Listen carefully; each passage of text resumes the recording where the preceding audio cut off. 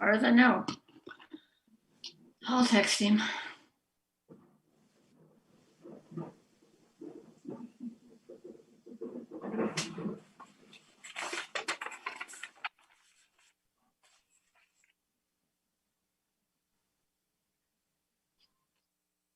There he is. Never mind.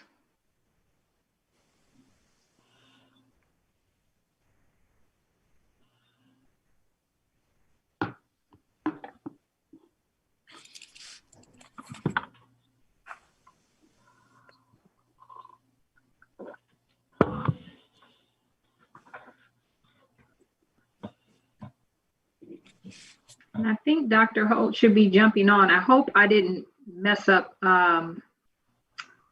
the process, because I didn't get a link to the meeting, so she just forwarded me hers. So I hope I didn't bump her off because I'm using hers.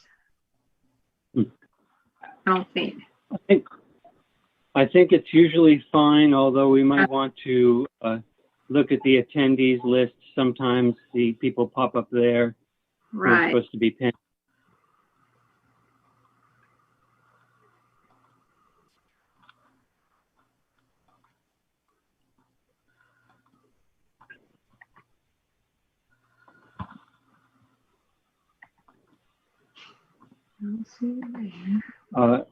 Should we give Dr. Holt a little time or just go ahead and get started?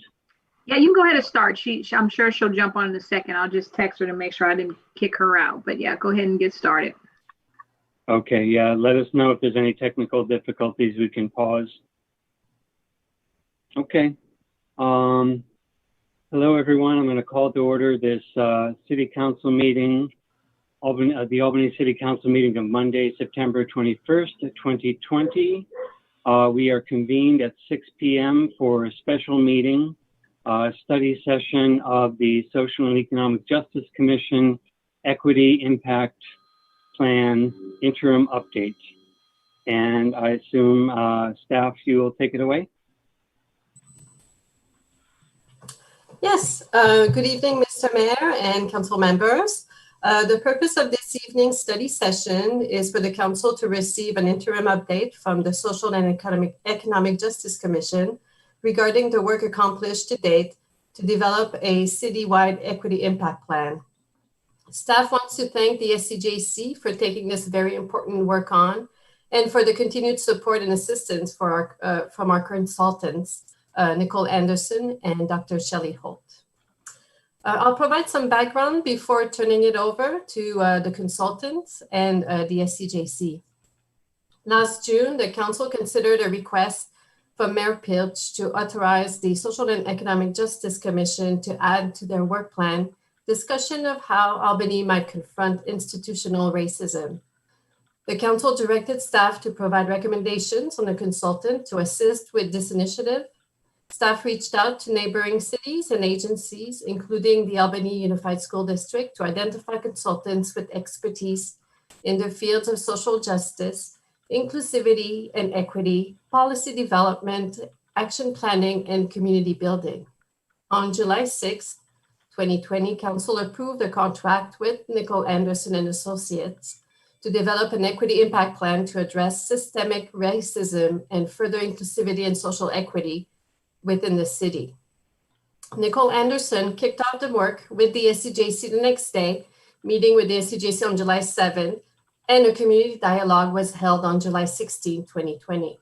The SCJC quickly began to work on the impact plan and held 2 special meetings in August and established 3 working subcommittees, one on policing, one on housing and business development, and one on youth and schools. The subcommittees worked to clarify focus area and goals, identify equity challenges, data collection needs, and additional stakeholder partners to engage with.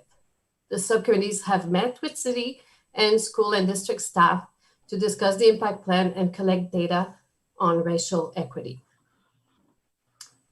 So that's all I have. Now I'd like to turn it over to our consultants, Nicole Anderson and Dr. Shelley Holt. All right, thank you, Isabel. Appreciate it. And just want to acknowledge you for all the hard work behind the scenes and helping us to herd the cats, as I call it, right? Trying to pull everyone together and just appreciate the work you've done behind the scenes to support this. Thank you again, also Nicole, City Nicole, since we keep responding. We're going to figure this out at some point, right? But just appreciate, of course, your support and connection and all of this work to really pull things together with a very difficult topic. You know, addressing institutional racism is very challenging. And so I just want to acknowledge that and also acknowledge all of you as council members. Nice to meet you, Mala. We haven't officially gotten to meet yet, but nice to meet you. And again, thank everyone behind the scenes, Jeremy and Sid, the whole crew, right? Just this has been a lot. And I just want to acknowledge that. And before getting started, I want to acknowledge the community, as we always like to do, knowing that this work is very important. We know that we were called to support you because of not just, I would like to say, an incident based on the murder of Mr. George Floyd, but also because there's just been historically some things that I think have always been painful for people in the community that we just haven't been able to wrap our heads around and figure out what to do. And so I want to acknowledge you as a council for coming together and really doing the right thing on behalf of the community, because there is pain, there is harm, there is some history, but there's also a real powerful potential in Albany where we have the ability, I think, as a community to come together and do the right thing. There's lots of people with energy behind this, lots of advocacy. There's a history of advocacy and wanting to do the right thing. And I just want to acknowledge that. I know this is tough work, and this tough work sometimes requires us to, look at it in a different way than our normal issues that come across the council's desk. This is like none other. So I want to acknowledge the history and just know that even with COVID-19 and racial dust being kicked up at the same time, it seems that this work is really difficult. And I just want to acknowledge that. What I also want to do is just share a little context about the work before Dr. Shelley jumps in and kind of shares about the process. I think that it's important to set context for this. And I know that you all kind of understand the why and you know why you've come together, but I just want to share a little bit about why we came and what we really have tried to support the group in. And so what I want to do is share today just a quick couple of slides just to give context. So if you can bear with me, if it will pop up. All right. So just giving a little context. Oops, that didn't work. Did that work? It's not working. It's loading slow. Sorry, I'm going to stop sharing for a second. I think the computer's going slow. So let me just reload to share a little context. All right, there we go. All right.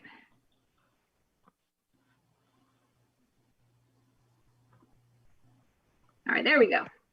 So just to share a little bit of context for you, one of the things that was important for us in moving into coming in as a consultant was to ensure that we approach this with the real careful understanding of safe space needs to be established before we do this type of work around addressing institutional racism.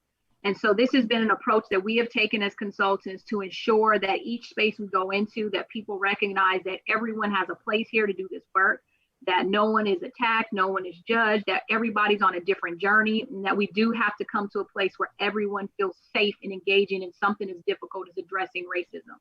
I'm often inspired by the work of Glenn Singleton, who does work around courageous conversations around race.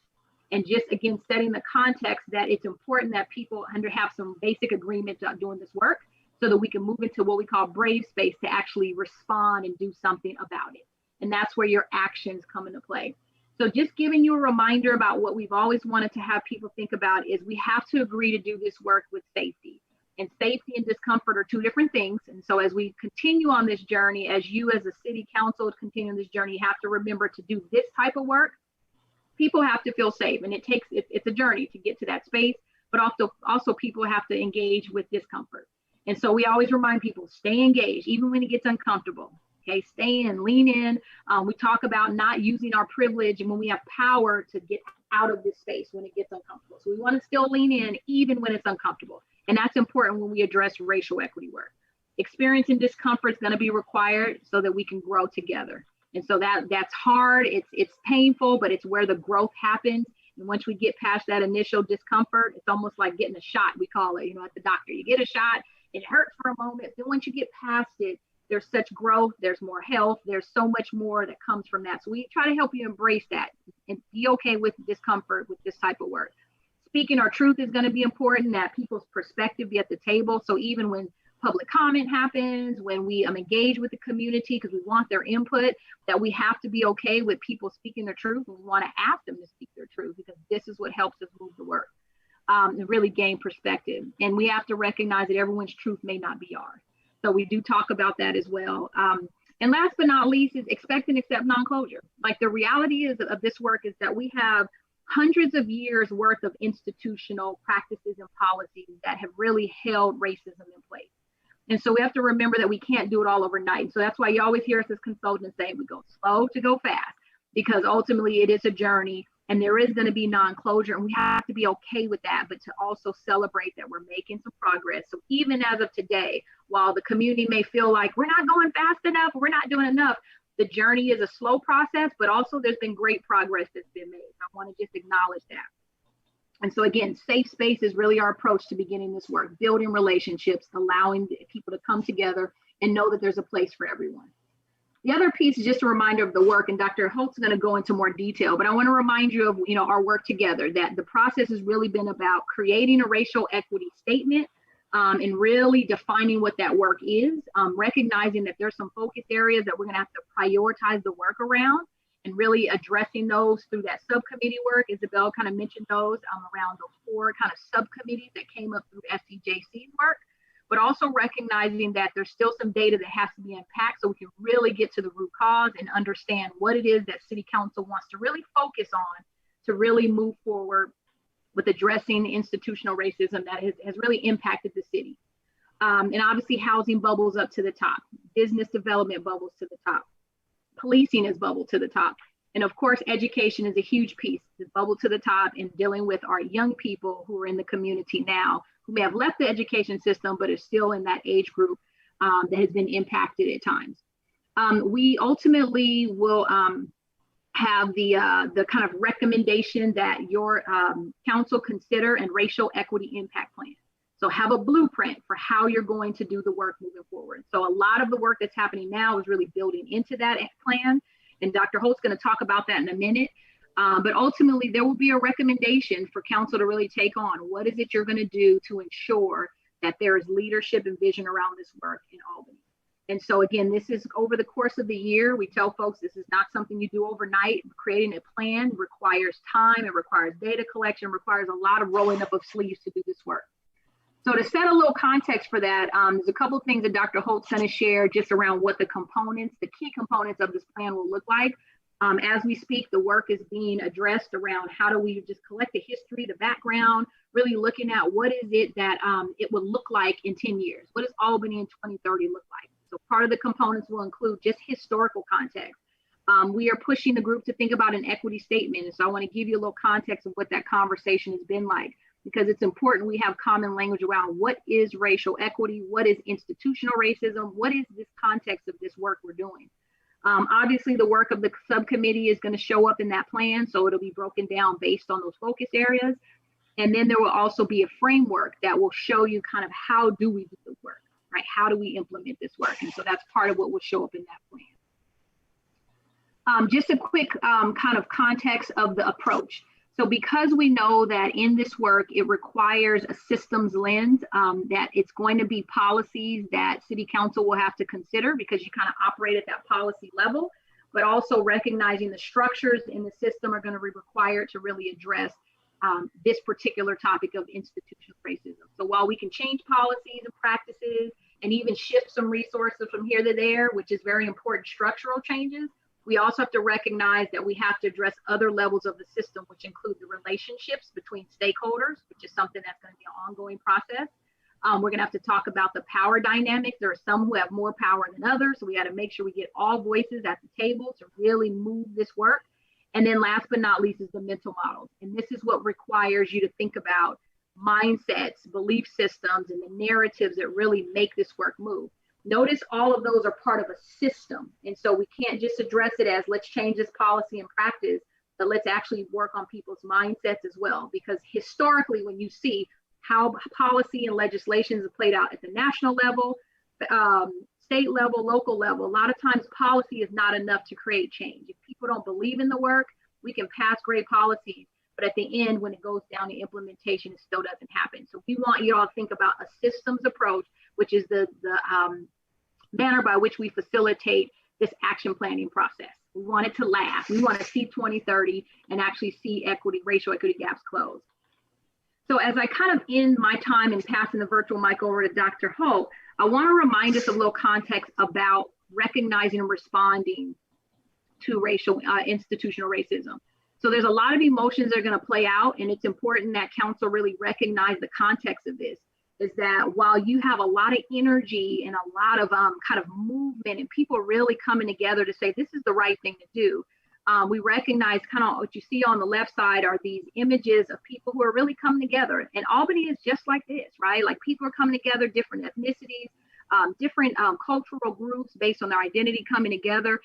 There's solidarity with Black Lives Matter in a lot of ways. There's all this movement. But the reality is that there's also on the right side of the screen, you see that there are still emotions that go with this work, and there's still going to be some resistance to change. There's still a little bit of fear. There's a little bit of anger. And we know historically, whenever we've seen advancements in communities where we have addressed institutional racism, we know that there's also been a backlash.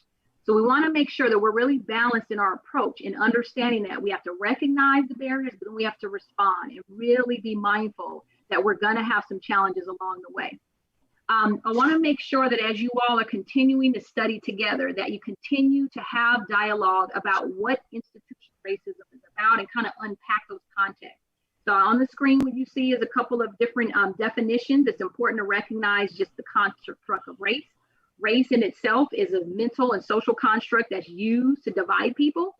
So it's important that you recognize just the construct itself, we're going to have to dismantle because we collect data based on race. We collect a lot of information and make meaning and make decisions based on these racial groups. And so we have to start unpacking those and recognizing people's cultural identity, recognizing ethnicity, culture. Those are constructs that we want to really spend more time understanding the needs of people versus those tools that have been used to separate and divide people based on race, which ultimately has disadvantaged groups of people over others.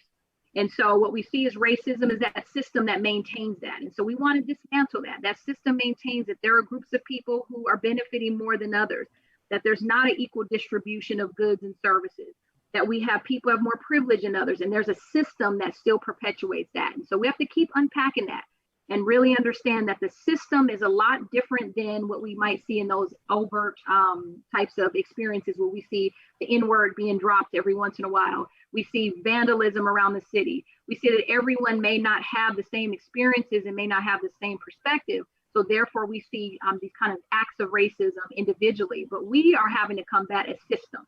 And the system is much harder to address than individual incidents that happen. So it's important we recognize that. And here's two other constructs is institutional racism, which again is reminding us of the systems that have been in place that chronically favor groups over others based on that construct of race. So we have to be really mindful of what are those practices that are happening. We know that sometimes the hiring practices show up in spaces at not only city levels, but in many organizations, many sectors. So it's important we recognize that we have some unpacking to do, and there's a lot of work that has to be done in this. This is not just overnight change of policy and voila, things are different. We are fighting a system, an institution. And of course, ultimately, we want to see racial equity. So what is it? What does that look like?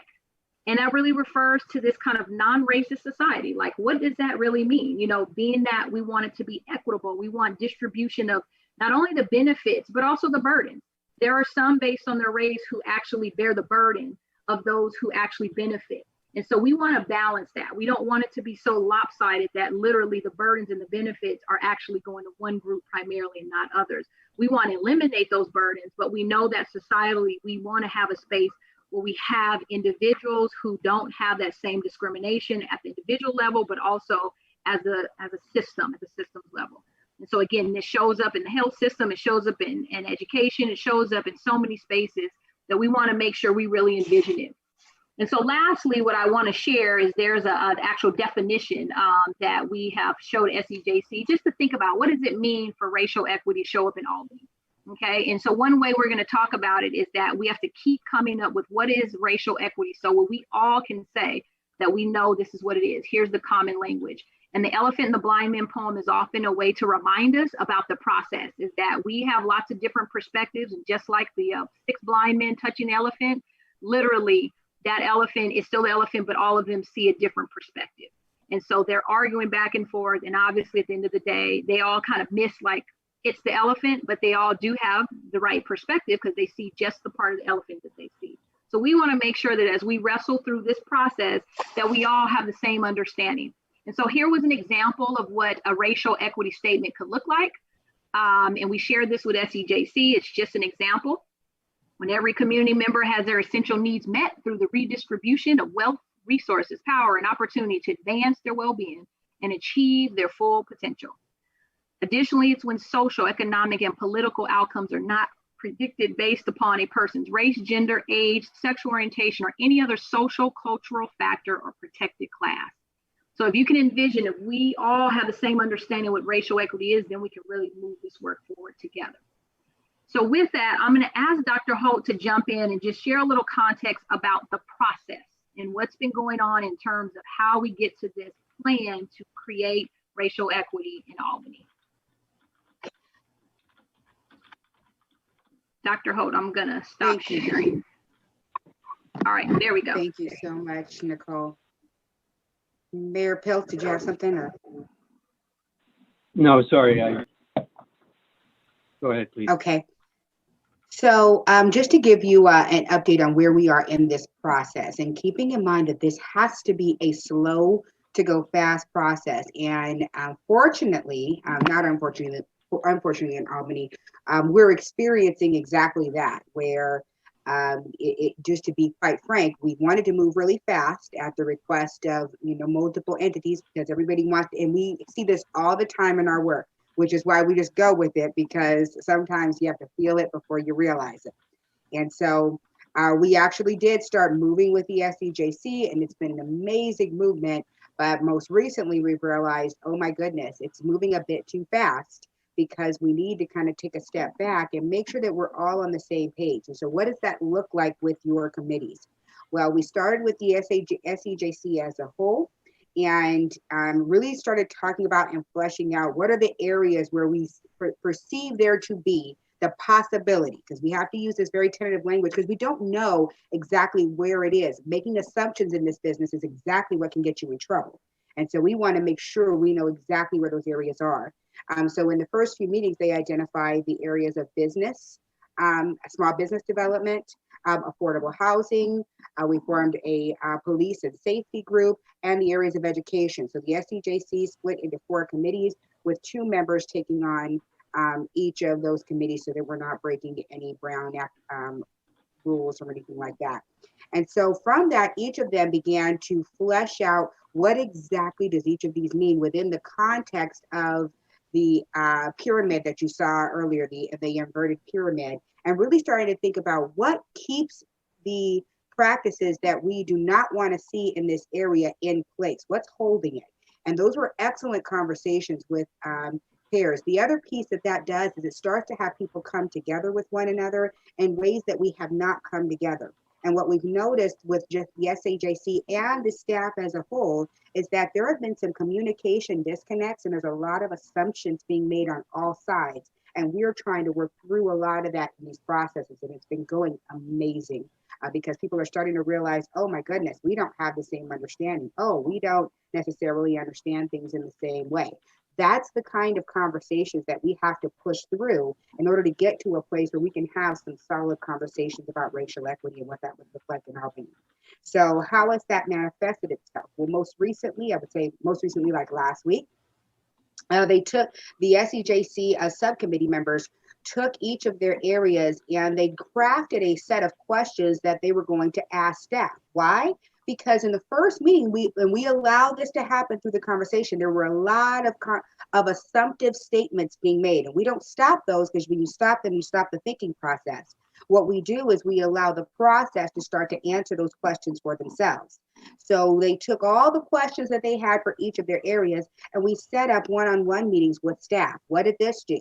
It allowed people who may not have come together in these smaller settings to come together and get to know one another. It also allowed SCJC committee members to have conversations with staff to find out some of their truths.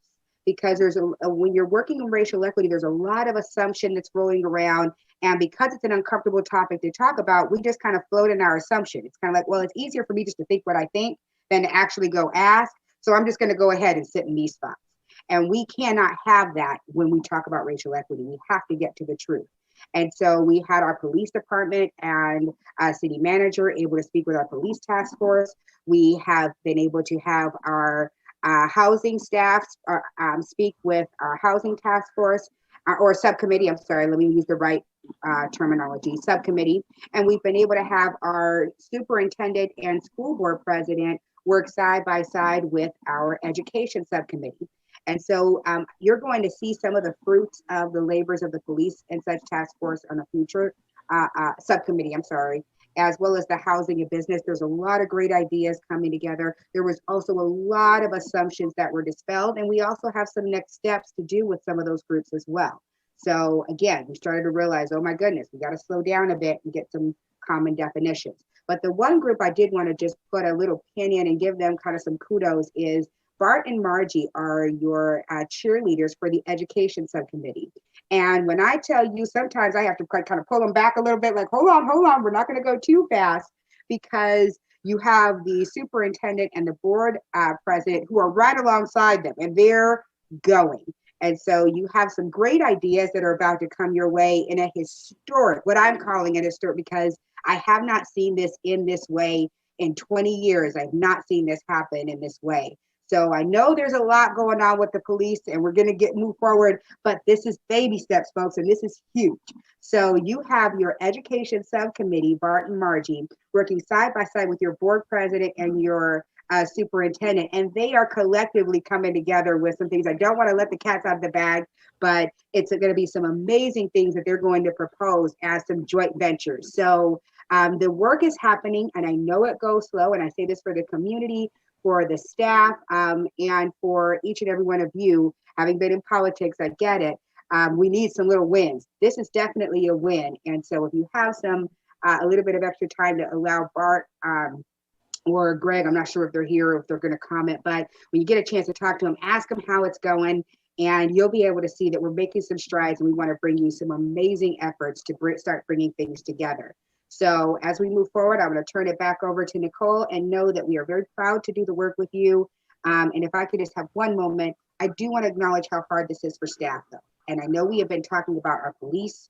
We've been talking about our community. We've been talking about Black folks and white folks and everybody trying to come together.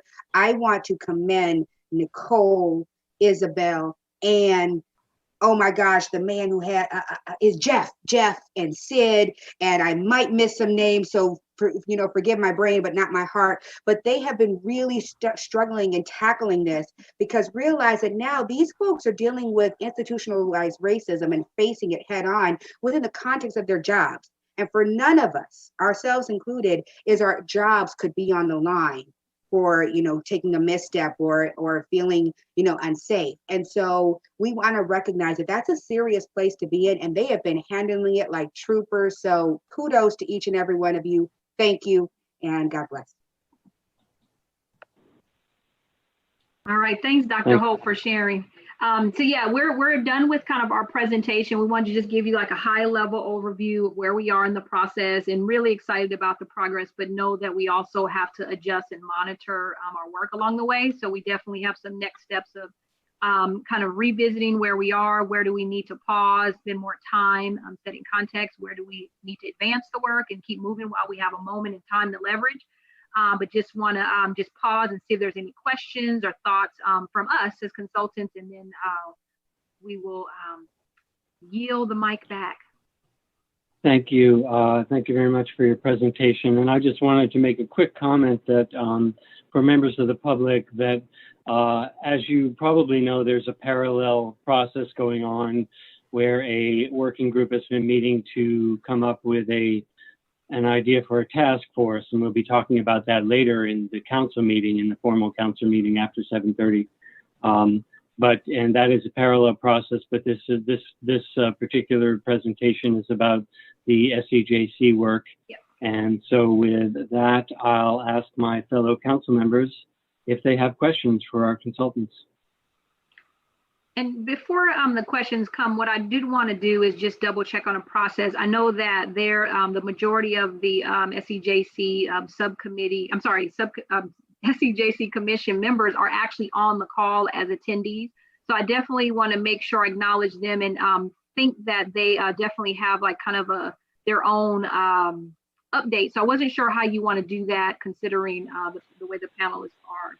But that may help before even questions happen, so that there's a lot of more extra context of the folks who are in the trenches doing the work. But I believe majority of them are actually on the call as well now.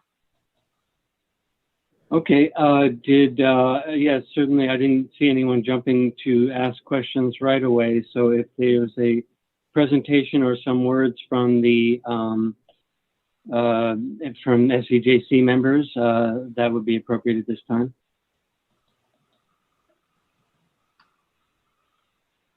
And looks like we have the chair. Yeah, there we go. Perfect. There they are.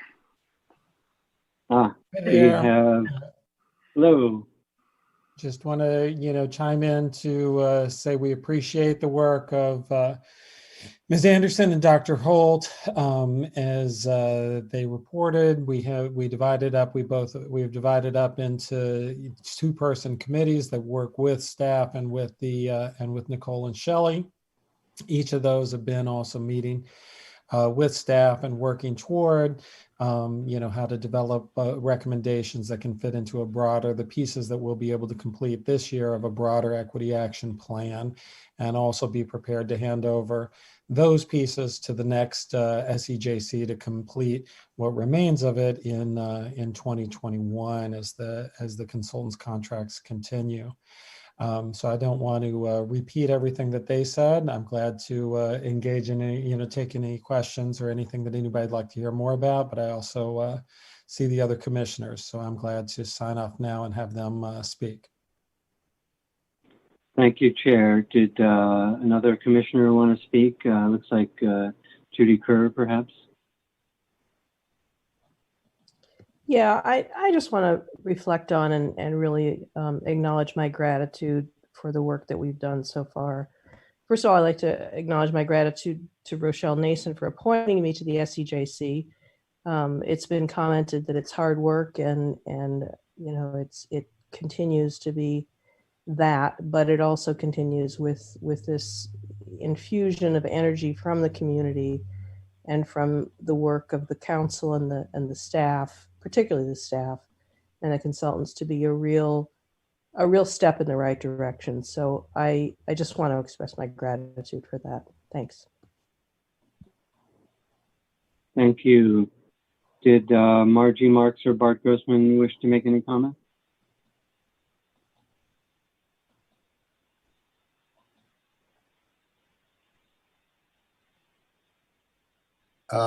Hi, Margie, are you here? Well, she seems to be here. Yeah. Okay. Then I'll say a few words. And I just one thing I wanted to do was two things in particular. One is we've called that subcommittee Youth and Education, and I think that's important because we're not just looking at children in terms of being in school. We're looking at them as being residents of Albany, who should have a voice and who have an experience living here that's very relevant to the things we're working on. And I also want to express my gratitude to the superintendent and the board president, who've been more than willing to work with us. I think we didn't expect the reception we received. And my sense in history is there's been a kind of a distance between the city and the school district, but Dr. Wells is eager to work with us. We've begun to talk about working initially with a group of students in the high school, inviting them to work with us in terms of doing some focus groups to learn what the experience is that they've been having. we were also interested in the fact that at one time the council had a youth advisory committee, and for some reason that was discontinued. But we think it's important to find some ways for youth to have a direct voice in the city, to be heard, to participate. We think they have a lot to contribute, and they don't exist here as students who happen to live here. They live here and they happen to be students. And so we're not just looking at ASUD, but we're also looking at the other youth, youth in the middle schools, youth in St. Mary's. We're talking about doing a survey of youth, and I think we're going to be working very effectively with the schools to do this work, and to support the work they're doing, because they are working on gaps in achievement, some of which are racially based. They are looking at some of the historic incidents that have occurred in the schools, and how to improve their responsiveness to inappropriate behavior related to racism. So I think within a short time, we will have taken some important steps, and have some clear recommendations for the council for how we bring the voice of youth into the work of council and into this work of equity. And I think, let me invite Margie to contribute if she has some things she'd like to add.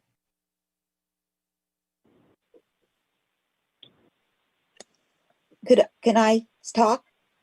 Please. Okay. I just wanted to add, I thought one of the discussions that our subcommittee had at the last meeting that was very interesting was whether the school board would do a separate equity statement from the city. And so we had a little discussion, and that's something that we're going to talk about more. And I think that would be a really interesting way to bridge a divide that I think's been in the city between the school board and between the city council, or the rest of the city. And we have some recommendations that we're going to bring to the next SEJC that we want to bring to the city council to help facilitate communication between the school board and the city and the residents of the city. And I just want to say I've been very honored to do this work, and I want to thank you for letting me do this. Thank you very much, and thank you for doing the work. And it's great to hear about all the great collaboration, especially with the school district. Many people say that we can't really disentangle. Well, legally we can't. We are entangled with the school district, but also we, as a community, it's hard to disentangle the school district from the city. So many people are here and for the schools, and the schools are well cherished in our city. So thank you all for speaking. Thank you all for being here, SEJC members.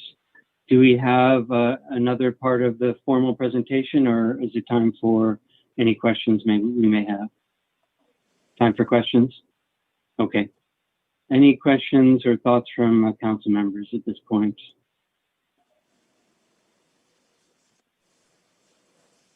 Vice Mayor? You read my mind. I'm scrambling around to raise my hand. I did have a question, I guess, for Margie and Bart. You mentioned we had a youth advisory committee, and I'd be interested to know more about that. I remember the youth task force, and there may have been something much earlier, but in my recollection, I know what the task force was. It was basically providers of services for youth getting together, which is different than a body of youth exploring what they would like to do, or how they can contribute to the city. So I just want to be sure that we're all talking about the same things. I'm actually not sure whether we are or not. We saw references to this organization, whether it was an ad hoc committee or a task force. I'm not sure. And we were in the process of trying to find out more about that, but maybe you've done the job for us. In any case, it seemed, and perhaps it wasn't what we thought it was, but it did seem like some kind of advisory group of youth would be an important thing to talk about in terms of council. That's fine. If you, at some point, if you want to talk about the old youth task force, I'm more than happy to share. I've got all my notes, and it's been gone for quite a while, but I sat on it for about 3 years, so I have a lot of notes about it. Yeah. Great. We'll be back to you on that. Definitely. And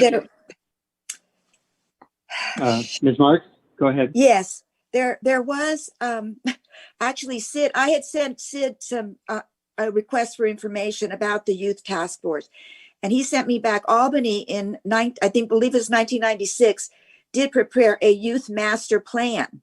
Right. So it's very interesting to look at that now and see what the goals were and to see what progress we've made in this plan that was done, 15, 20 years ago. So, yeah, and the only reference to the youth task force actually was a fact. Peggy put it on her resume when she ran for one of the positions. So that's how I saw that Peggy was a member of it. But that's really the only information that I've been able to find. So I'll be in touch with Peggy to get more information on that. But the city does have a youth master plan, which I thought was really interesting. And we'll have more on that later. Thank you for that. Thank you for that information. And I see the council member, if you're done, Vice Mayor, I see the council member Moss has his hand up. Yes, thanks, Mr. Mayor.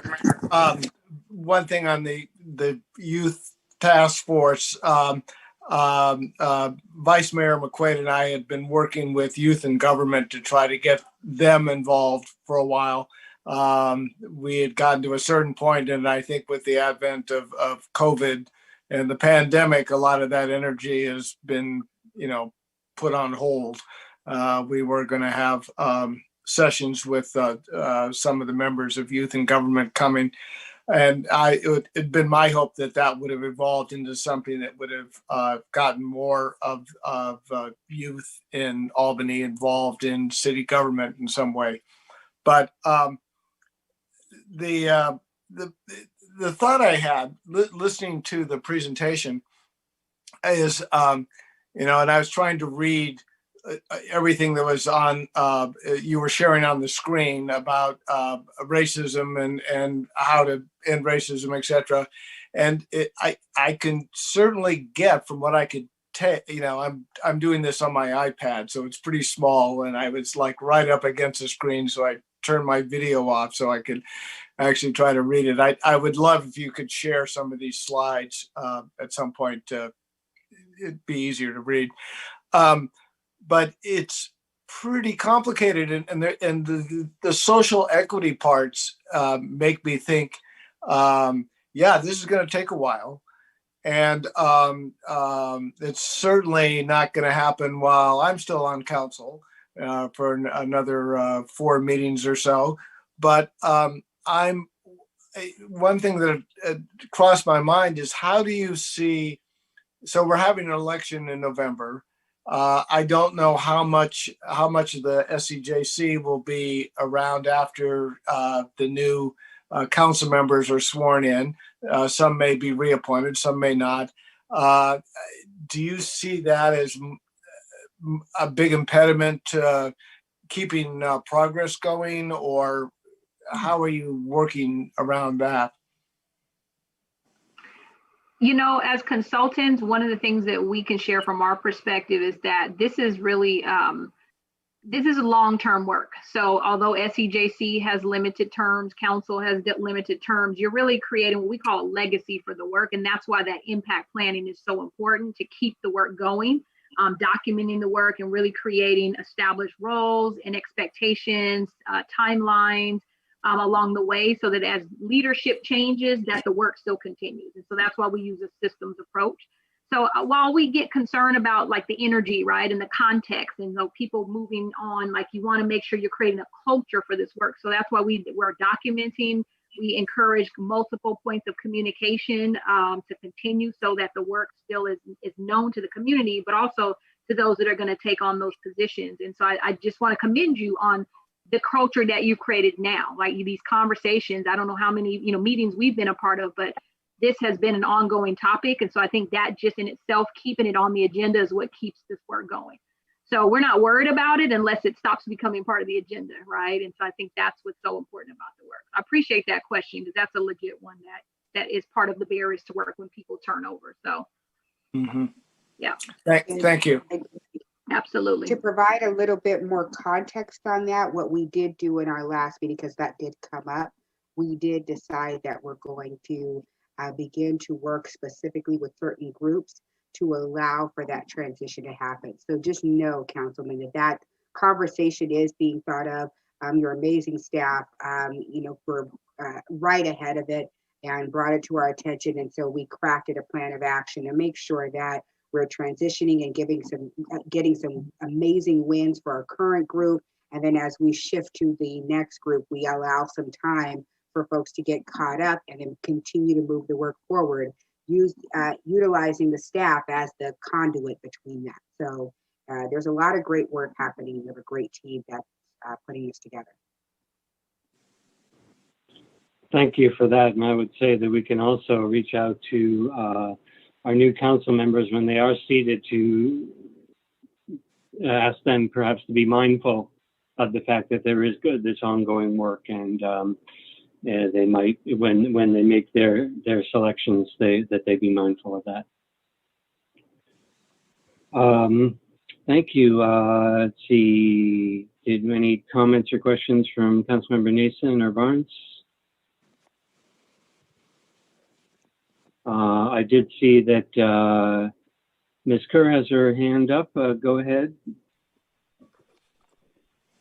Hi, yep. I just wanted to appreciate Councilmember Moss's question and really acknowledge the fact that in many ways, the SEJC has seen this as a continuation of work that has already been in place, but with a huge infusion of energy and a lot of support from staff and from council. So the concern of whether this work will be dropped, dropped and will not be able to continue is in my mind a good one, but I'd like to reassure you that based on my many years experience with the SEJC, and I'm sure Bart and Margie and Greg can echo in here as well, this is not a topic that's going to go away. It's just a topic that has a lot of energy, and we now have the opportunity to really make some good progress, and we appreciate that. So I just want to thank Councilmember Moss for the question. Thanks. That's good to hear. Thank you.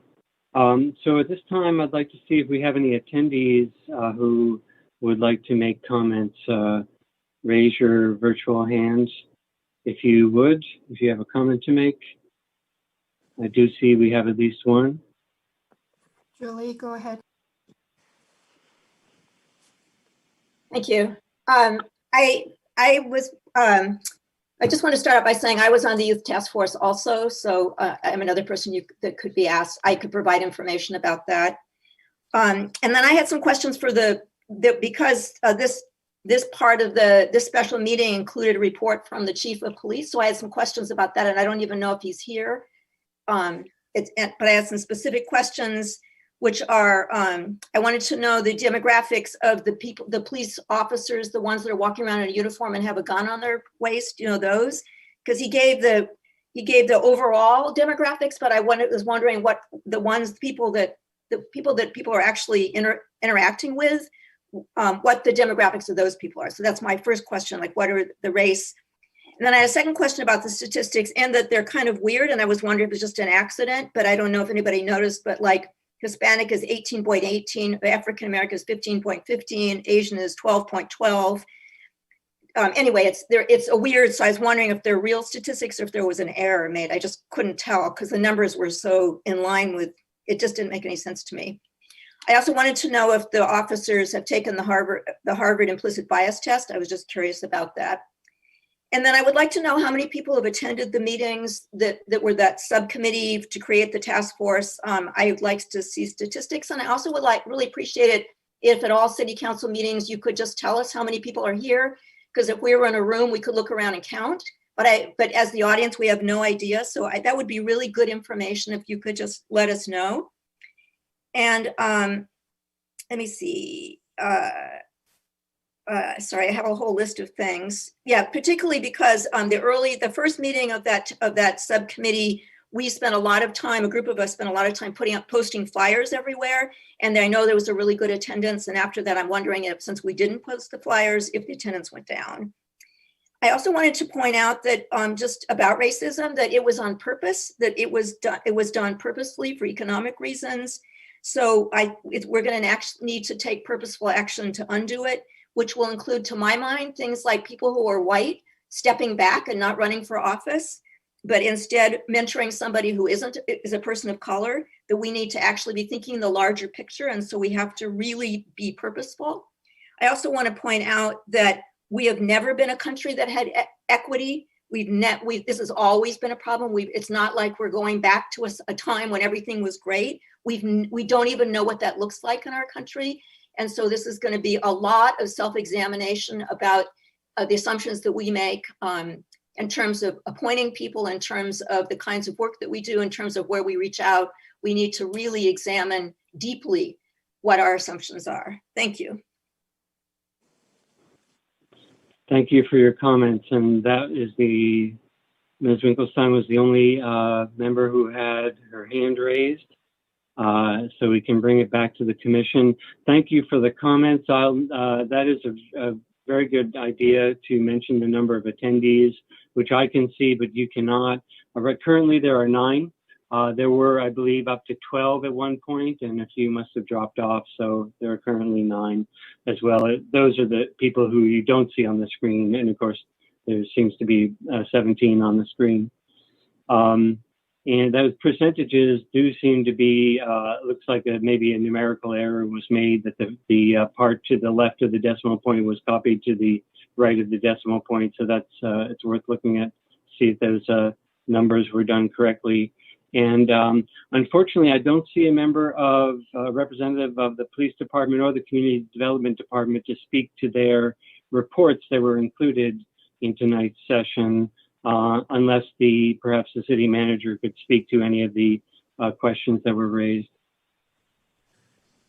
Thank you, Mayor. Yeah, the reports that you have attached to your staff report are more background documents based on the conversations with the SEJC subcommittees, just to include that background context for the council as well. If there are specific questions, I'd be happy to answer those or take notes and make sure that we get responses back. Staff is available as well if there is a pressing question that is pausing this work moving forward. But again, the material you have attached to your staff report is primarily background information. Thank you. Yeah, I think the one question that is perhaps unanswered was were the percentages for the whole. Can we break out the percentages for the patrol officers versus the rest of the department? Sure, and we can do that on the fly. I'm happy to follow up with our human resources department to make sure those numbers are correct and accurate. Right, got it. Thank you. And Councilmember Nason, I see you have your hand up. Thank you, Mayor. I wanted to echo something Councilmember Moss said, which is the importance of making the slides that have been presented tonight available to all of us and to the public. I think the things like, the definition that we're using of racism and so forth are pretty critical to how we think about this process. And I think everybody should have a chance to read and absorb what they're looking at here. Thanks. Thank you for that, and I agree. And I think it's maybe not codified practice, but I believe it's standard practice for staff to post any slides to the agenda after the meeting if they have not been posted before the meeting. So hopefully we can do that with these slides, and perhaps we can even get that in our rules and practices, or whatever they're called, so that the next council will be aware of that as well. Those have been shared, Mayor. So I shared those with Nicole and Isabel for your reference. And those are actually old slides from SEJC. I just kind of showed them again. So I sent them to you today as well, though. Thank you very much, Ms. Anderson. All right, any further comments, questions?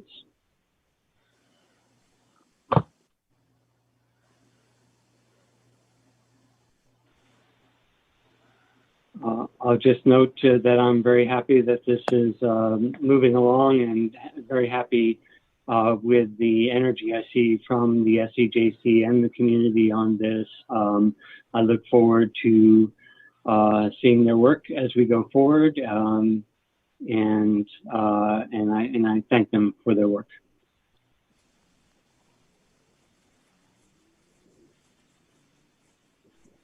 And if there's nothing further, our regular meeting starts at 7:30. So since our meeting is noticed to begin at 7:30, we'll take a recess until then, unless there's any final comments. Mayor, if I may, I just want to once again acknowledge the work of our consultants. I think they're doing a fantastic job with very complex topic that's challenging for everyone, but just they bring so much positivity and have really empowered us all. So thank you. Yes, thank you for helping our city. Okay, we will adjourn then until 7:30. We will see you back at this same link at that time.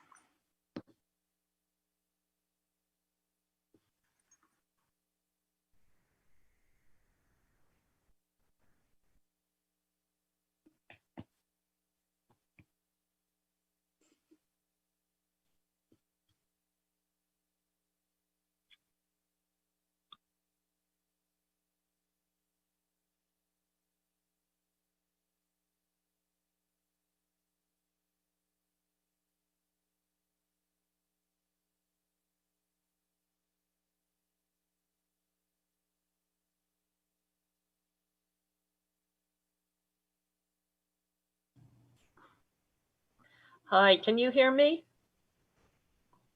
Okay, good. Yes. We can hear you Yes. loud and clear.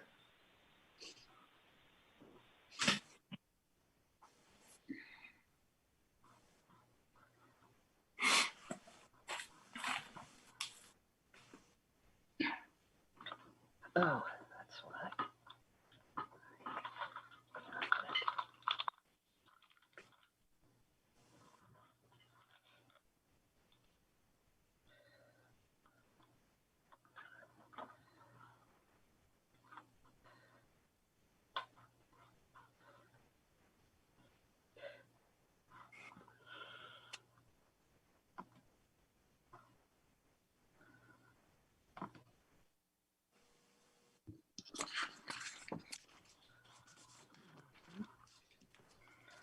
Okay.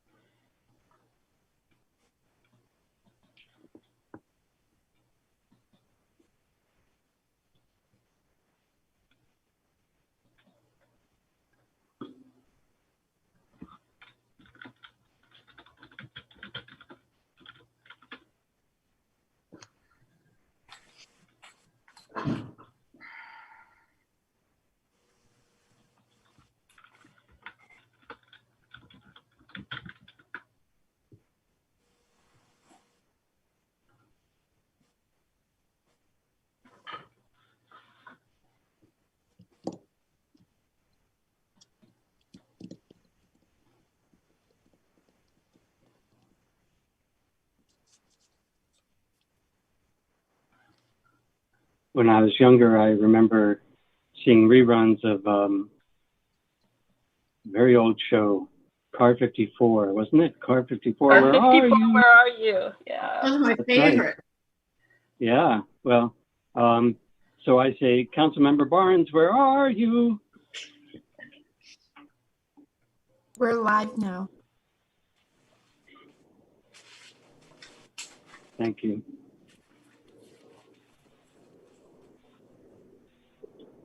Let's give the council member a few more moments.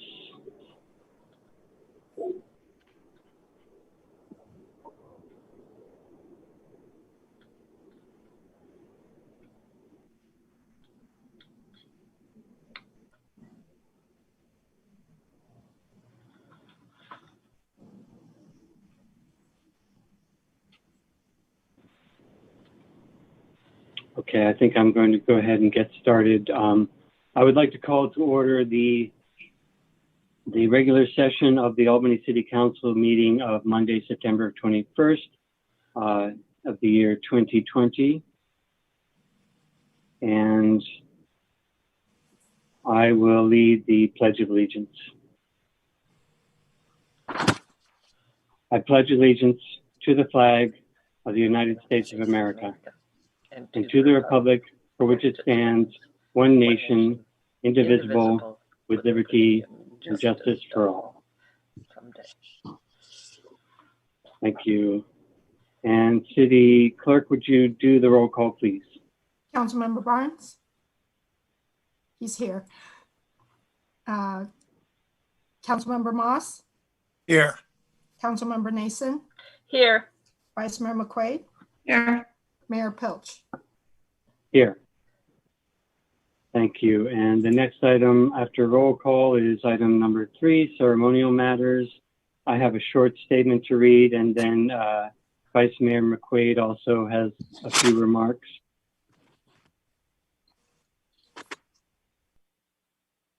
I was deeply saddened to hear of the passing of Supreme Court Justice Dr. Ruth Bader Ginsburg. She moved the ball forward for women's rights in a huge way and was a strong, righteous voice on the court. I mourn her loss, but also the hypocrisy of certain Republican senators who call for moving forward with a replacement immediately, whilst the same ones having held back an appointee of President Obama, Merrick Garland, for over 200 days, claiming that an appointee should not be made in an election year. Shame on you. I fear for my country. I thank all who have joined this meeting tonight to participate in democracy and urge that you continue to participate in democracy at all levels. And I urge that you tell everyone you know to do the same as well. And vote, vote, vote. I'm happy to see the pandemic situation improving in our county, and I thank you all for helping us get here, staying at home and wearing your mask. Keep it up, please. We are still not out of the woods. I know you might be tired of hearing that, but we are heading into the cold weather and flu season now. And speaking of which, please get your flu shot. Now is not the time to waver. Just do it. Thank you. Vice Mayor? Thank you, Mayor. The death of Ruth Bader Ginsburg on Friday was heartbreaking to many in our community and across the country. Her death hurts, creating another tear in the very fabric of our souls. Justice Ginsburg was a champion for the rights of all, the LGBT community, the mentally ill, immigrants. She stood for justice and equality for every citizen, her rulings impacting both men and women. She was a strong advocate for voting rights for all and will always remain an inspiration to generations of young girls. Perhaps her greatest legacy is her ability to recognize the humanity of all, even those with whom she disagreed. Her friendship with ultra-conservative Justice Scalia reminds us not to get so lost in the passion of our beliefs that we lose our ability to be kind and respectful to one another. Let us take heart in her belief that real change, enduring change, happens one step at a time. Thank you. Thank you, Vice Mayor. Did any other council members have words at this time?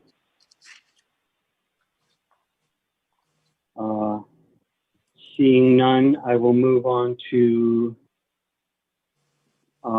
report on action taken in closed session. If any, we did not have any closed session prior to this meeting. Next is the consent calendar. Consent calendar items are considered to be routine by the City Council and will be enacted in one motion unless a council member or members of the public wishes to pull an item for discussion first. And I would like to let the public know that we did have some questions about the competitive bidding process, about being able to favor certain groups or have certain groups be preferential in our bidding process, and just wanted to pass along some information from our staff about that. We cannot do this at this time due to the constitutional restrictions enacted under a previous Proposition 209. However, there is a Proposition 16 on the ballot in November that would repeal Proposition 209 and would allow agencies to make preferential or have preferences. And with that, I will ask if any council member wishes to pull an item from the consent calendar. One moment, please. I am pulling 5-4. Anyone else? I have a question about 5-8. Okay.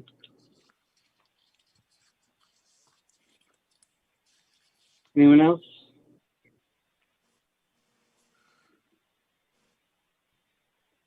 Seeing none, are there any members of the public? And I'll note that there's 22 members of the public currently on the call. Any members of the public wishing to pull an item for discussion aside from items 5-4 and 5-8?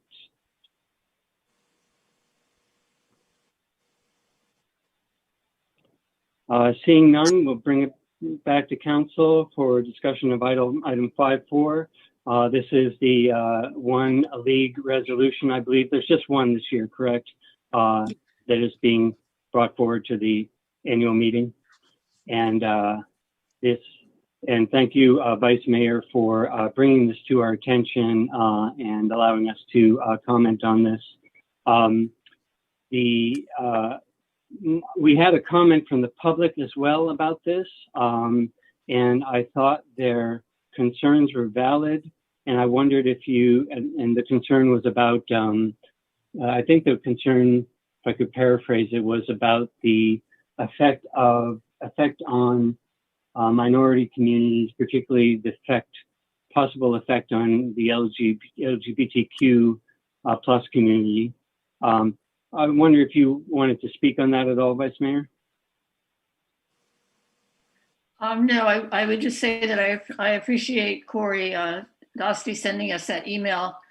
I agree that she did make some good points, and I will certainly keep them in mind as we examine the one resolution. I do sit on a committee that will be looking at it, so I'll be able to kind of look at it through that lens at that time. Okay, thank you for that. As I saw that public comment, which I appreciated as well, and thought a little bit more about it, my only concerns, and I don't have a concern with allowing you to vote your to make your decision as the time comes.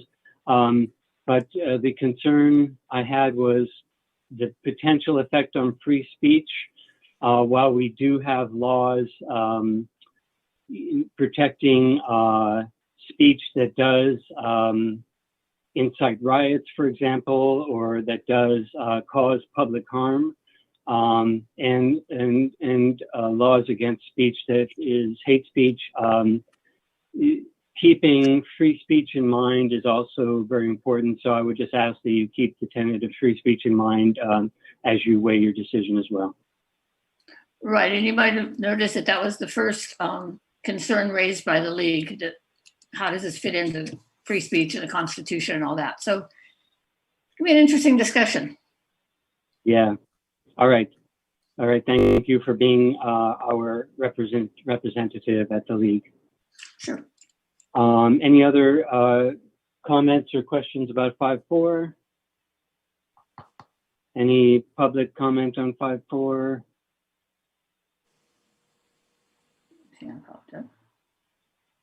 No hands raised for 5.4. So let's go to item 5.8, which Councilmember Moss wished to pull. Thank you, Mayor. Yeah, I'm just a little puzzled, and I was hoping maybe the staff could explain why this is on here, because it's asking for a code of conduct resolution around our upcoming negotiations over solid waste collection, and I think we have existing kind of code of conduct and Brown Act, et cetera, things that are in place. I don't ever recall doing this for any other upcoming negotiations over anything else that we've had to go into a long-term contract. So I might be mistaken on that, but I'm wondering why this was pulled out above anything else that we have to negotiate on. What made this contract negotiation unique, that it calls for a specific code of conduct? City Manager, would you like to comment? I believe Claire Griffin is available to comment as well. Okay. To confirm, Councilmember Moss, no, we have not had a resolution of this nature prior. It was recommended by our consultants assisting with the process. I'll let Claire add the details. Yeah, I don't have much detail beyond that. Thanks, Nicole. My understanding is the consultant said this is a standard process when entering into a procurement process for solid waste and recycling services. And so we put it on the agenda as we embark on this process. We do have the consultants present as well. If you want to hear from them directly, would that be helpful, Nicole? Sure, that would be great. Okay. Thank you. Yeah. Good evening. This is Rob Hilton with HF&H Consultants. Can you hear me? Looks like I'm ready. Yes. Good evening, Council. The reason for the policy is that the procurement process around solid waste is defined differently in state code.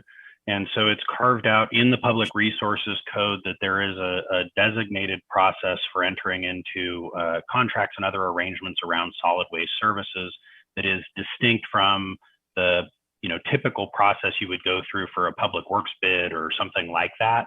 And because the process is different, we typically encourage councils to adopt a policy like this that manages the integrity of the process in a way that you might normally, like with a development deal or a public works bid, but it just sort of formalizes the structure around that.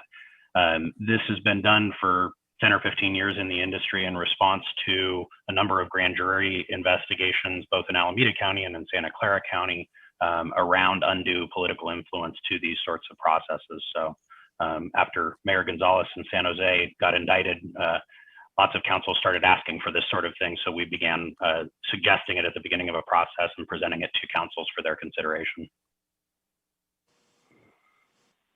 Okay. I had no idea that these issues were unique to solid waste disposal. Like I say, in general, it seems like we are on that kind of code of conduct for any kind of city negotiations. But I mean, I'm happy to vote for it, but it did seem a little unusual to me that this was, for this particular process, we were doing this code of conduct. But thank you. Thank you, Mr. Hilton, and thank you, Ms. Griffin, City Manager, and any other comments or questions on item 5.8. Any questions from the public or comments? Seeing none, no other items were pulled, so do I have a motion? I'll move consent. I'll second. All right, we have a motion and a second. Would you poll council, please, City Clerk? Councilmember Barnes, Yes. Councilmember Moss, Yes. Councilmember Nason, Yes. Vice Mayor McQuaid, Yes. Mayor Pilch, Yes. and the motion carries. Okay, thank you. Moving on to go to the city public comment. This is for persons wishing to address the city on an item that is not tonight's agenda. And I'll note that we have 25 attendees in the attendee list, some of whom are city staff. I do see a couple of hands up. So please, City Clerk, would you bring people in?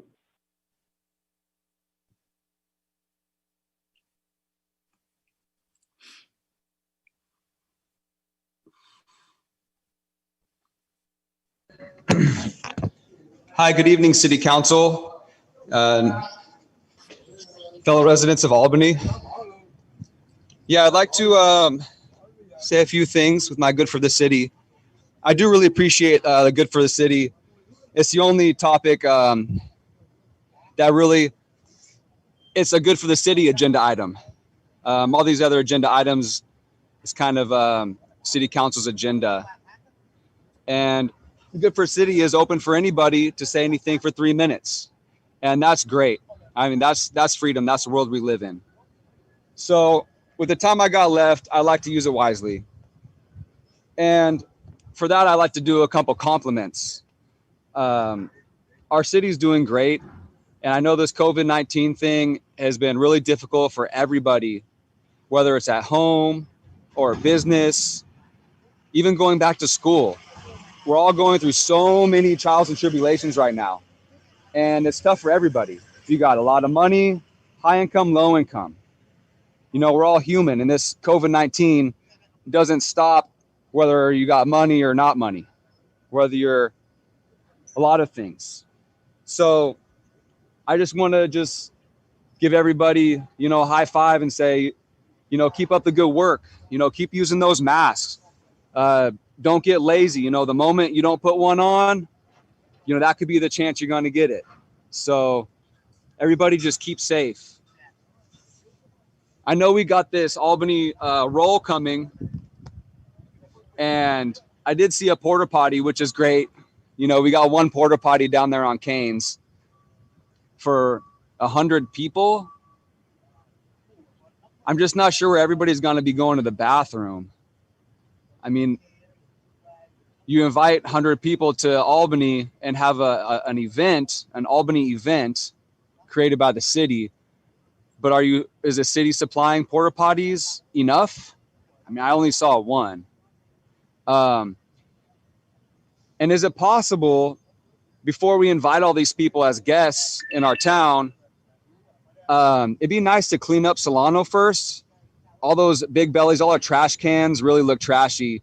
Cobwebs, real dirty.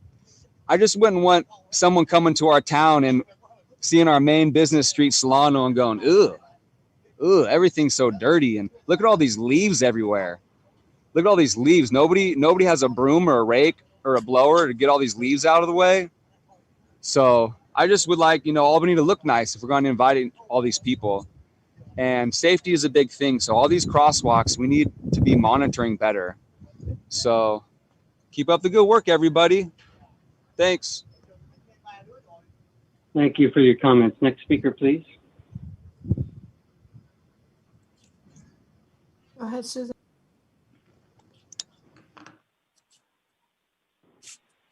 Ms. Schwartz, go ahead, please. You'll need to unmute.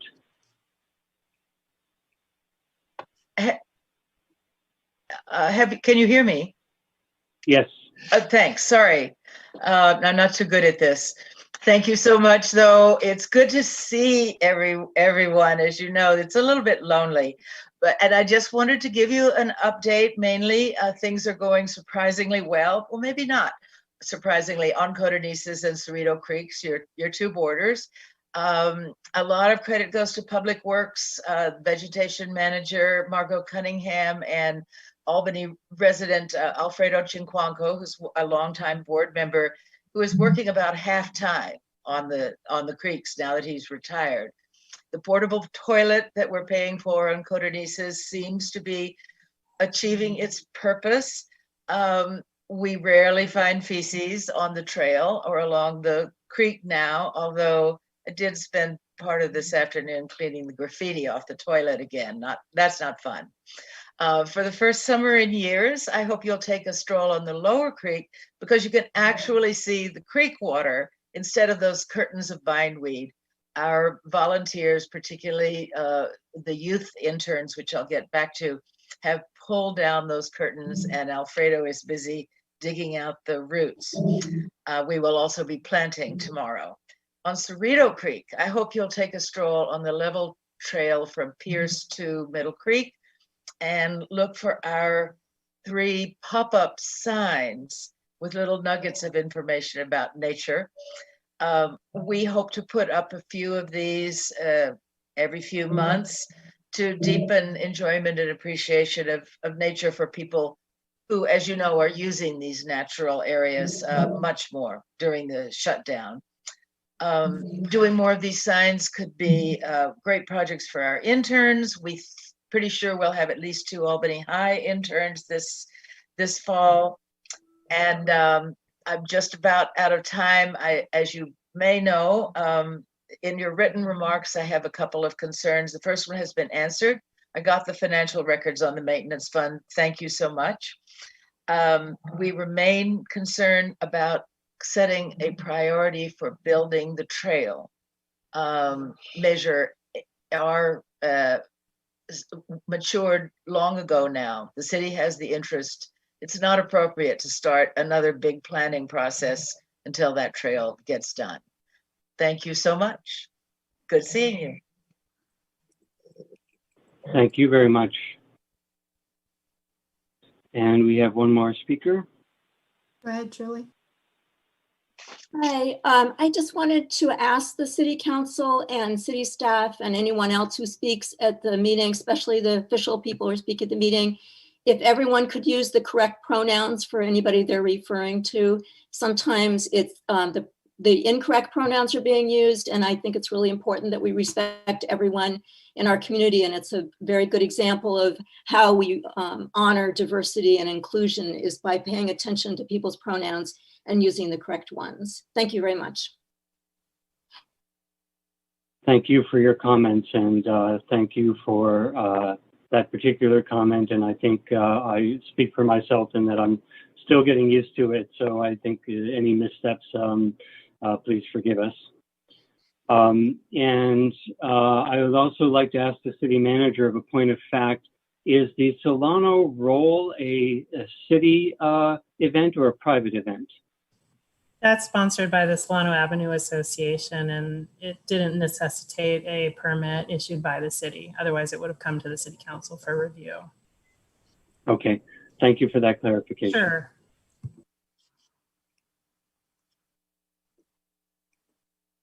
Mayor, you're muted.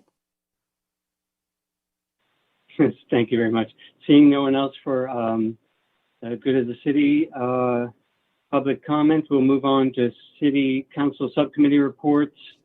Let's start with any reports on appointed representation, official appointed representation for the city of Albany. Does anyone have a report? Vice Mayor, please. Thank you, Mayor. Are you going to speak up on the Alta Bates meeting, or would you like me to? I'd be happy if you did, please. Okay. The Alta Bates Task Force, of which Nick and I are both members, did meet last week virtually. I have a few things to report. Mayor Arreguín and Vice Mayor Hahn of Berkeley are working on setting up meetings with the CEO of Sutter, and it looks promising. We'll see how that goes. We had talked about having a public information campaign regarding the status of Alta Bates, but due to the coronavirus, this has sort of been slowed down a little bit. And we may be doing some virtual events. We will meet again in mid-November. There was concern expressed by some of the union representatives regarding safety at Alta Bates during the pandemic, including shortages of PPEs and lack of communication to staff regarding COVID patients. And I thought that was concerning, and I just wanted to share that. And the other subcommittee that I'll just speak briefly about is the youth engagement. At the study session earlier, Councilmember Moss mentioned how we had been working with the Y and the Youth and Government program. Well, I did have a conversation with Sebastian De La Rosa about continuing that and trying to encourage a local government module in their Youth and Government program. Like everything else, they're kind of in a different place right now. They're doing everything virtually. And they've also sort of changed their model towards more regional rather than state, and not having conferences has certainly brought the price down. So it'll be interesting to see if they get more kids, different kids, whatever. Anyway, we will check in again in November to see what we can do going forward, perhaps in the spring, to work with them again on bringing youth and government people to the city as part of a new program. Thank you for that. Anything else, Vice Mayor, on appointed representation?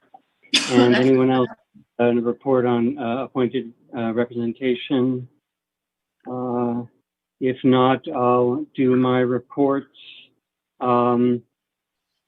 I went to the mayor's conference. We're having virtual mayor's conferences. I missed the dinners, but the company is great as usual. The Alameda County, newly hired Alameda County Fire Chief was at our last mayor's conference and spoke to us and answered questions. Of course, someone who's very important during these times of wildfires. The Alameda County, the Stop Waste had a meeting, and they talked about carbon farming, which is putting carbon back into the soil so that we don't have as much carbon in the air in the form of CO2. That was an interesting presentation, and also talked about the outreach to schools. Stop Waste has a lot of great programs. that they're happy to share with the schools. Lots of great material, and happy to come help the schools with that, and mentioned that they depend on the schools reaching out to them for engagement. And I attended the programs and I'm not remembering what it stands for. Programs, it's programs. The subcommittee of the HCTC, the Alameda County Transportation Commission, that does the legislative and program work. And the Valley Link project was discussed there, and it was brought to that subcommittee for a final vote for that subcommittee, and will be brought this week to the ACTC for a final vote. I was somewhat of the somewhat of the lone voice of skepticism about this project. I abstained in my vote because the project's one of the project's purpose stated is to enhance commutes from, or to get people on trains who are commuting from the Central Valley west. And this does not seem like we want to necessarily support these mega commutes. So I will be a voice of skepticism as well at the meeting in this week. And there were a few other voices that spoke out in skepticism as well, but it's got a very strong, in general, that project has a very strong following and expected to be approved by the full ACTC committee. Alpha Bates was already mentioned. And finally, East Bay Community Energy, EBCE, met last week. And as you'll recall, or you might recall, that one of the big issues for the city of Albany with regards to EBCE is the fact that Brilliant 100, that which is our current base product that we enrolled all our residents in, is in trouble in that it does not pay for itself. However, we could make some changes. There could be, the program could either be dropped, the product could either be dropped, or some changes could be made. And one of the controversial ideas is that we could accept a allotment of nuclear energy from PG&E. And this would help that product pay for itself and might allow us to continue having that product, and other cities have that product as well. There's a number of people who are opposed to us even accepting this allotment. I took a pragmatic view at the meeting because I don't believe that taking this allotment improves the market for nuclear energy, nor does it change the fact that the Diablo Canyon nuclear power plant, which is the only power plant left in California, will be decommissioned in 2025, I believe. And so I figure if we are being given this energy, if we're allowed to be given this energy, we should not, we should take a pragmatic approach, especially if it's going to help the city of Albany. There were a number of other cities who spoke up in favor, particularly because they were interested in the Brilliant 100 project as well. So I think that the staff has been in the past very creative in juggling things and coming up with solutions that might work. And I'm hopeful that we'll be able to keep Brilliant 100, but the issue is still open. The staff is still actively working on it, and it will be coming back to council in some form or another. If Brilliant 100 has to be dropped, it will definitely be coming back to this council for discussion about what we want to do. But I'm keeping my fingers crossed about the Brilliant 100 product. And that was a long report. Any questions for me? Any other, no, we already went through appointed representation. Any other meetings that council members would like to report about? Yes, Vice Mayor. Thank you. One of these days I'll figure out which goes where. I did attend the Haka Housing Authority board meeting, and I just want to share that we had an opportunity via Zoom to meet with Jackie Rodriguez, who we awarded a scholarship to, but she also won the National Association of Housing and Redevelopment Association scholarships. And she's a single parent of 2 children, formerly incarcerated. She's gotten several scholarships from HACA, and she will be attending UCLA, I guess now in the fall. You know, and it's just such a great example of somebody who's not always gotten a lot of breaks and has really worked hard and is doing so well. It was just wonderful to actually meet her on Zoom. And we also met some of their employees. They're having got service awards for length of time, including one who got the Shining Star Award. He's their one of their tech people, and they've certainly been using him over the last several months. I'll report that Albany still has 12 contracts. The average contract rent is $1,700, and the average family pays about $400, just to give you an idea of where that is. And I just want to highlight 2 other events that they've had. They did a backpack distribution for school-age children. It was a drive-through event. And they also did a webinar hosted by Community Housing Redevelopment Corporation in Richmond, which provided information on the Clean Driving Assistance Program. And this program offers the opportunity to purchase electric vehicles through a partnership with the California Air Resources Board and local lenders, and it provides low interest loans for purchasing electric vehicles. Again, something that we don't necessarily always think about, but I thought it was good that they were involved with that. You know, we still meet weekly with the local business community via Zoom or some platform. So that's my report for tonight. Thank you, Vice Mayor. And I see that Councilmember Barnes has his hand up.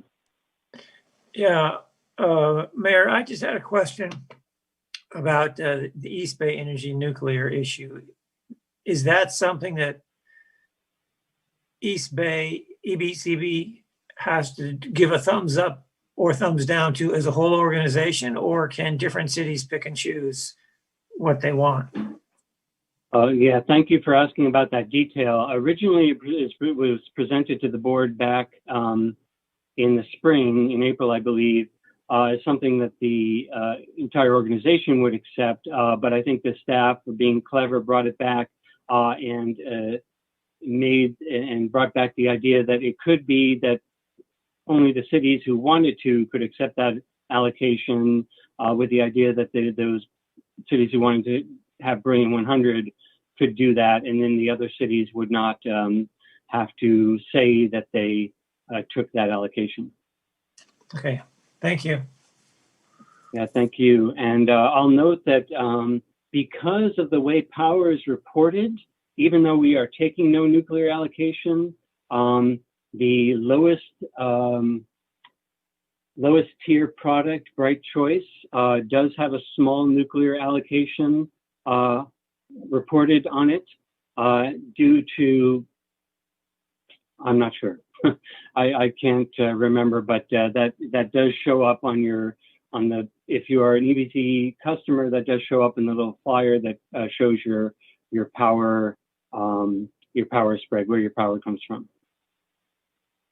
Any other reports on any other meetings? And I no wonder the Vice Mayor is having a little difficulty because I went out of order. Normally we take the subcommittees first. And so any reports from subcommittees?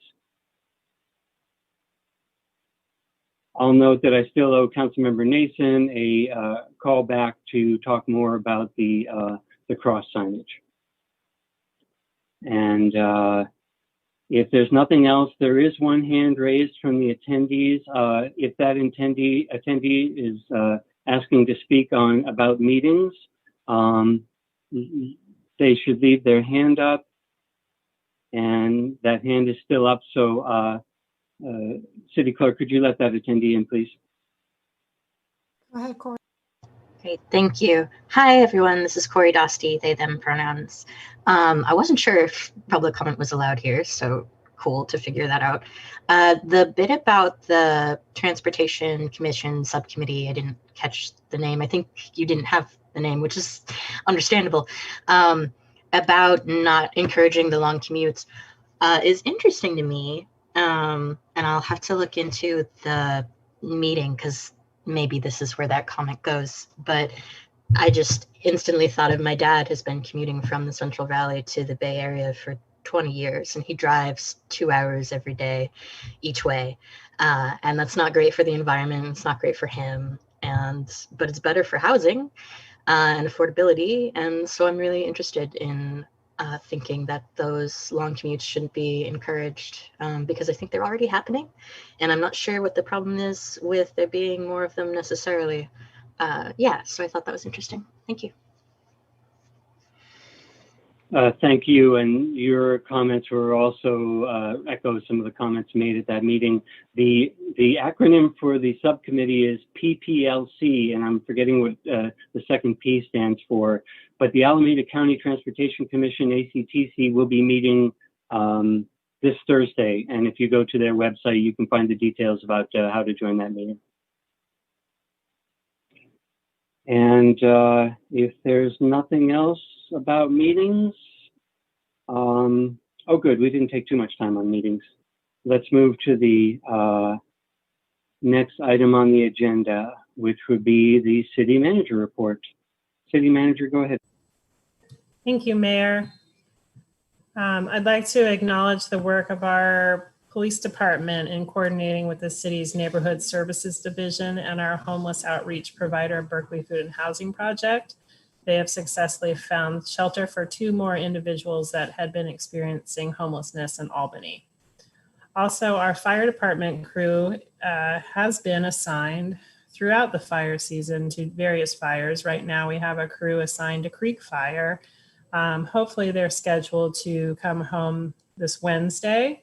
However, the fire is still only 27% contained and has burned almost 300,000 acres. So we envision that our staff will again be deployed throughout the season.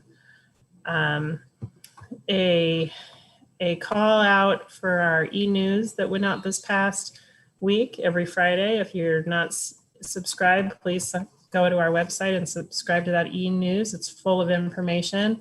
One program that I wanted to recognize particularly that is relatively new and quite timely is the Evacuation Assistance Registry. This is all voluntary, but what it does is helps our public safety emergency response personnel understand those that may have needs to accommodate in the event of an emergency, so that we are better able to serve our community. You can find that registry on our website, and we also have a hotline, 510-524-9122 for registration assistance. Our meal, groceries, and essential items are still being delivered to vulnerable individuals. I smile because I can't believe that we're still in a pandemic, but we absolutely are. And I echo all of the comments that the mayor stated about continuing to stay safe and work through this together. So I appreciate all the work that's happening in our community and specifically with city staff. I think we're going to hit some record numbers here with delivery and service. Now we're over 8,000 meals delivered, 500 bags of groceries, and just an incredible amount of phone and in-person engagement. Something new that started towards the end of July is shopping trips. So those are scheduled through our senior center and for those individuals that need assistance with shopping. So far, we've already done over 30 trips. So that is a new service that we're proud to provide. And finally, from Public Works, they have completed an installation of rectangular rapid flashing beacons at Marin and Talbot. So those help with those out and about, hopefully safer crossings of our streets. And we also have a sewer project underway that has gone well through Ocean View Elementary and Jackson Street. And we anticipate that work to be closing soon. That's it, thanks. Thank you, City Manager, and thank you to staff for continuing to do that work of helping those in need during this time of the pandemic. And thank you so much to our firefighters, and I'm glad you mentioned them. our firefighters, helping all the firefighters who are fighting the wildfires in this incredibly terrible fire season that's started early. Thank you very much. Okay, moving on to presentation. This is our presentation on the solid waste procurement process. Would staff like to begin? Item 9.1. Yes. Good evening, Mayor Pilch, members of council. The action before you tonight is to receive a presentation from the city's consultant, HF&H, regarding the solid waste procurement process. The current franchise agreements with Waste Management of Alameda County were adopted by City Council in 2011. And the disposal agreement, which specifies where collected solid waste, recycling, and organics are transferred, processed, and or disposed of, is effective through October 31st, 2031. The collection agreement, however, which includes collection rates, containers, trucks, and special collection programs, expires on October 31st of 2021. The city may choose to extend this agreement for twice for up to 5 years each extension. We believe that the current contract and provisions are up to date and may not necessitate major revisions, but the a contract extension or a new agreement will need to incorporate upcoming SB 1383 obligations, such as reporting requirements and container colors. And we have a consultant here tonight who will go into the details of that legislation and what it means for the city and our procurement process. Staff has been working with consultants from HF&H to determine the process for addressing the upcoming expiration of the collection service agreement. And Rob Hilton of HF&H is here tonight to provide an overview of the procurement process and answer any questions you may have. So I'll send it over to Rob. Good evening, Mayor, members of council, Albany community. Great to be here with you tonight, if only virtually. I've got a presentation up on my screen that I'll use to sort of walk through the design of the solid waste procurement as we've worked through it with staff. And let's see, here we go, it's working. So I'm going to walk quickly through our recommendation for the procurement approach, talk to you a bit about some of the regulations that are impacting how we scope this and how we're thinking about some of the business terms, walk through that scope, the core services that are provided to you, the business terms that we're intending to negotiate, walk through the public education and customer service requirements, as well as some policy and process considerations. So our recommended procurement approach is to start by negotiating with Waste Management, and our goal is to achieve reasonable implementation costs around the new programs that we need to implement for SB 1383, and I'll talk about that a bit in a minute, as well as to achieve some additional community benefits to make sure that in exchange for extending this agreement that we're making sure that the city gets good value for that and that the community gets a good value for that. If we're unable to do that, we have time to exercise the city's sole option for extension and go out to an RFP process that would solicit competitive proposals, which could result in a new agreement with Waste Management or with a different provider, but allows the process to be rationalized in the competitive environment if we can't get a good deal in the sole source environment.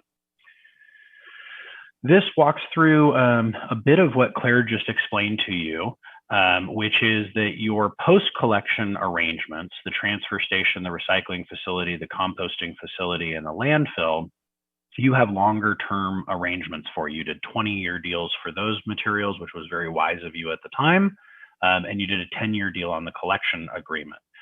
Again, a pretty standard term for a collection agreement and matches the expected life of the vehicles that they purchase and the containers that they purchase.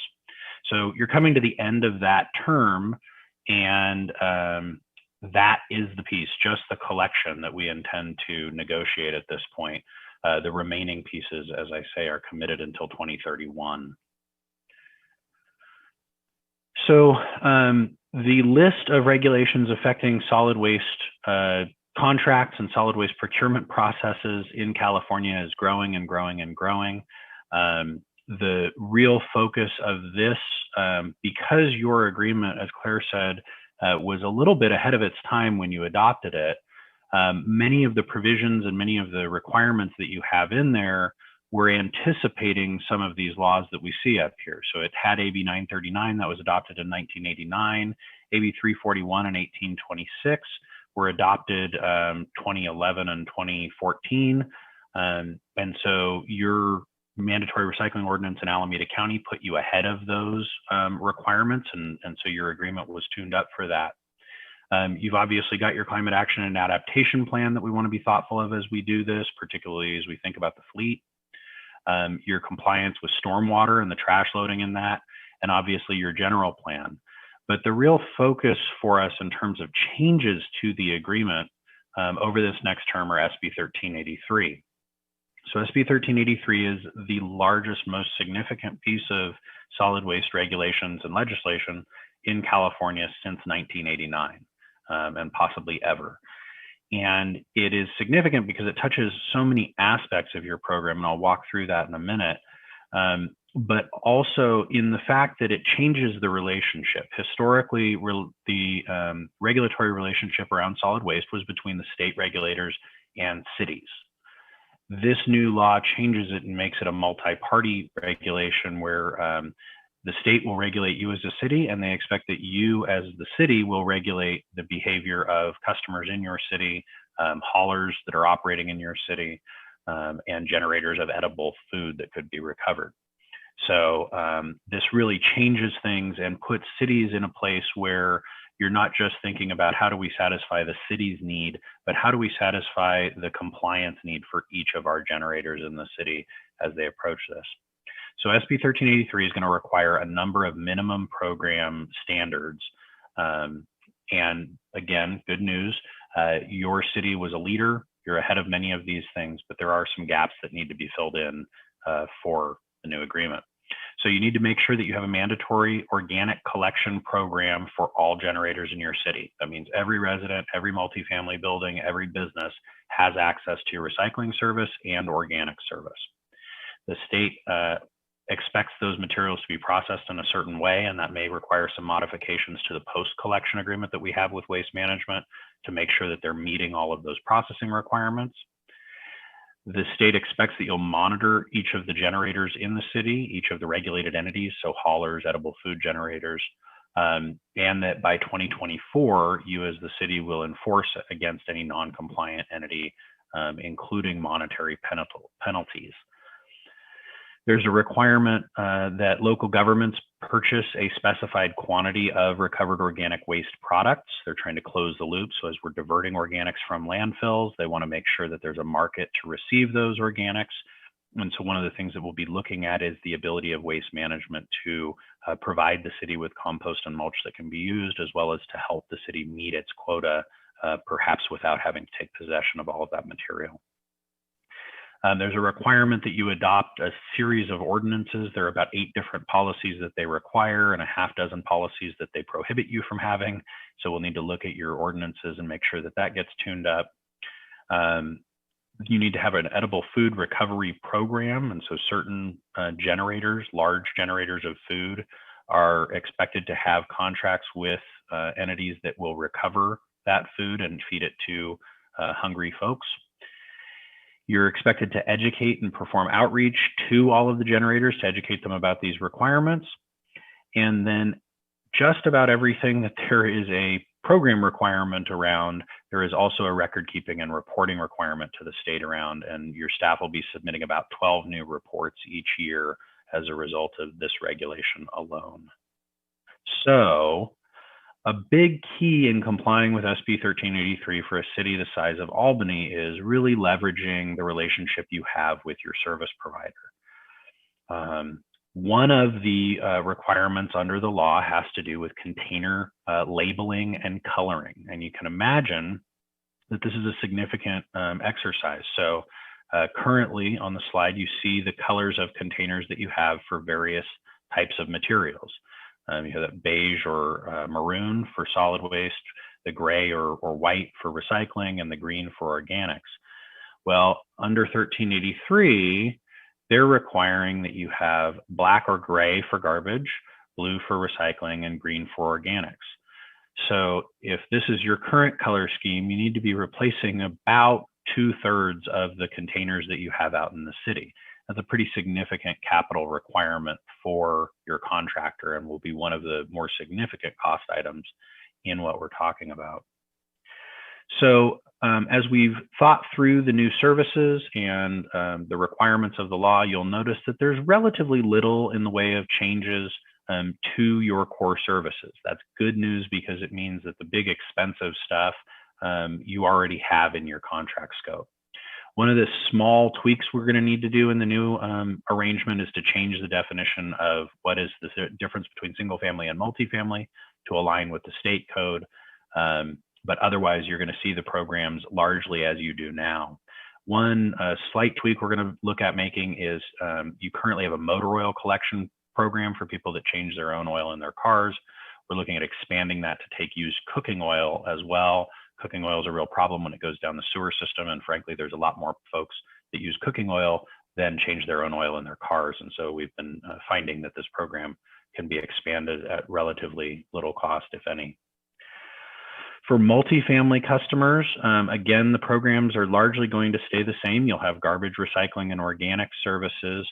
The big shift for you will be that food waste service, that organic service, will be required for multifamily complexes of all sizes. So you'll need to make sure that that service expansion happens. And again, the container color coding is important. Otherwise, the sizes of the containers and the frequency of service are all intended to stay about the same. There are some additional services that you guys get for single and multifamily customers, and we'll continue to try and keep these services as well as see what Waste Management has in their current offerings to see if there are some additional expanded services that they can offer. You get on-call cleanup events and bulk item collections. There's the reduced rate program for seniors, the premium backyard service, as well as an accommodation for seniors or disabled that can't push their own carts out to the curb, where the company will come up and help them out. Holiday tree pickups, compost giveaways for the community, and then programs to recover some hard to handle materials like mercury thermostats or cell phones or laptop batteries. Commercial services, again, like multifamily, largely staying the same. The big change, again, is that organic service is going to be required for all generators in the new SB 1383 system. So in terms of the business terms, as Claire said, we've reviewed your agreement. There isn't anything terribly out of date or problematic about it. If you're extending the agreement with Waste Management, we would recommend continuing with the same basic agreement profile and terms. If you went out to a competitive RFP process, we might change that recommendation and suggest that you start with something fresh. But since this is something Waste Management's agreed to and isn't out of date, it's just fine to tune up with these extension terms. So to remind you, it's an exclusive franchise agreement except for hazardous waste, public schools, that edible food recovery that we talked about, and some self-haulers. And then there are a few carve-outs that are required by law to the exclusivity. We're recommending an extension term of between 5 and 10 years, depending on how cost-effective they make that. And a lot of that has to do with decisions that are made about capital investment up at the beginning of the contract and making sure that there's a good return period for that. We're suggesting adding some provisions for periodic performance and billing evaluations. Under the new system, there's going to be a lot more requirements, particularly around 1383 implementation and the liability that creates for the city around state fines. And so we want to make sure that there's a good process in there for evaluating the performance of the contractor and making any corrections that are identified. And then lastly, we're in terms of business terms, I mentioned this earlier, we may have to update some of the disposal and processing arrangements to comply with what SB 1383 requires in there. So that may impact modification of both agreements that you have. In terms of compensation and rates, the compensation program is going to continue. We intend to continue it as you have over the past few years. The initial rates will be based on the costs negotiated during this process, and we will be focused on making sure that the only additional costs we're looking at are related to the service expansions that we're looking at.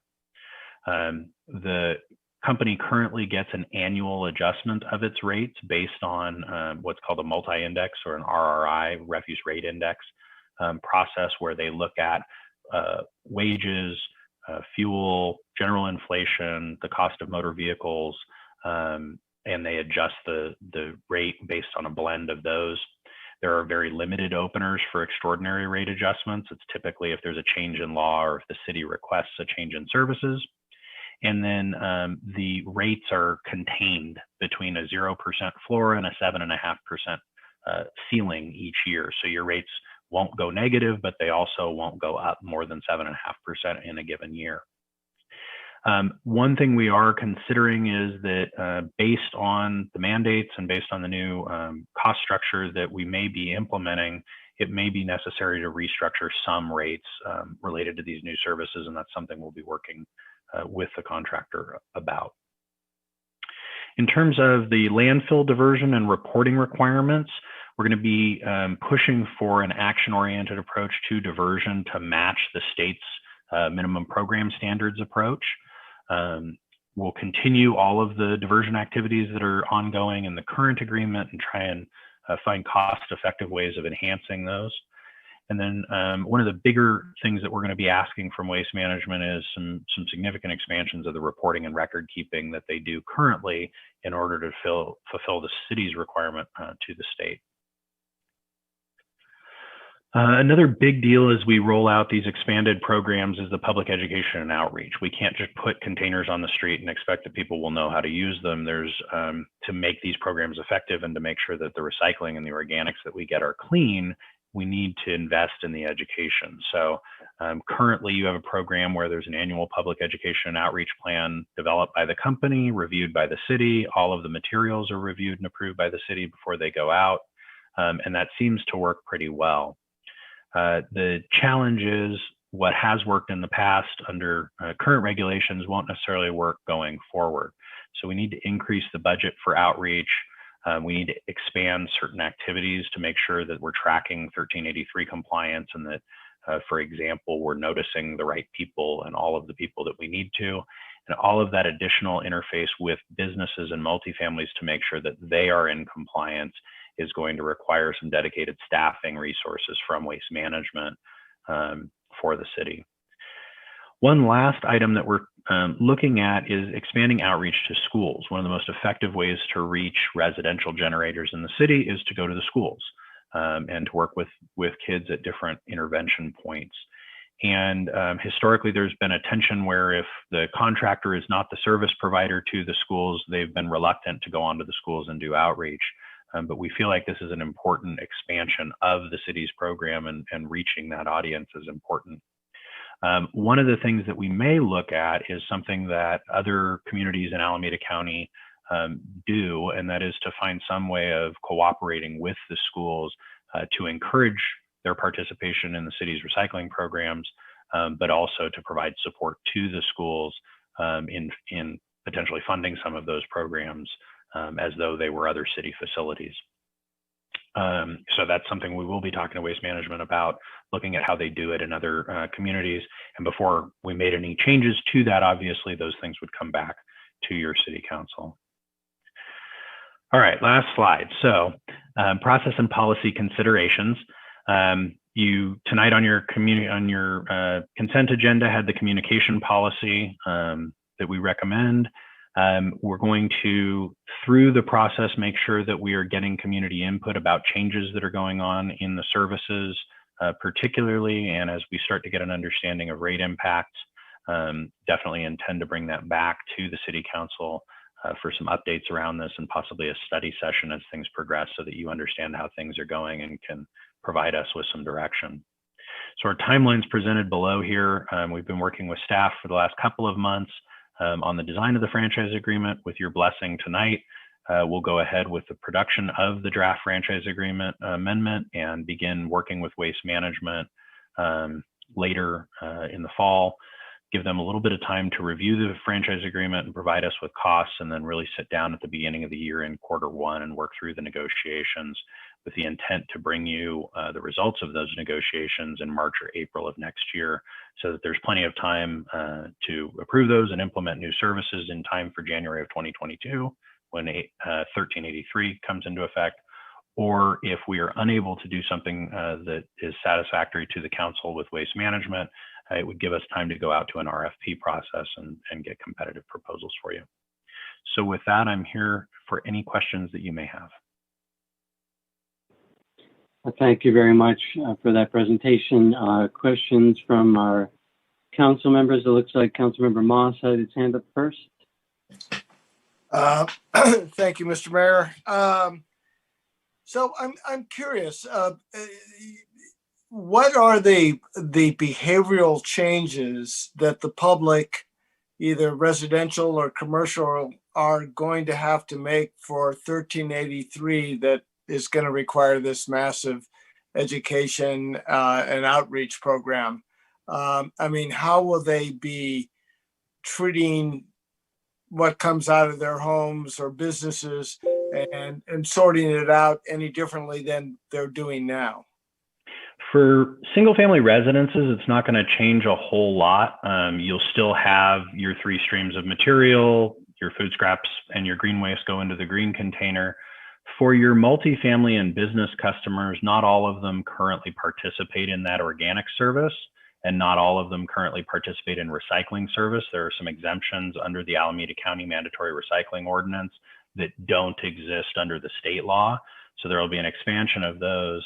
The other piece of this is the monitoring component. And so because you're expected to monitor the participation of your customers in the programs, there's an additional sort of outreach and interaction that has to happen around that monitoring. The last maybe significant piece is around the edible food recovery program. So for the businesses that will have to comply with edible food recovery, they're going to need, at least as they get started, some support in understanding what are the food safety requirements, what are the storage requirements, what are different organizations we could contract with to take different types of food. And so a big piece of your outreach in the early years is going to be getting that edible food recovery program up and running, because that is new.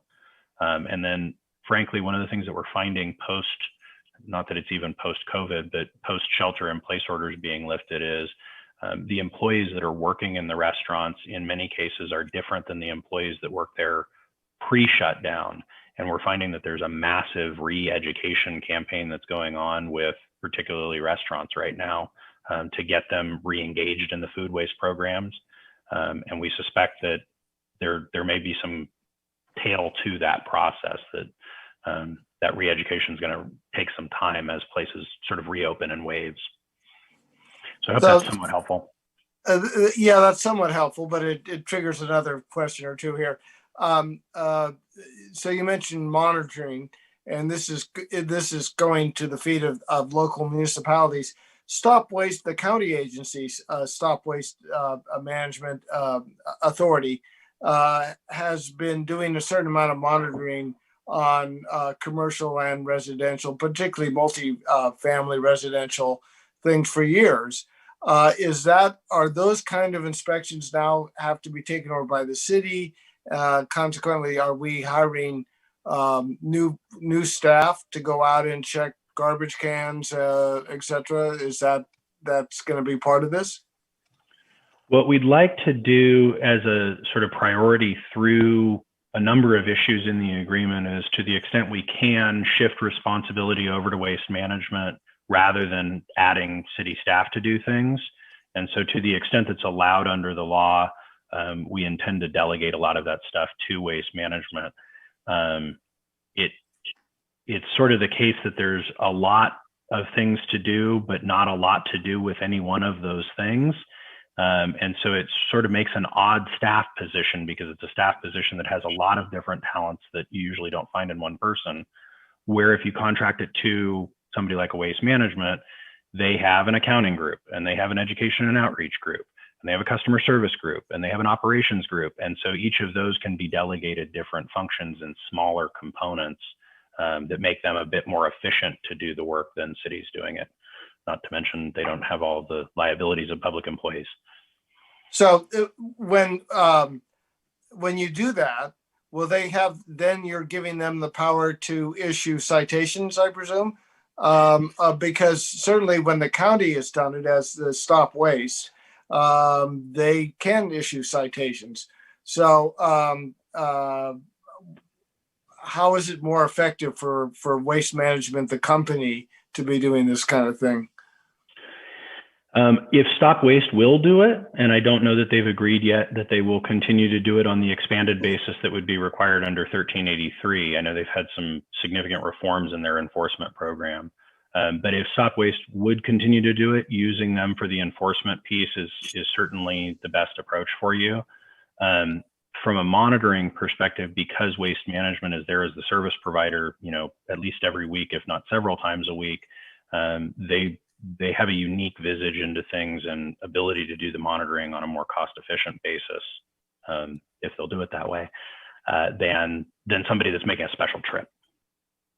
Okay, one last question here. A bit of a rhetorical one, I suppose, but has anyone calculated how much waste is generated when you change out all the garbage cans so that your once whatever color they are now, I think they're brown for recycling, have to now become blue? What happens to all those old garbage cans? How much tonnage of waste is generated when you take those off the street? Fair point. And actually, that was one of the comments that was made by one of the haulers in the SB 1383 regulatory process. And the state did allow some phasing of that color coding, and you may see some of that in Albany as we work with Waste Management to cost optimize that.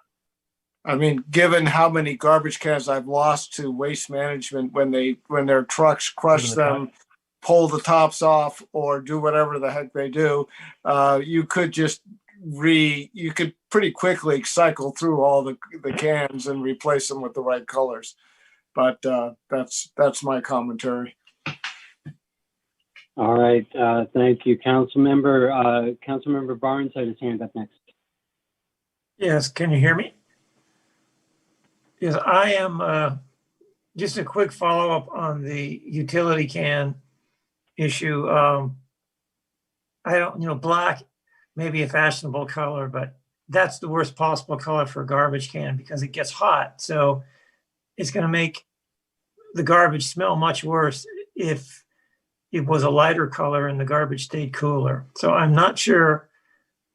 I'm just surprised that someone did not think about that in this process. And that's my only comment.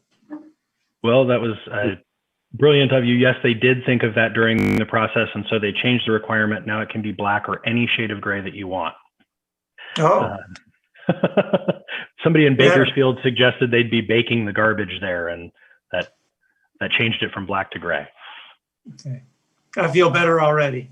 I would say that's an extra motivation to make sure your organics are taken out of the trash can and put in the organic can. There you go. Counter argument. All right, Vice Mayor, please. Thank you. I have two questions. One, I perhaps missed it, but could you explain the difference between collection and disposal? I mean, it sounds to me like collections, you put it in the truck, and disposals, you take it out of the truck. You got it. But then why is the contract 10 years different? Yeah. So the contract you have for the collection, the trucks driving around, picking up the material out of the containers, is a 10-year contract.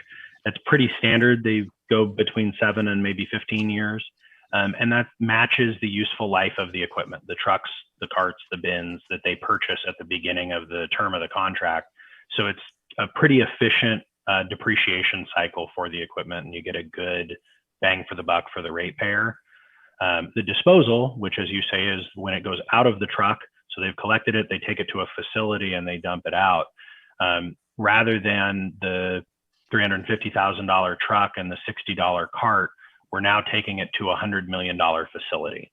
And that $100 million facility needs a longer depreciation cycle. And so that's typically the reason that you do longer deals for the facility-based services than you do for the collection-based services. But the other thing is a bit strategic. In Alameda County, you don't have a lot of options for facilities, and siting and building new facilities in the urban part of Alameda County simply isn't going to happen again.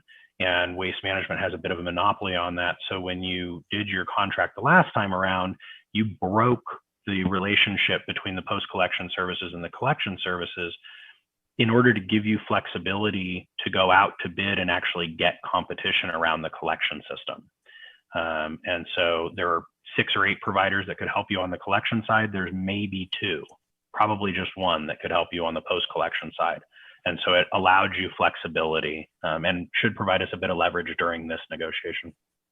Great, thank you. And then my other question is about the rates. I would like to see us add a low income rate. At what part of the process do we do that? Note taken. We will add that to the wish list and talk to Waste Management about how that will work.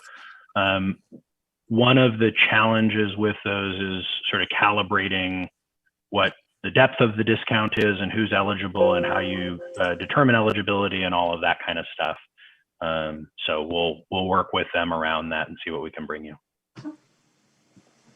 Thank you. Yeah. Thank you, Vice Mayor, and thank you for that comment. I think it's been suggested that we look to PG&E's CARE program. Some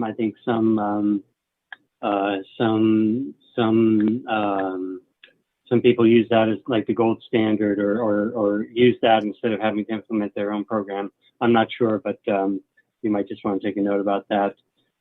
Thank you again for that comment. And Nick? Yeah. Yeah, just one last question, if I may. Sure.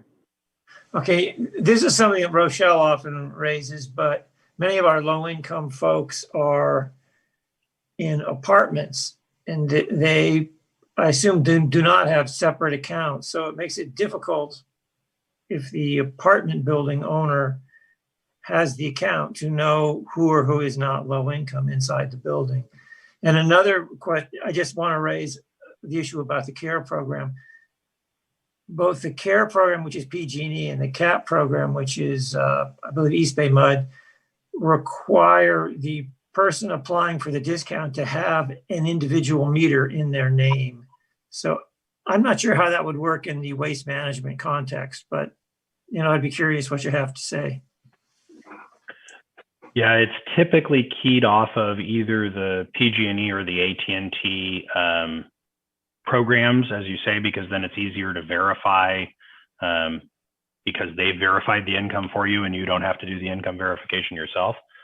The trick, though, is, yes, it is individually served customers, and every low-income discount program I've seen for solid waste throughout California is based on individually billed.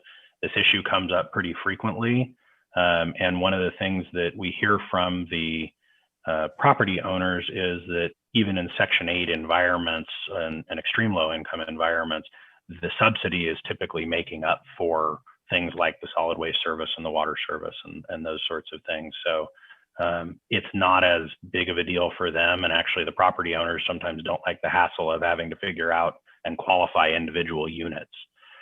Which can be done in some of the other programs where a unit is individually metered. Okay, thank you. Councilmember Nason, did you have any questions? Okay, thank you. A couple questions from me. So you mentioned that we, for our 20-year contracts, it was wise of us to have done those 20-year contracts. Is that because we locked in rates, or, as you say, because we are that's the standard practice of matching the equipment life? Both. You ended up, because of the timing of your last agreement, catching a really good break on both the recycling market and the organics market. In the last 5 years, the cost of composting has gone up 300%. And so the fact that you locked that in for a nice long period of time was brilliant of whoever did that. All right, yay Albany, cool. And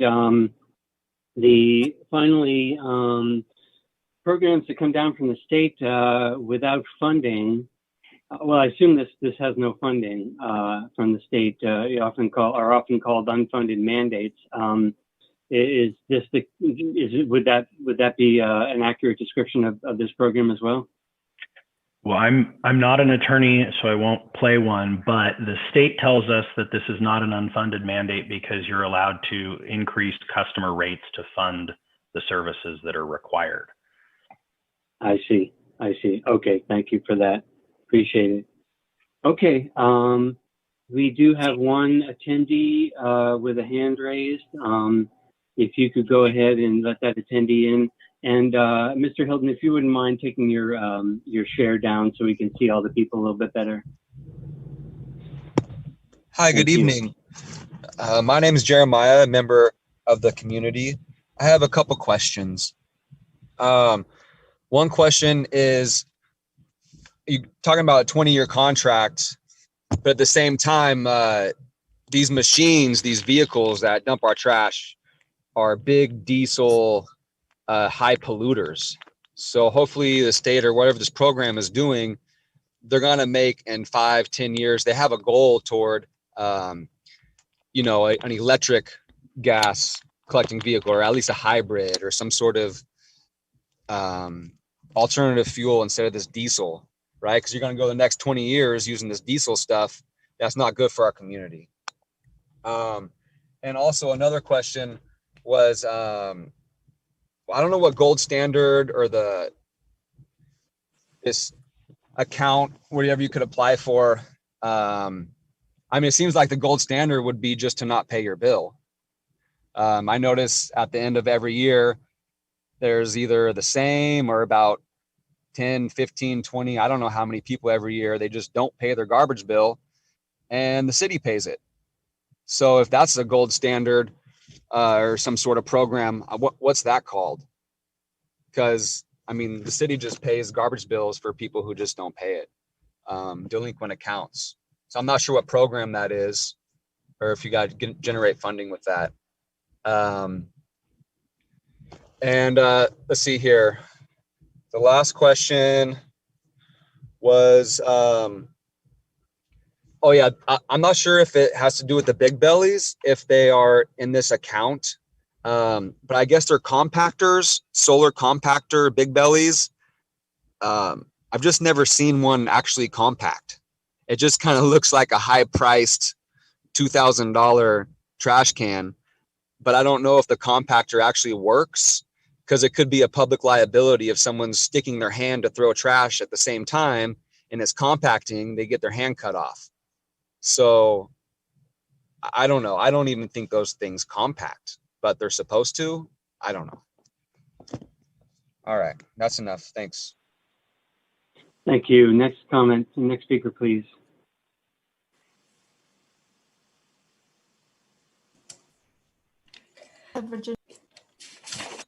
Good evening, Council. I hope you can hear me. My name is Virginia Harrington, she, her pronouns. I work for Waste Management of Alameda County, and I just wanted to say that it's great to be here this evening, enjoyed seeing the presentation. WEMAC, as we're known, we are very grateful to have been able to service the community of Albany all these years, and we look forward to having productive conversations with your designee. So that's all I want to say, and thank you very much. Thank you. Thanks for coming. Next speaker, please. Go ahead, Ed. Good evening, Mayor and Council. I wanted to talk about illegal dumping. Sofas, chairs, mattresses, microwaves, TVs, etc., which are left on the sidewalk. I call Public Works regularly. I want to thank and commend Mark on the staff of Public Works for mostly picking up all this stuff and often being proactive and picking it up before I can even call. I live in a multifamily district. I think a lot of this happens when people move out. I was surprised to hear that a bulky pickup is available to multifamily units, and I'm wondering if that's available to the tenant or to the landlord. And it ought to be available to the tenants, and we need to publicize that so that perhaps we can, and publicize it to single family homeowners as well, but it's usually publicized in their bills. I think, let's see, I think we need to make sure that everyone who lives in Albany can get a bulky pickup. I also wonder, instead of public works staff picking up all these items and then they go take them back to public works, I presume, and put them in a waste management dumpster, is there any way that we could get a situation where the city could call waste management or whoever our hauler is to do a bulky pickup on the street if there's a whole pile of stuff that fills up a city truck and takes up city staff time?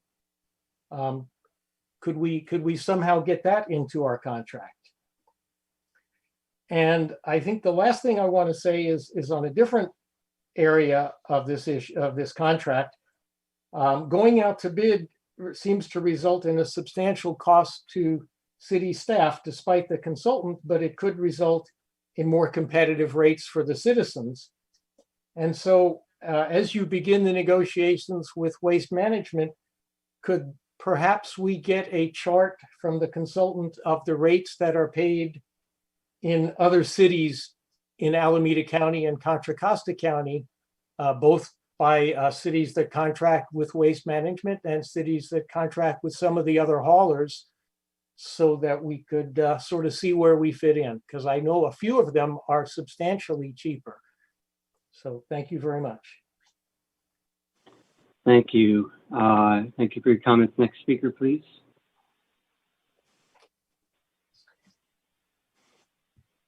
Go ahead.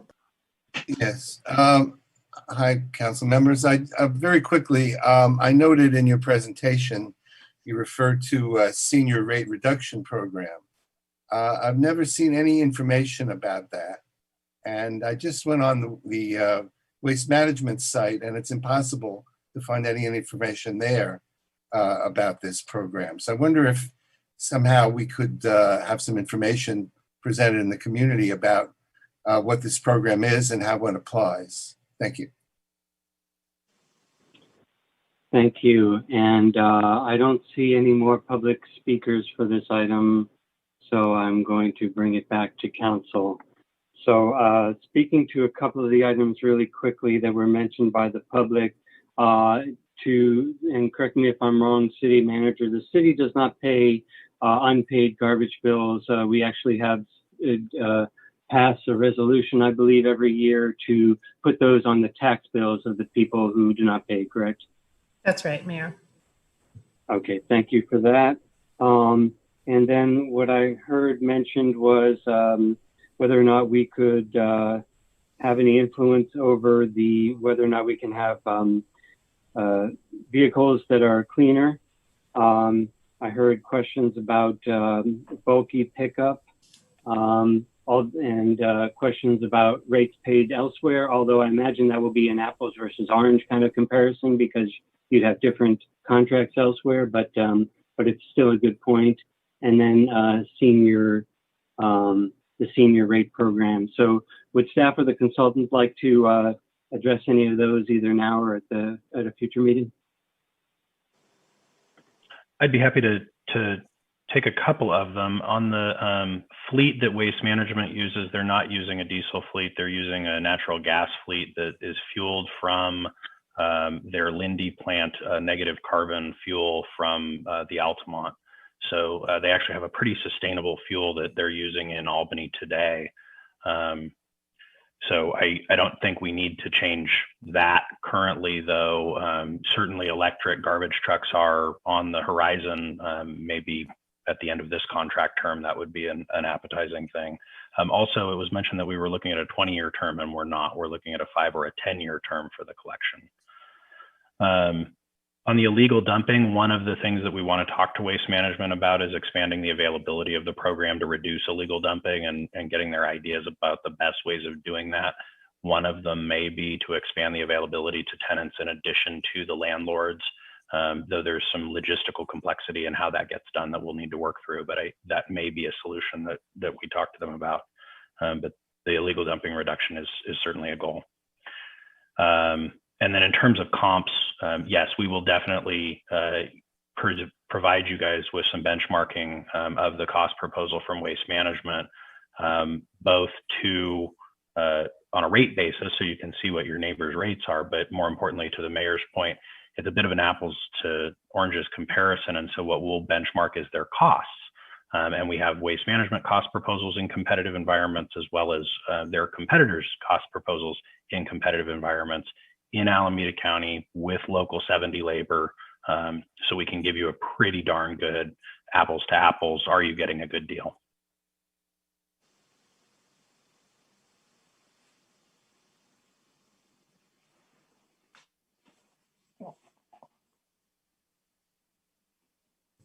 Sorry, Mayor, you're muted. Thank you. There was a question about bulky pickup being available for multifamily units. Is it?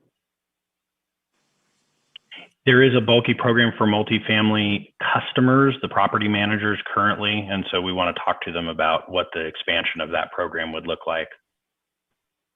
Okay, thank you very much. I will note that I believe the state has a very good mattress recycling program. So I saw a presentation about that one, so it looks like they can, the state is, or I don't know what entity picks them up, but there's some good recycling being done there. So thank you. Any further questions or comments from council? I see Councilmember Moss has his hand up. Thank you. Just out of curiosity, how many competitors are there to Waste Management?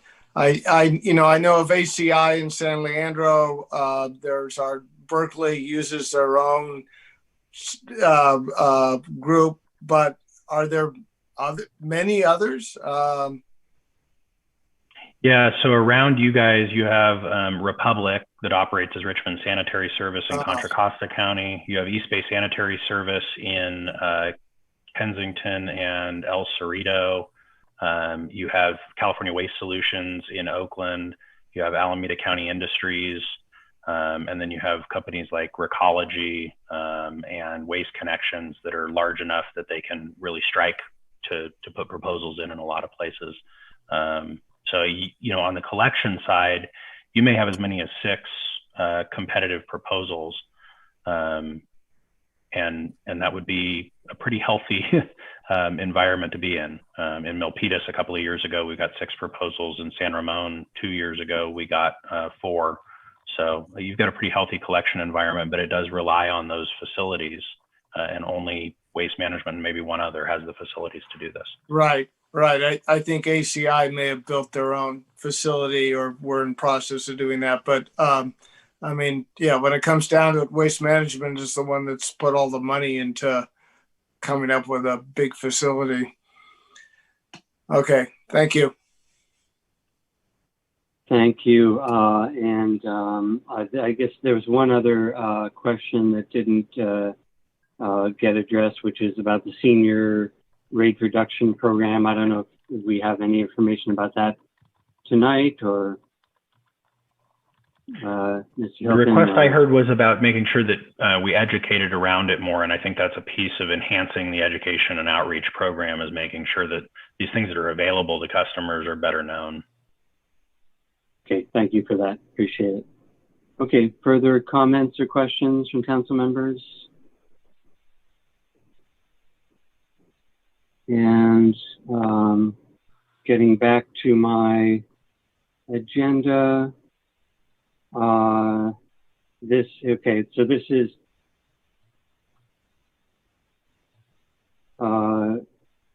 we receive a presentation, but we do not have to take action at this time. Is that correct?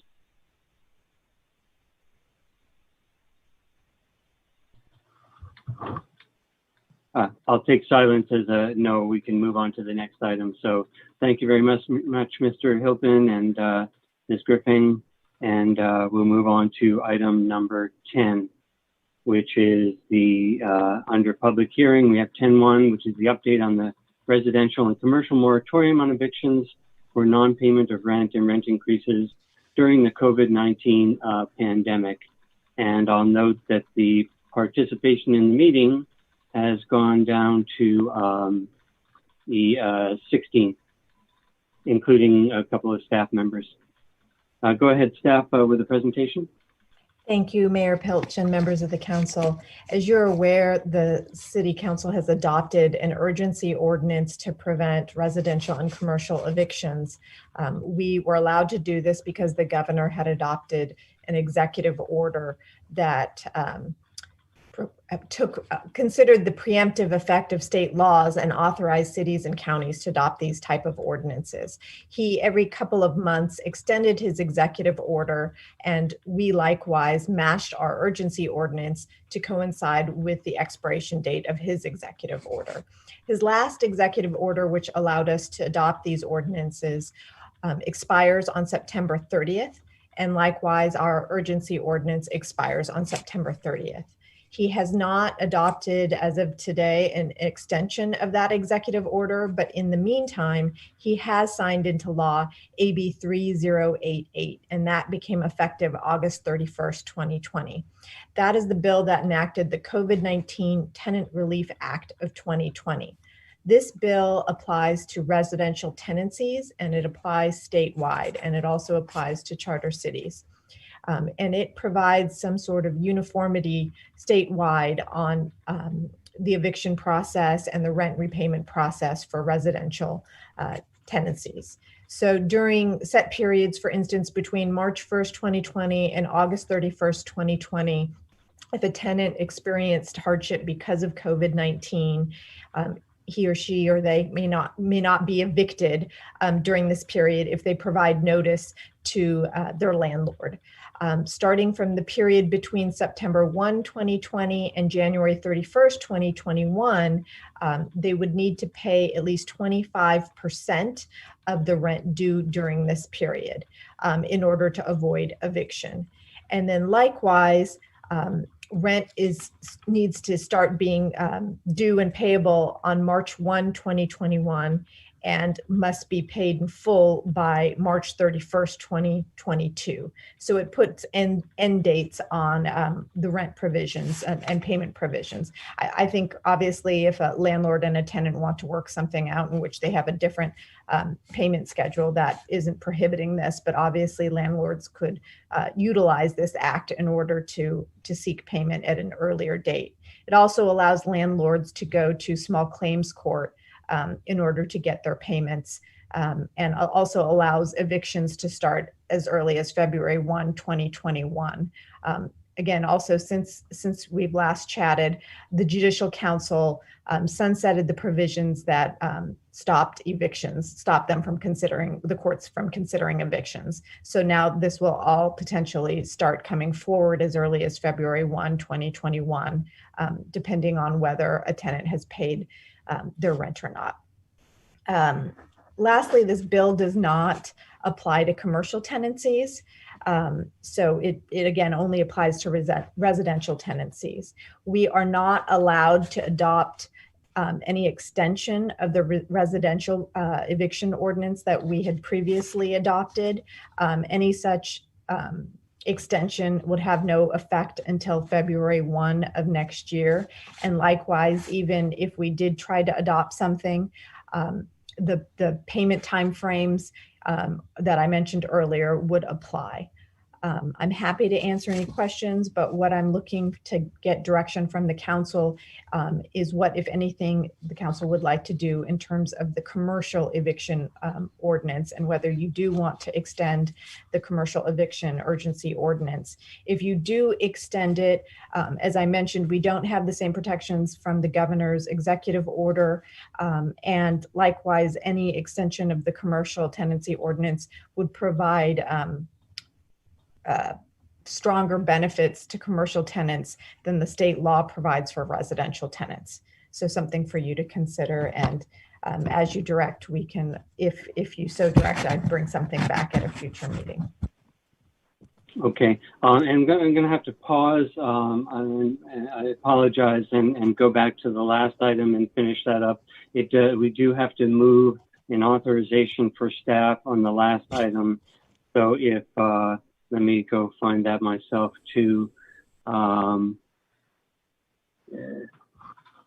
we have to authorize staff to begin discussions with Waste Management of Alameda County regarding negotiation or extension to the current collection services agreement to include additional services. So moved. So, thank you. Do you have a second? Second. Anyone? Second. Okay, we have a motion and a second.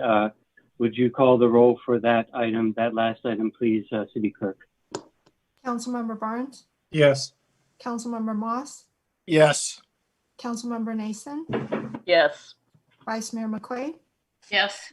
Mayor Pilch. Yes. The motion carries. Thank you. Okay, back to item 10.1. Apologies for that. So I see that Councilmember Barnes has his hand up about the eviction and moratorium item. Please go ahead. Okay, Mal, I have just a few quick questions. I'm a little confused because when the governor issues health orders, and we have this kind of tier in Alameda County, there's the state, there's the county, then Berkeley has its own health department as well. And if the counties are more stringent, the counties apply. And if Berkeley's are more stringent than the counties, Berkeley applies. But for this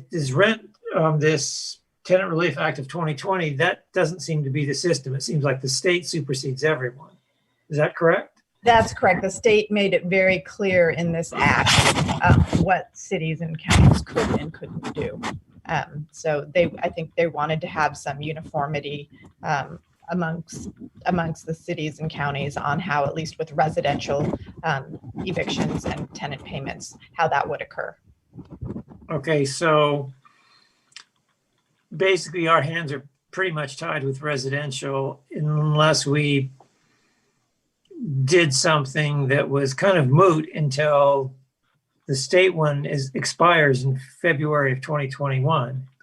I'm not suggesting we do that, but I'm just. No, and I just want to say it doesn't expire on February 1 of 2021. They've just got some, it's a bit of a strange language, and it just says that any ordinance or extension of an ordinance that we adopted won't have any effect before February 1, 2021. And then even if you were to adopt something that went into effect on February 1, 2021, they've still mandated the payment provisions and the timing of when that occurs. So for instance, our ordinance has the payment provision occurring 12 months from when our local emergency proclamation ends. Our local emergency proclamation hasn't ended. So, in theory, if we end it in June of 2021, payment would need to start in June of 2022, but we couldn't do that because we'd have to match the payment provisions in the act, which has full payment occurring by March 1 of 2020 or March 31st of 2022. So we're still stuck with their timing, even if somehow we adopted something that went into effect on February 1, 2020. So we're stuck with what the state tells us to do, and our best response is just to do nothing because our particular ordinance is going to lapse anyway on September 30. So we don't have to do anything. We wouldn't have to do anything. You could just you could direct me to not bring anything forward, and it would just lapse, and that would be it. Okay, now the commercial, I'm a little confused. This is the last sentence. I think this is your staff report. Moreover, extending the commercial eviction moratorium would provide commercial tenants with a longer repayment period for back rent than provided to residential tenants under the Tenant Relief Act. So this is the issue of takings. It exposes us to risk.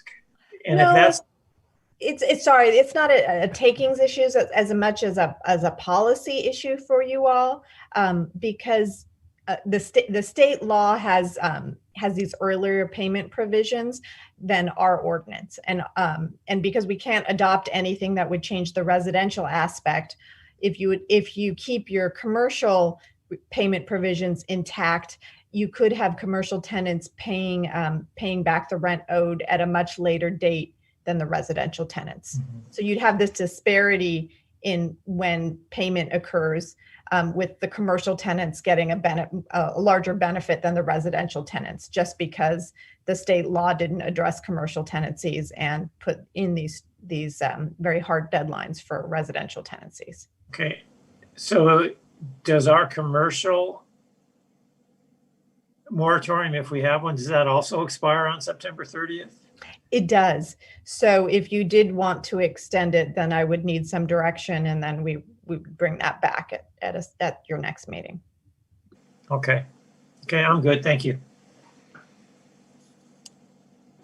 Thank you. And then Councilmember Moss had his hand up next. Thank you. You know, I'm starting to notice more vacancies on Solano Avenue and around town, which is concerning for our commercial district. I'm wondering if there's been any talk or about another way to maybe address that, such as consideration of a vacancy tax. In other words, that we tell landlords, well, you might want to evict this tenant, but you will have to start paying a vacancy tax of some sort that would be a disincentive to have their storefronts vacant. I don't know if any communities are considering this, or what the legalities of that might be. Maybe it's a bit indirect, but I'm just wondering what your reaction is, and also whether anyone else is talking about something like that. I haven't heard anyone talking about it, and I definitely would need to look into the legality of it if that was something the council wanted to do. Well, vacancy taxes do exist. I mean, I've heard of them. Some cities considering these before. So, whether to use it in this context, they're usually around trying to keep stores from becoming blighted in poor neighborhoods. But there might be a consideration that this might be a disincentive for commercial landlords to start throwing out tenants. It may be easier just to extend the ordinance to commercial tenancies to prevent that, but it's still something we could consider. Okay, thank you. Yeah, I think I certainly heard of the vacancy tax. It might only be some of the bigger cities like San Francisco that have considered it. I'm not sure. Anyway, Vice Mayor McQuaid is the next to speak. Well, the first thing I want to say is that I'm embarrassed that I forgot what I was going to say. So I guess I'll come back to it at some point, maybe. But I did want to comment that I know that this staff is looking at some of the vacancies and talking to the property owners to see sort of what their intentions are, and sort of on a longer range, not immediately, but on a longer range. So thank you. Thank you. And I'm sure you'll have a chance to recall that. If there's no other comments from council members, or questions rather, we do have public comment. People who have raised their hands already. So City Clerk, could you let the attendees in, please? Hi there, this is Aaron Tiedemann. And like previously when this item has come up, I'd like to offer some more context advice from my experience working on the county level on the eviction moratorium. I think it is unfortunate that you can't extend the residential moratorium, not because of the governor's executive order, but because of 3088, which doesn't allow extensions until January. But I would like to clarify that the county eviction moratorium does extend until December or the end of the local health emergency, which I don't think the staff report caught. And that I do not believe that AB 3088 preempts any specific clauses except for dates. That's based off my analysis. One of my other big points is that this bill is 3088, which is preempting a lot of these ordinances, is possibly one of the worst written bills I've seen in a long time.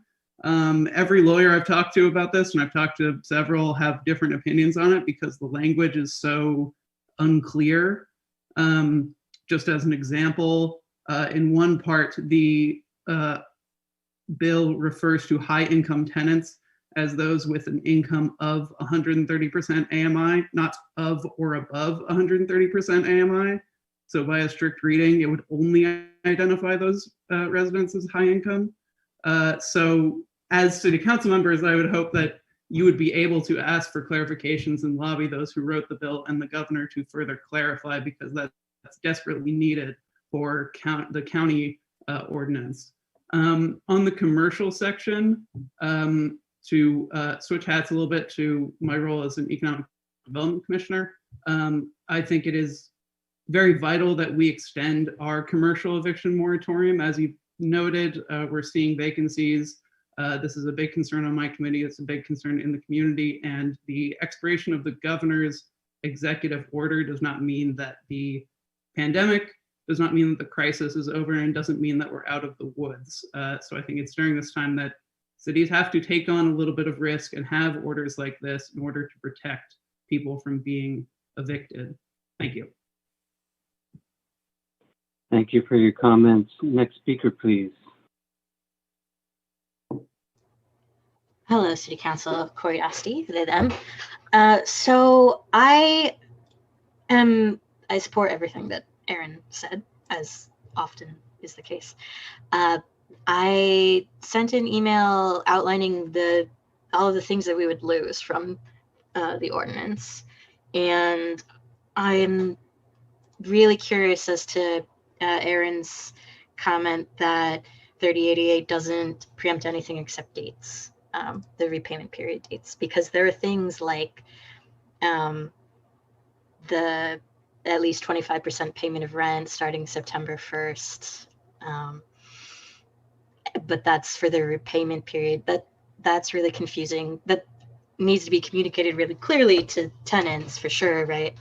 The notice period in the act is 15 days, but our ordinance was within 30 days.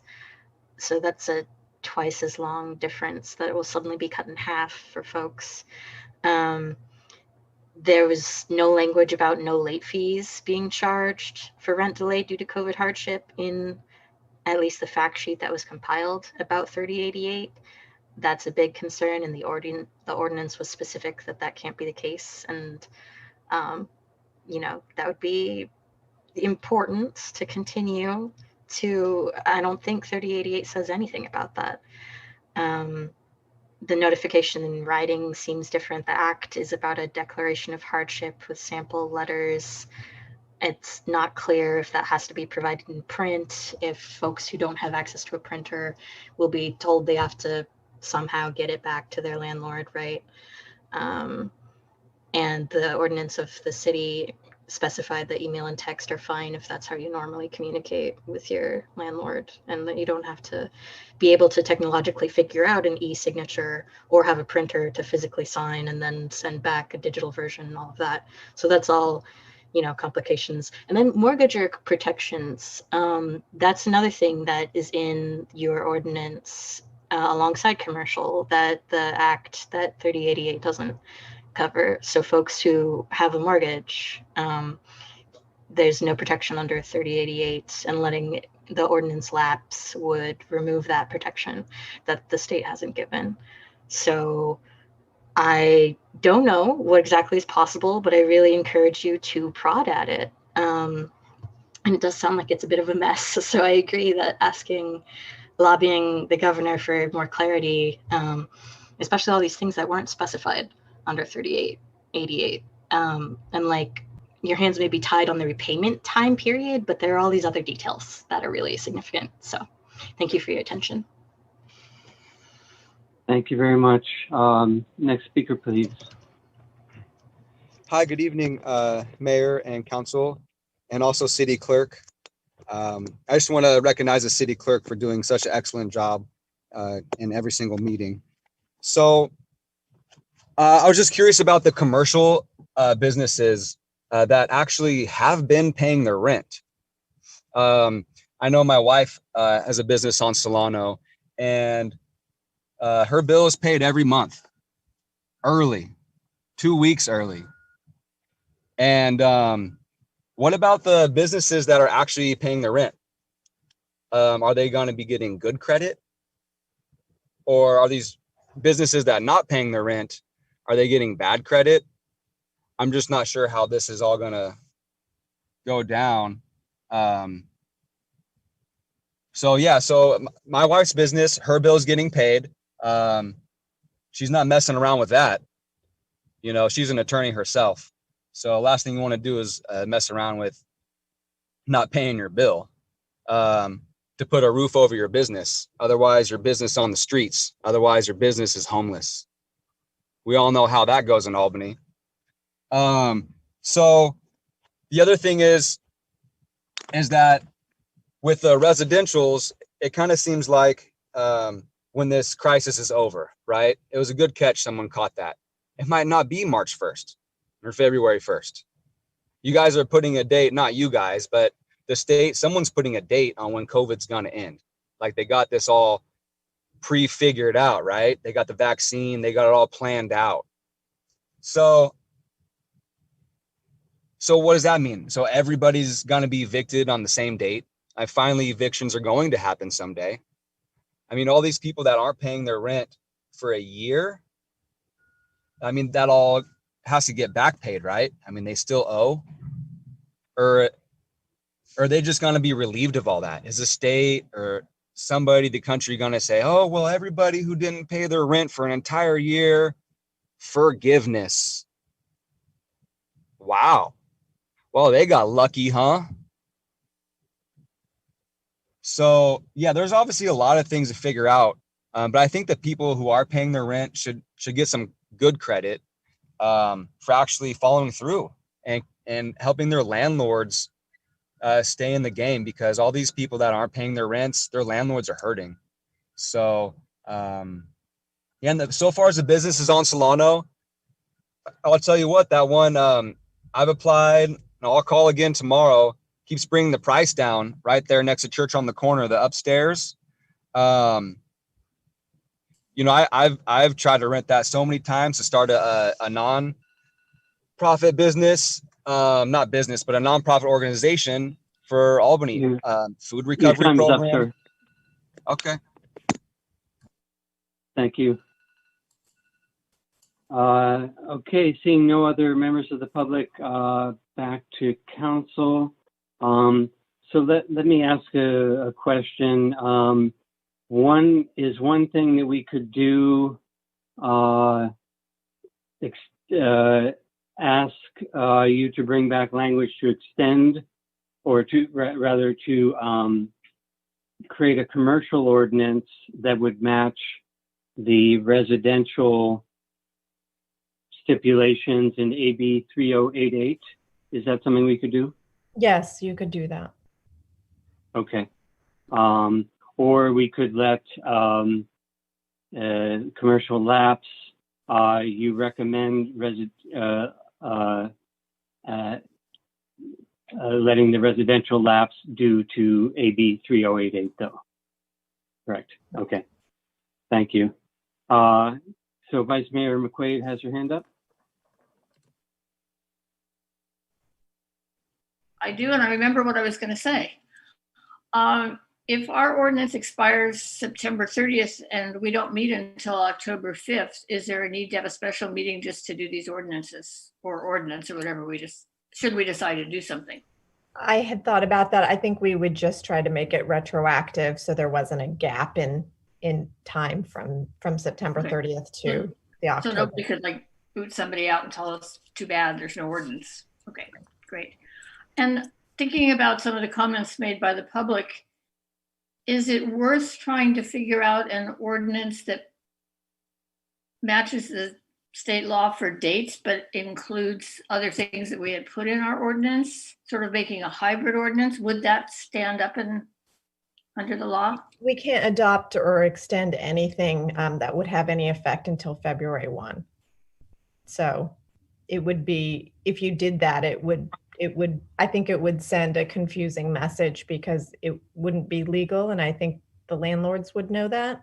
Right, okay. Okay, thanks. Thank you. That, and on the residential side is what you mean. Yeah. Correct. Okay. And Councilmember Moss has his hand up. A question for staff. I'm curious if any of the commercial property owners have given feedback on this or any of the other things that we've done around commercial moratoriums. Have we heard from them? Do we have a sense of how many businesses might be evicted if we don't have an ordinance? Is there any idea of how many businesses are paying their rent or missing rent payments? Currently, we don't have much data on that. I know that community development has received a few inquiries, but it hasn't gone into an extensive conversation thus far. It's certainly something we could provide more information to the council on if the council directs the city attorney to return with an updated ordinance. I'd certainly like to hear, about what's going on. I presume that the vacancies that we're starting to see are not because of evictions, but perhaps just businesses throwing in the towel because they couldn't conduct business or they just didn't have enough income coming in. And that's bound to happen under these circumstances. But I'd be curious as to what is going on the level of commercial rents being paid or leases being fulfilled.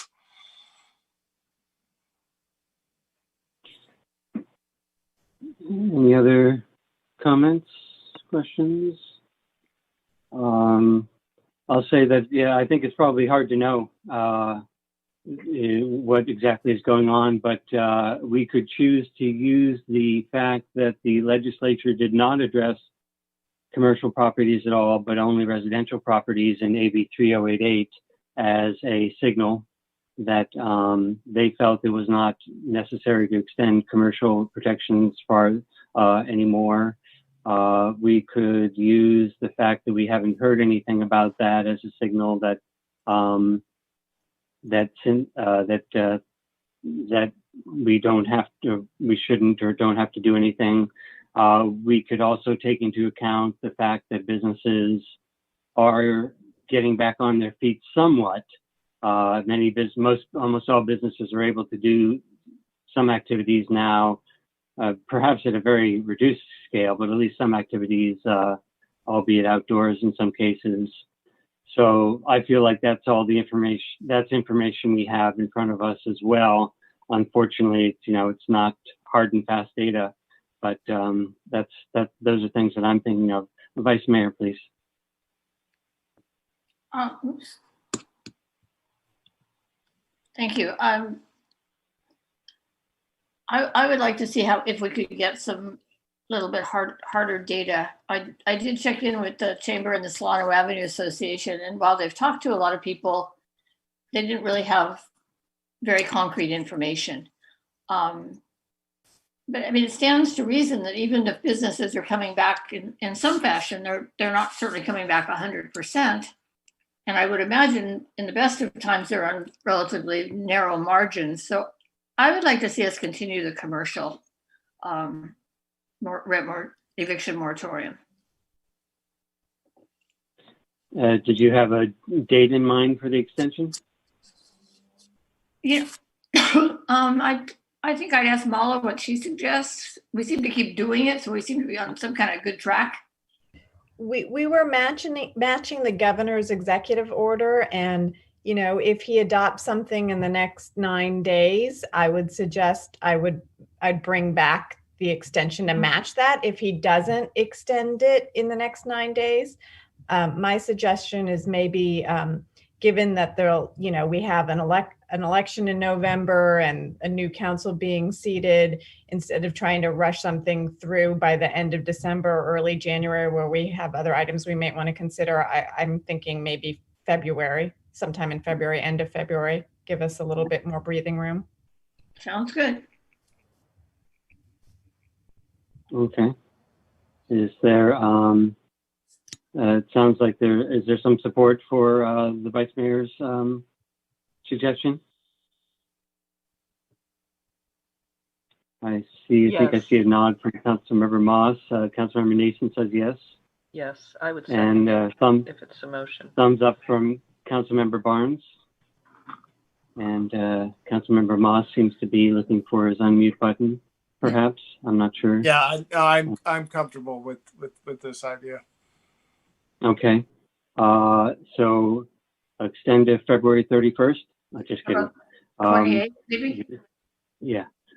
Unless the Right. governor has a different date, but I suspect he won't. So it'll probably be the end of February. Okay. All right. So there seems to be support for the council direction to bring back an extension of the commercial that matches commercial. Okay. Well, this is the other question. Commercial at the same terms that we've had it before, or commercial matching more the terms that are in AB 30888. I don't know if Mala has a suggestion on that either way, or is that a policy decision? It's a policy decision. I would suggest we leave it the way it is. I don't know that I'm not sure that 3088 is the way to go. So I don't want to model something I don't like. Okay. Included in the suggestion is that staff try to get some data. I'm not sure that they're going to be able to, but if they can, it would be helpful. Okay. All right. Direction to request staff to attempt to get some more data on the matter, and head nods to the head nods to extend as is rather than to match AB 30888. I think. Okay. Seeing no dissent, it seems like council is amenable to that. And should we make that a motion, City Attorney? It's your pleasure. I'm happy to just take the consensus direction and bring that back. Okay. Okay. If you're happy to do that, then that might be easier than trying to come up with the right wording for the motion. So thank you for that. Okay. No other remarks from council on this one. And so thank you very much. And thank you, Mala. And we will, City Attorney, and we will move on to next item as I can find it. Next item is under unfinished business, item 11, updated request by the SCJC to add demographic categories to the city advisory body application. Is there someone to present on this one? Yes, here I am. Thank Good you. evening again. So the Social and Economic Justice Commission has submitted an updated resolution to the City Council requesting the implementation of a system to collect demographic information of city advisory body members and additional demographic categories for consideration that go beyond the categories of the Equal Employment Opportunity report. Attached to the staff report is a resolution submitted by the SCJC that includes additional categories for consideration that go beyond the categories of the EEO report as found in neighboring cities such as Richmond, Berkeley, and San Francisco. Staff is recommending that the council provide direction to staff on the Social and Economic Justice Commission's suggested addition of text and categories of race and gender to the city's advisory body application and the development of a system to report the information collected. I also think that Chair Downs is here to go over the SCJC resolution and recommendation. Chair Downs, did you want to present at this time? Sure, I appreciate you all having me, and thank you, Isabel, for your presentation and staff for all your help, and thank the council For your persistence on this issue, this has a backstory with council that you may remember, and I'll try to be brief, but I'm glad to expand in any way that you'd like. As you may recall, this originated in a two-part resolution combined with the city reporting publicly its EEO data as part of an effort from SEJC to collect and disseminate data about our efforts to attract diverse and wide-ranging applicants in both staff and commissions. And the first go-round, council approved the publication of the EEO data, which is now, thanks to staff, on the city website, and sent back the advisory board questions. When SEJC in turn revised that resolution and returned it, in July, council posed 3 interrelated questions that we've tried to address here. One of the questions posed by council was whether we had to utilize EEO categories for race and gender. 2, if not, what categories we might suggest that might better reflect the preferences of city residents for self-identifying gender and race. And 3, how we could implement this without increasing work for staff. So we looked at some things that other towns in the area have done, as Isabel mentioned, San Francisco, Berkeley, Richmond, and found that they did utilize different categories for self-disclosure for voluntary boards and commissions than they utilized for staff, where they followed EEO guidelines. And that this establishes a precedent for a difference between the voluntary self-reporting for boards and commissions.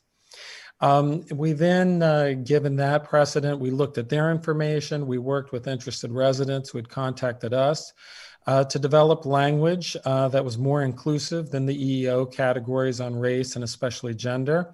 And they gave options for self-disclosure as well as for prefer not to disclose. And those categories are listed in our resolution.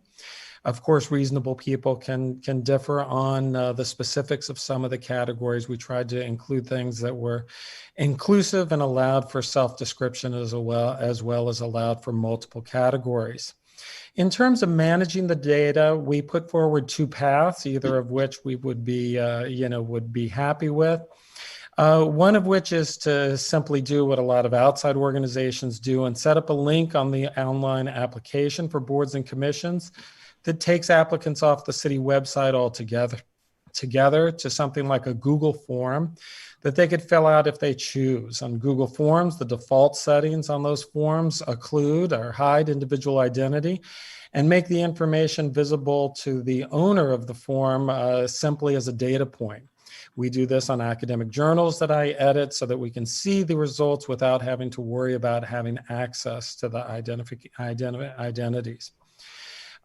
Some other cities, on the other hand, just simply add it to the forms of the city form itself. This creates an additional burden on staff, which I think we're sensitive to, and I know council is sensitive to, in that then staff would have to input the information and handle and manage the information in a way that keeps that identifying information for specific individuals separate and distinct.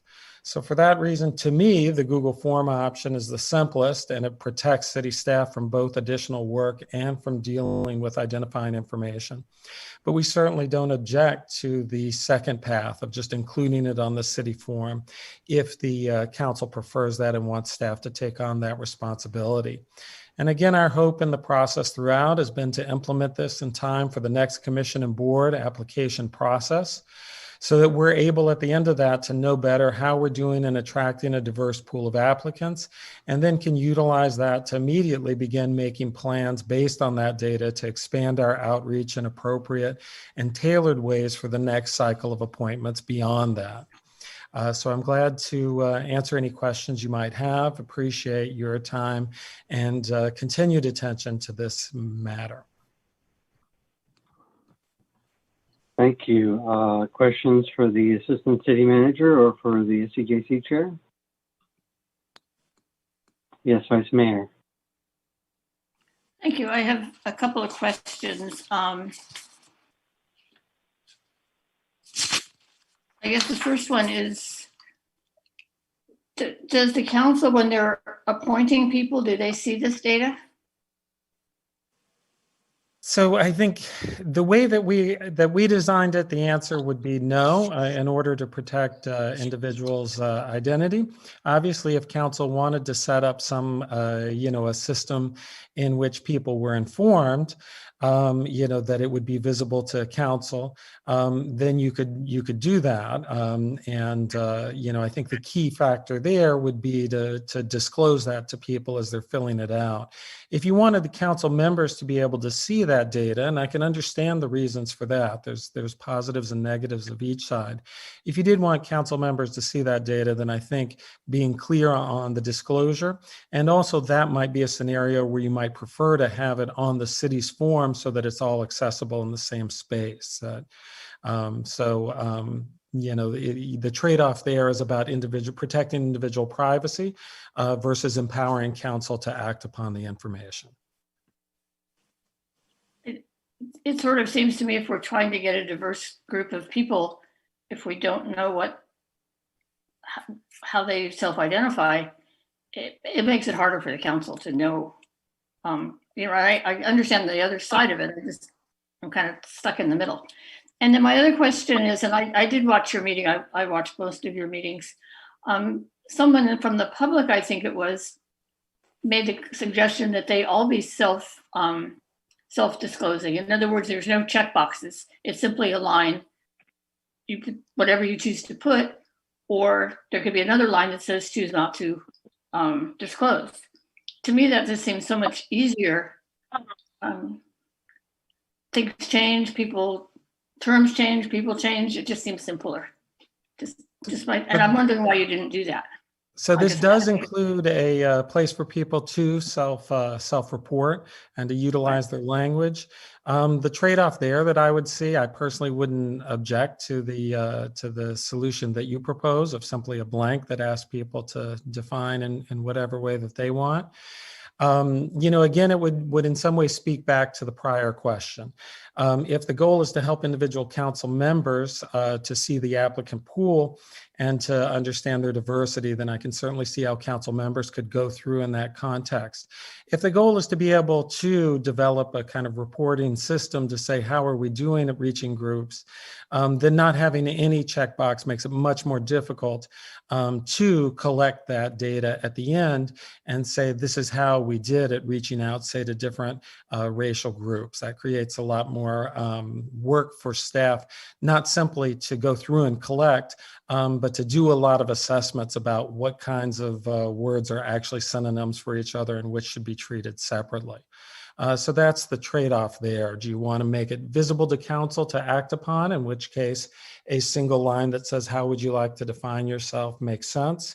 If you want to make it visible at the end of the process in order to say, this is how we did in this round at attracting X categories of people, then having at least the opportunity for check boxes with still the fill in the blank space at the end will allow you to collect that information more quickly. So that's the trade-off I see there. Thank you. Other questions from council members?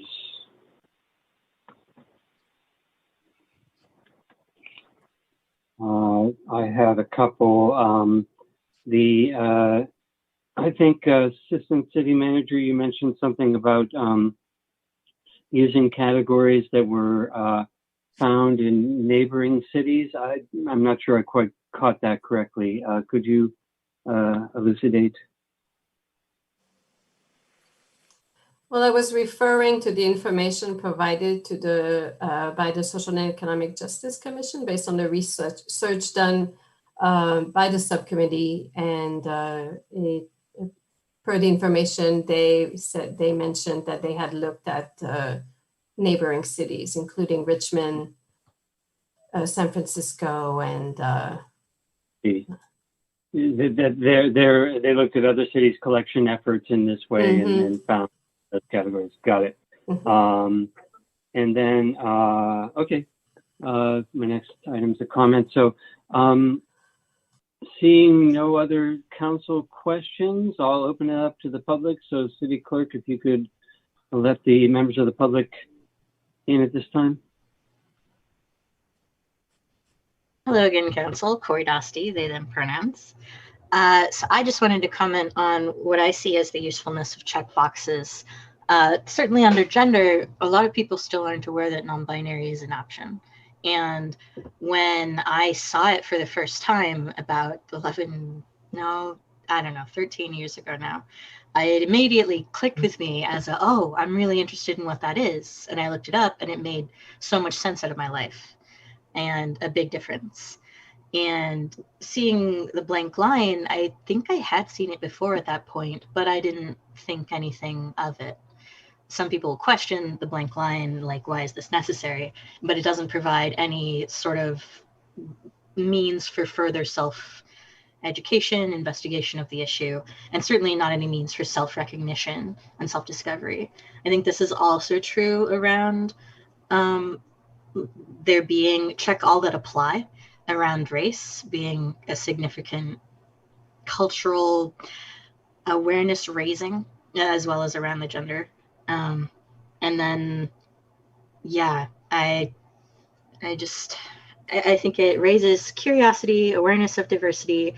It disrupts sometimes literal black and white thinking. It can lead to better overall frameworks of what some of the broader categories are. It will never cover everything, but that's why there is a fill in the blank. So I do think that there is a lot of merit in there being checkboxes. Thank you. Thank you. Next speaker, please. Hi, good evening. Yeah, demographic categories, right? Age, youth. This looks like race, and obviously, like she said, male, female, binary. I don't think you have enough here. I mean, you just say Asian, right? This is language you want to adopt. Asian. I mean, there's so many different types. If your goal, like it says in the previous sentence, if your goal is to plan more effective outreach to ensure that its goal is to represent the entire community, you're saying Asian. What about Cantonese, South Korean? I mean, there's so many, and you group all of them together. You just group all of one Asian together. You need to have subcategories.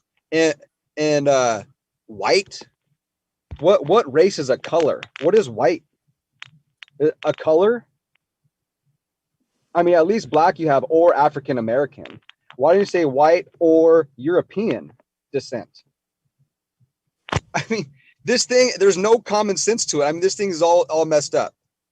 That'd be great. You have prefer not to say, but myself, I'm 50% Portuguese, and I think some Irish, some other stuff in there, right? So what do I put? Where's Portuguese? Do you know how many Portuguese people there are in the world? I mean, South America, Brazil, I mean, it's Portugal. I mean, there's a whole language, Portuguese. It's not even on here. So what do I do for Portuguese? Is that Hispanic? Chicanx?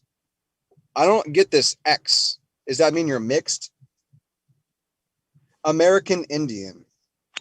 I mean, there's so many tribes, right? The Sioux, Cherokee. I mean, if your goal is to effective outreach everybody, I think, having some subcategories where people could actually identify themselves. Because I can't identify myself with any of those.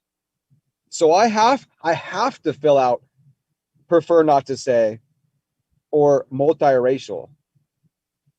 Well, I'm just grouped at a category of multiracial. I'm half Portuguese and Irish, but multiracial, I could be half Portuguese and Irish, and I'm in the same category as someone that's completely different ethnic background, but we're in the same category. So I do like the blank one. That's obviously the best one you can get because that your time is up. Your time is up, sir. Thank you. Thank you. And there's no further public comment. We'll bring it back to the council. And I did forget one question I had for the chair, for Chair Downs. Just some clarification about the mechanics. You mentioned that the way of aggregating it, the information where I think it was the staff and the council did not see the individual responses, but only the aggregate. That was less staff burden. And what were the mechanics of that? Some sort of separate entry form? So a simple way, and a way that a lot of things like academic journals, which I deal a lot with, do is, say you have your submission portal, and then you say if you'd like to voluntarily disclose, there's a link out that takes you out to a Google form. The default setting on that is that you see the aggregate, but not the individual. And so people can go in there, they would fill out a form like this one, or however you alter it. The owner of the form, in this case, the city or a member of city staff, would then be able to see, for the check boxes, how many, and then, also the sort of additional things that were filled in. So that would make for a relatively, you would not be able to connect it to the individual in both the good and the bad way. It preserves their anonymity, but it would make it difficult, it would make it impossible to fulfill the vice mayor's questions about, city council being able to look and to see. It would make it easy for staff, but it would also, preclude, that type of engagement. That's the trade-off I would see. Yeah. So if you did that for the applicants, then you would get a sense in the aggregate for the diversity of the applicants, but then you'd have to present the form again for those people who were appointed, so then you knew the composition of the appointees as well, something like that. Information, that's right. Yeah. Okay. All right. So, but I see. But the doing it through the Google form or something like that only captures the aggregate information, and all the identifiable information about that person is somewhere else. Got it. Okay. All right, thank you for that. Further comments from council members?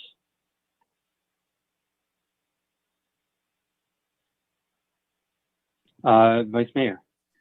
One of the things, I think we've talked about this 3 different times now, which is fine. We're honing in on it. But one of the things we always come back to is the burden on staff. And I'm curious if staff would like to comment if they have a preference, if they think there's a way to tweak this to make it easier for them. If there's anything, to me, it's still a little vague, so perhaps we haven't really thought that piece out yet, but if you could share that, it would be great. Any staff member want to take that?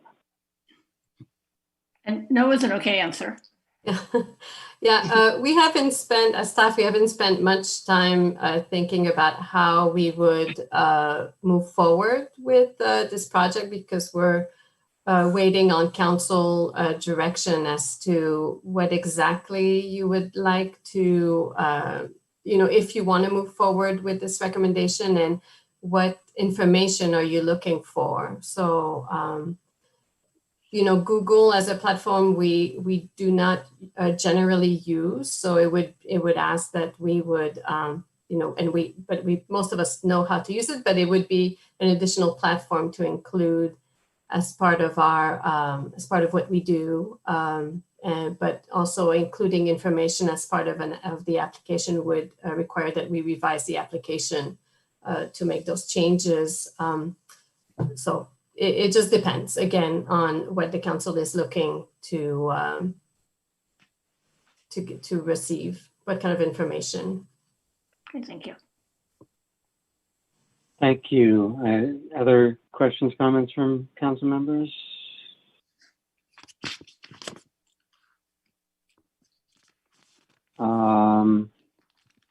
Not seeing any hands. I am generally in favor, and I think this could be implemented easily, but there's certainly at least a little bit of staff cost with training and figuring out how to set it up and doing the nuts and bolts. But I'm generally in favor, and seems like the SCJC has done the lion's work of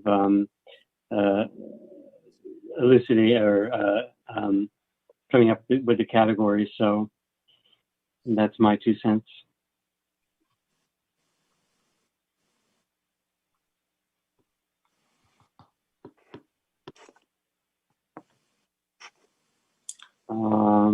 Go ahead, Councilmember Moss. So I'm trying to wrap my brain around what we're trying to figure out here. And maybe if as I see it, it seems like the question is either we're gathering information which we think that could then be used to evaluate how diverse our advisory commissions and committees are. And if that's the main thrust of what we're trying to do, then some kind of Google forum that aggregates this information might be the best way of doing it. Or are we trying to expand representation to on our advisory commissions and committees so that we have a more representative of a lot of different groups in Albany, in which case the bullet point or the checklist that people would do, so that when we get applications, the council members could look at that and determine they fit this, and this category, and we want to proceed with that. So it seems like somebody please correct me if I'm misunderstanding that, but is that basically what we're trying to figure out here?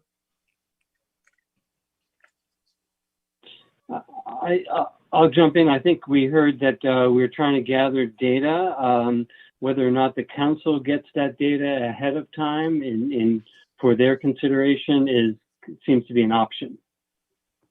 So, but we want the data for the applicants and the eventual appointees. I believe, if I could, if I can simplify it to the simplest point.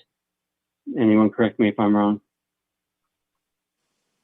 Well, it would seem that if it's mostly around gathering data, then something like this Google forum thing would be the best way to get an aggregate of data about who's on our commissions and committees.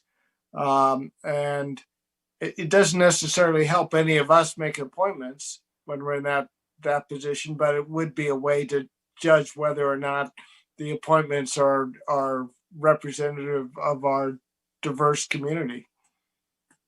Yeah, well, I'll speak to that a little bit, because I think that it might be a double-edged sword for the city council members to know this information ahead of time before they appoint, because it may introduce some bias. I certainly am not an expert on this, but I might want to be a little blind to that information ahead of time. Although in the non-COVID eras, well, even in the COVID eras, you certainly are free to call or Zoom in the non-COVID eras, meet with your potential appointees and get that information firsthand as well. So I don't see necessarily having the council members necessarily having to have that. I don't see that as a big benefit necessarily. The data collection, but yeah, not the council having that information ahead of time. Another point of clarification, if everybody who applies to commissions uses the Google document to fill in their demographic information, we won't be able to extrapolate the information from the Google document for the appointees only. So what you will receive, what will be collected, is the demographic information of all applicants to commissions, unless there's a way of identifying, who is Right. who is appointed Well, after the fact. Right. Right. Well, I was trying to point that out earlier with my question to Chair Downs, and what you simply could do is then, for everyone appointed, they would fill out the form, a different form again, which would aggregate the data only for the appointees. So, yeah, it would be another step in the process. Otherwise, you'd have to get into like random numbering of the people or something, and that can get really complicated. Mayor, I'd also just like to add, if this item moves forward, I'd like the council to direct staff to work with the city attorney just to ensure that we're in compliance with the complexities of protection in terms of what information is public and how it's compiled. Okay. So it looks like we're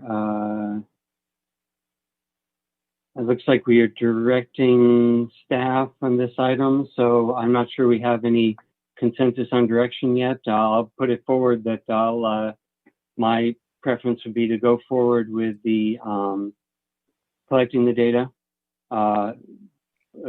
anonymously and not having the council access to that data at the appointment process. I can support it. I can support that idea. I'll second that. Okay.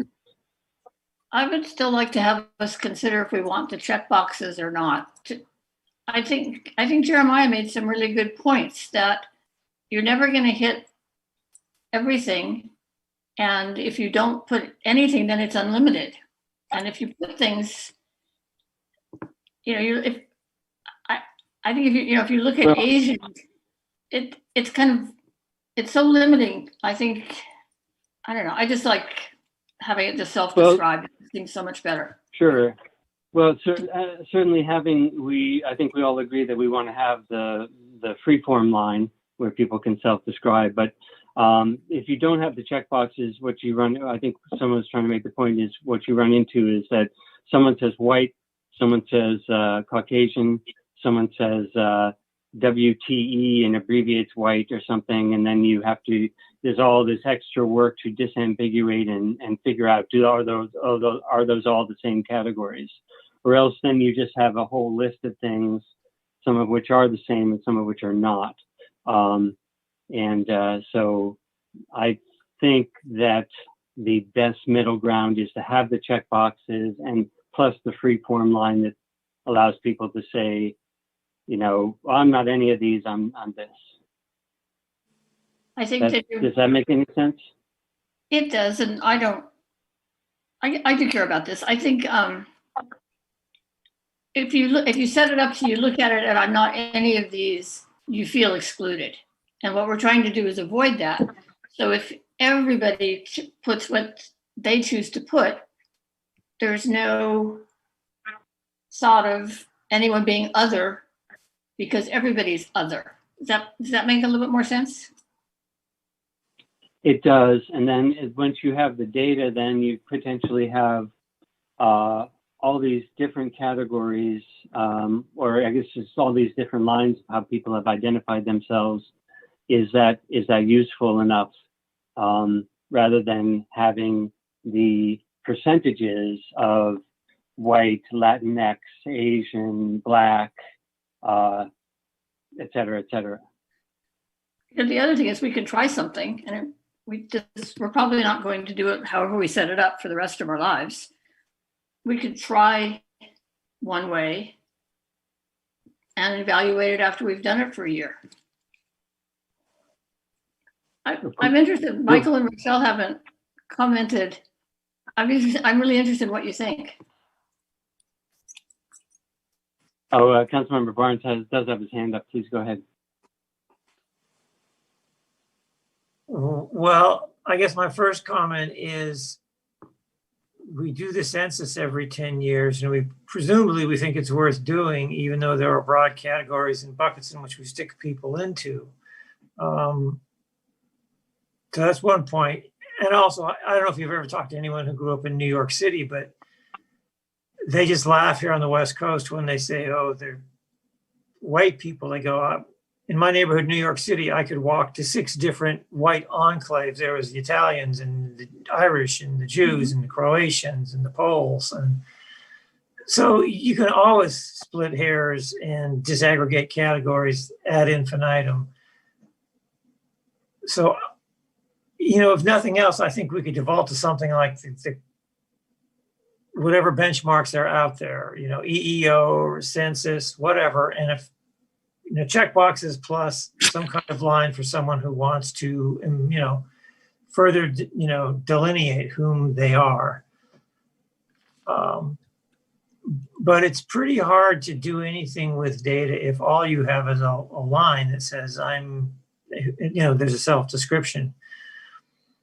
And in general, I agree with the mayor and with the chair of SEJC that I personally don't really necessarily need to know someone's ethnicity because that's really a very fluid concept anyway, but it's good to have some sort of data to track how the city is doing. And it should, as the city manager suggested, conform to certain legal standards so that people are protected and they feel safe and the city is protected and feels safe too. I don't know. I have a mixed race kid. I could tell you lots of stories. You don't want to hear my stories. And you just have to start from someplace. Like Peggy said, so I'm happy with a fairly conventional bunch of check boxes in a line if someone wants to explain in further detail. That's it. Okay, thank you. Councilmember Nason, did you want to say anything? Yeah, I'm gonna vote for this. What Council Vice Mayor McQuaid is saying makes sense to me, but I do have to say I think we have some really obvious things, like we have this lack of engagement with the Asian community. It's just extremely obvious. I think the Hispanic community as well. I feel like, well, this is kind of a bureaucratic thing that we're going to compile information and we're going to have these lists and, we'll maybe do some kind of benchmark. Gee, I don't know. It just, and it's the kind of thing that it seems to me is, as a little tiny town, this is one of those things that is not really scalable. It's going to take our staff probably about as much work as it would in a much, much larger town, because it isn't dependent on the number of replies. It's dependent on what kind of process is adopted. So I'm not enthusiastic, and I've never liked filling out forms that asked me about my identity. It just has never felt good or appropriate to me. And finally, in this situation of appointing people to advisory committees, I have found usually having to really beat the bushes for people to come and get on these committees. It's not like I don't see that we're getting lots of applications, and are we choosing appropriately among the people who are applying? The problem is getting people interested and willing to do this. I'd rather spend the money on, offering babysitting money for young mothers who might be interested in serving on the committees. I'd rather spend it on that than spend it on, staff processing of forms. But I'll go along with this if it's what other people want and in deference to the work of the SEJC. But, that's my personal idiosyncratic view. Okay, I'll just weigh in that we should be mindful of time as we still have a number of agenda items to get to. It's 10:10. So I'm hearing support for gathering the data anonymously, not on the city form, but on some other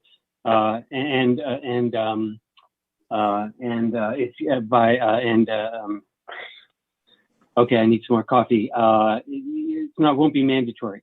And so gathering the data by another form off of the original form. And so if there seems to be a majority in favor of that, can we just go with that, and does staff understand what I just said?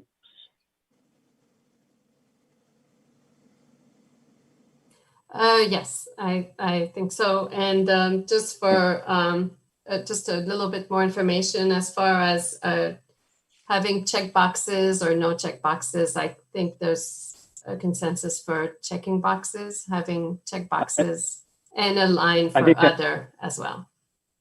Yeah, I think I heard the majority express the check boxes plus the line, a preference for that. I will add that staff will need a little bit of flexibility as we sort out how this will move forward. So bear with us as we do that and coordinate with the city attorney as well. Yeah, absolutely. Yeah, thank you for that. Okay, if staff's good with that direction, then I would ask that we be able to move on to item 10.2, I believe it is, which is another request from SEJC to increase the commission membership, which is an item we've also talked about before. So go ahead, staff, with the report on this. Sure. So the Social and Economic Justice Commission is renewing a request made to Council in October 2019 for an increase to the Commission's membership of 2 at-large members, partly due to an increased priority for work on equity and inclusion. The current membership of the Social and Economic Justice Commission consists of 5 members appointed by the City Council. To address work plan items, the Commission has established several 2-person subcommittees to address most items. And in response to the Equity Impact Plan work recently directed by the Council, the Commission also established 3 new subcommittees to address different elements of the plan, and another 2-person subcommittee to participate in the working group to develop the framework of the Community Task Force on Policing. So there's many of the members are involved in different subcommittee groups, and there's a consensus among the commission that having many members participate in the different subcommittees is a lot of work for each of the members.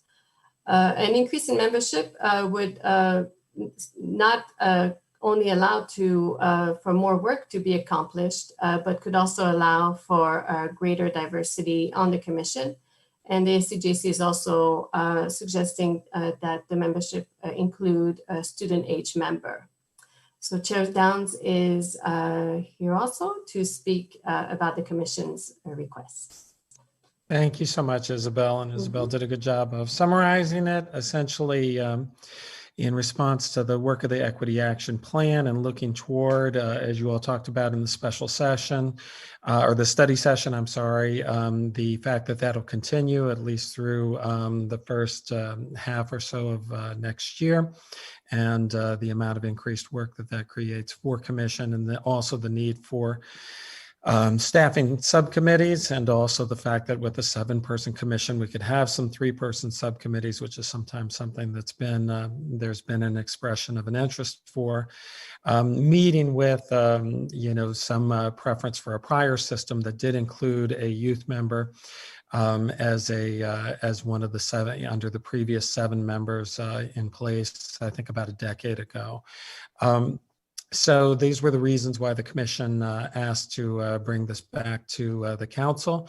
There was discussion about different ways of acquiring the additional 2 members, recognizing, the sort of simplicity of a system of 5 council members, each selecting 1 commissioner, and then that being ratified. And while people did talk about models like the old one of asking the Board of Education to name 1 youth and 1 adult, and while we wouldn't object to that, we also decided to simply say that we were also fine with council, just as it collected applications, of devising its own system, with a hope that it would prioritize diversity and inclusion of at least, allow for the inclusion of at least 1 youth member. So glad to take questions, appreciate your consideration.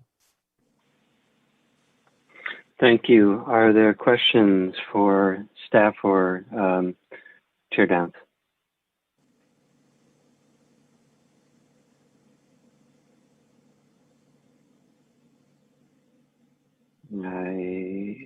Yeah, Okay. I'll ask a question. Go ahead, Vice Mayor. So it's the end of September and commissions have to be redone at the end of December anyway. I'm not quite sure I see the logic in appointing someone at this point who will probably have probably two meetings, because I'm not sure how fast we'll be able to move. And then they need to go through the whole process again, and maybe will or will not be reappointed. I don't know why we would consider this at this time. I guess that should have been a question. Why would we consider that now?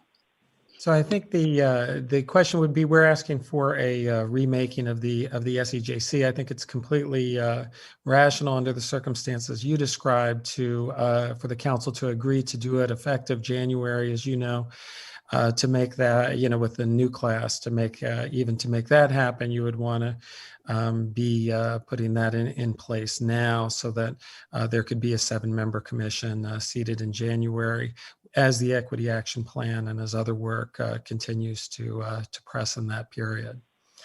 So I agree with you that it would be difficult to accomplish this, not impossible, but that it would be difficult to accomplish this in time to make a big impact on 2020. But it is the right time to, at minimum, make an impact upon 2021 and 2022. Okay, other questions from council members? Not seeing any, and we do have one attendee who wishes to speak, so let's go ahead. Any attendees who wish to speak, please raise your hand, and City Clerk, please call in the attendees. Hi, good evening, everybody. Yeah, I believe this is one of the greatest movements ever made in Albany's government policies. This is every committee has this, even the city council. The mayor, ask yourself, how many subcommittees are you on? 5, 10, 15, 20, 25? How many subcommittees have you appointed yourselves to where nobody from the community can get involved? So finally, Social and Economic Justice Committee, it's the right committee to do it. We need more help. The work is way too much. We need extra assistance. We're already on too many subcommittees. So this allows opportunity for somebody brand new, a student, somebody that wants to try and give it a shot, even if it's just for 1 or 2 meetings, Madam Peggy. It's just giving someone an opportunity. It's giving someone some extra credit or some life experience. And by yourselves hogging all these subcommittees, those subcommittees could be a different person from the community. You could actually have over 500 people, let's say. I don't know how many subcommittees there are, but we could have a lot more community input.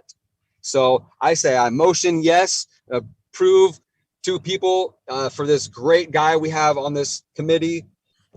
Yes, yes, yes. Thank you. Next speaker, please.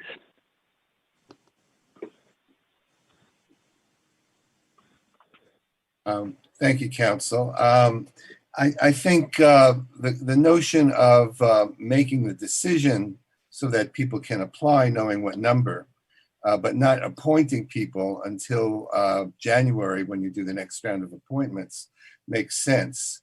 There are a lot of issues that are going to face us going forward as we move through the equity impact plan and start to implement it. For example, if we're going to think about different ways of providing certain kinds of services that are now provided by the police, there's going to be a lot of effort that will be involved in figuring these things out. I think we're going to need more people on social and economic justice for a while. The work we've been doing with the schools, by the way, suggests to me that to the extent that we can collectively think about social and economic justice, not just at the city level, but at the school level as well, we can have a much more integrated and effective approach. So the possibility of the school district appointing some member or members, I think is appealing, particularly with an issue like this, which touches everybody and every age in the city. So I would like to encourage you to do this, but obviously to do it in a way that makes sense, and probably to do it right now doesn't make a lot of sense, but to make the decision to do it does. Thank you. Thank you. And that does it for public comment, looks like. So we'll bring it back to the council and council member comments.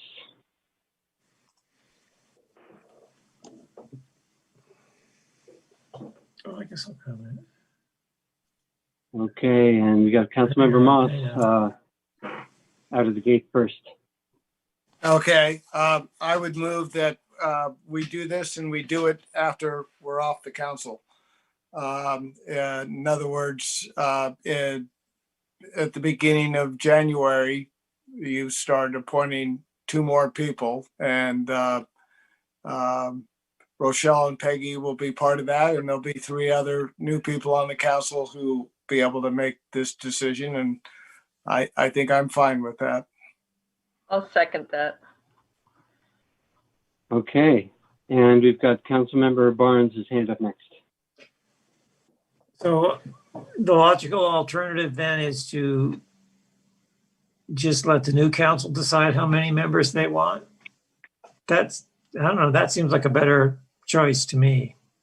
I mean, why would we impose this on a new council? I don't understand the logic of doing that. But you know what? It's, there's a motion on the floor, so we can just vote on it. Okay. Thank you. And Vice Mayor has her hand up next. Thank you. I honestly, I have mixed feelings about this, but if we were to go to 7, would there be 2 at large? Is that the idea? I know in the past there's been comments about at large members sort of being disproportionate. Some people are just council members getting disproportionate representation, as some people are actually appointing 2 people. And, I was kind of intrigued by what Bart said about the school district. If we're going to add 2 people, I think I would prefer that the school district appoint 2 people. I think that might be an interesting dynamic. And just to sort of tag on, Michael, to what you said, I don't really have a problem doing this now. I mean, I could wait till let the new council decide, but I sort of think that if we're going to do it, we should start out in January and not sort of wait for the council to have time to think about it. And I think we should just do it if we're going to do it. And how do you feel about Supreme Court justices? That item is not on the agenda. Okay. I Just, think this is the obvious analogy. I couldn't help myself. Okay. Yeah. So we have a motion, as I understand it, by Councilmember Moss to move forward with the 2 new at-large appointees to be implemented starting in January. Well, assuming applications can come any time before January, but would not be seated until January, the new members. And that is, as you understand it, the motion that you seconded, I believe, Councilmember Nason? Okay, getting a nod. And so we do have a motion and a second. Further discussion? I have a question about the comment you just made. Isn't there a time for applications? I don't think you can just, and correct me if I'm wrong, I guess, Nicole, don't we open applications, or can you apply at any time? And how does that, I'm not sure how that works. You can apply at any time. We hold applications. Okay. So yeah, you'll see in the e-news, we're encouraging applicants to send in their applications whenever it works for them for the upcoming appointment period. So even if they've applied a long time ago, they're just held and. If they haven't been appointed, yes. Okay. Thank you. Okay, further discussion. We have a motion on the floor. Let's go ahead and call the roll then, please, City Clerk. Councilmember Barnes, No. Councilmember Moss, Yes. Councilmember Nason, Yes. Vice Mayor McQuay, I'm going to vote no. I'd rather the school district appointed. Mayor Pilch. Yes. The motion carries. Okay. Thank you for that. Moving on, I wondered if before we tackle the next two items, council members would like to take a break or short 5-minute break or just march on. Before we even do that, can I make a motion to extend? It's not quite 10:30, but we're darn close to 11:15. Okay. Is there consent on that or agreement to that? I'll take the nodding heads as agreement. So extended to 11:15. March on or take a short break? Let's go. March on. March on. March on.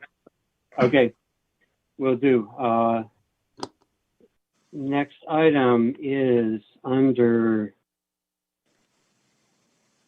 pardon me, lost my place here. Okay, item 12, new business. 12.1, recommendations from the working group to develop a community task force on policing.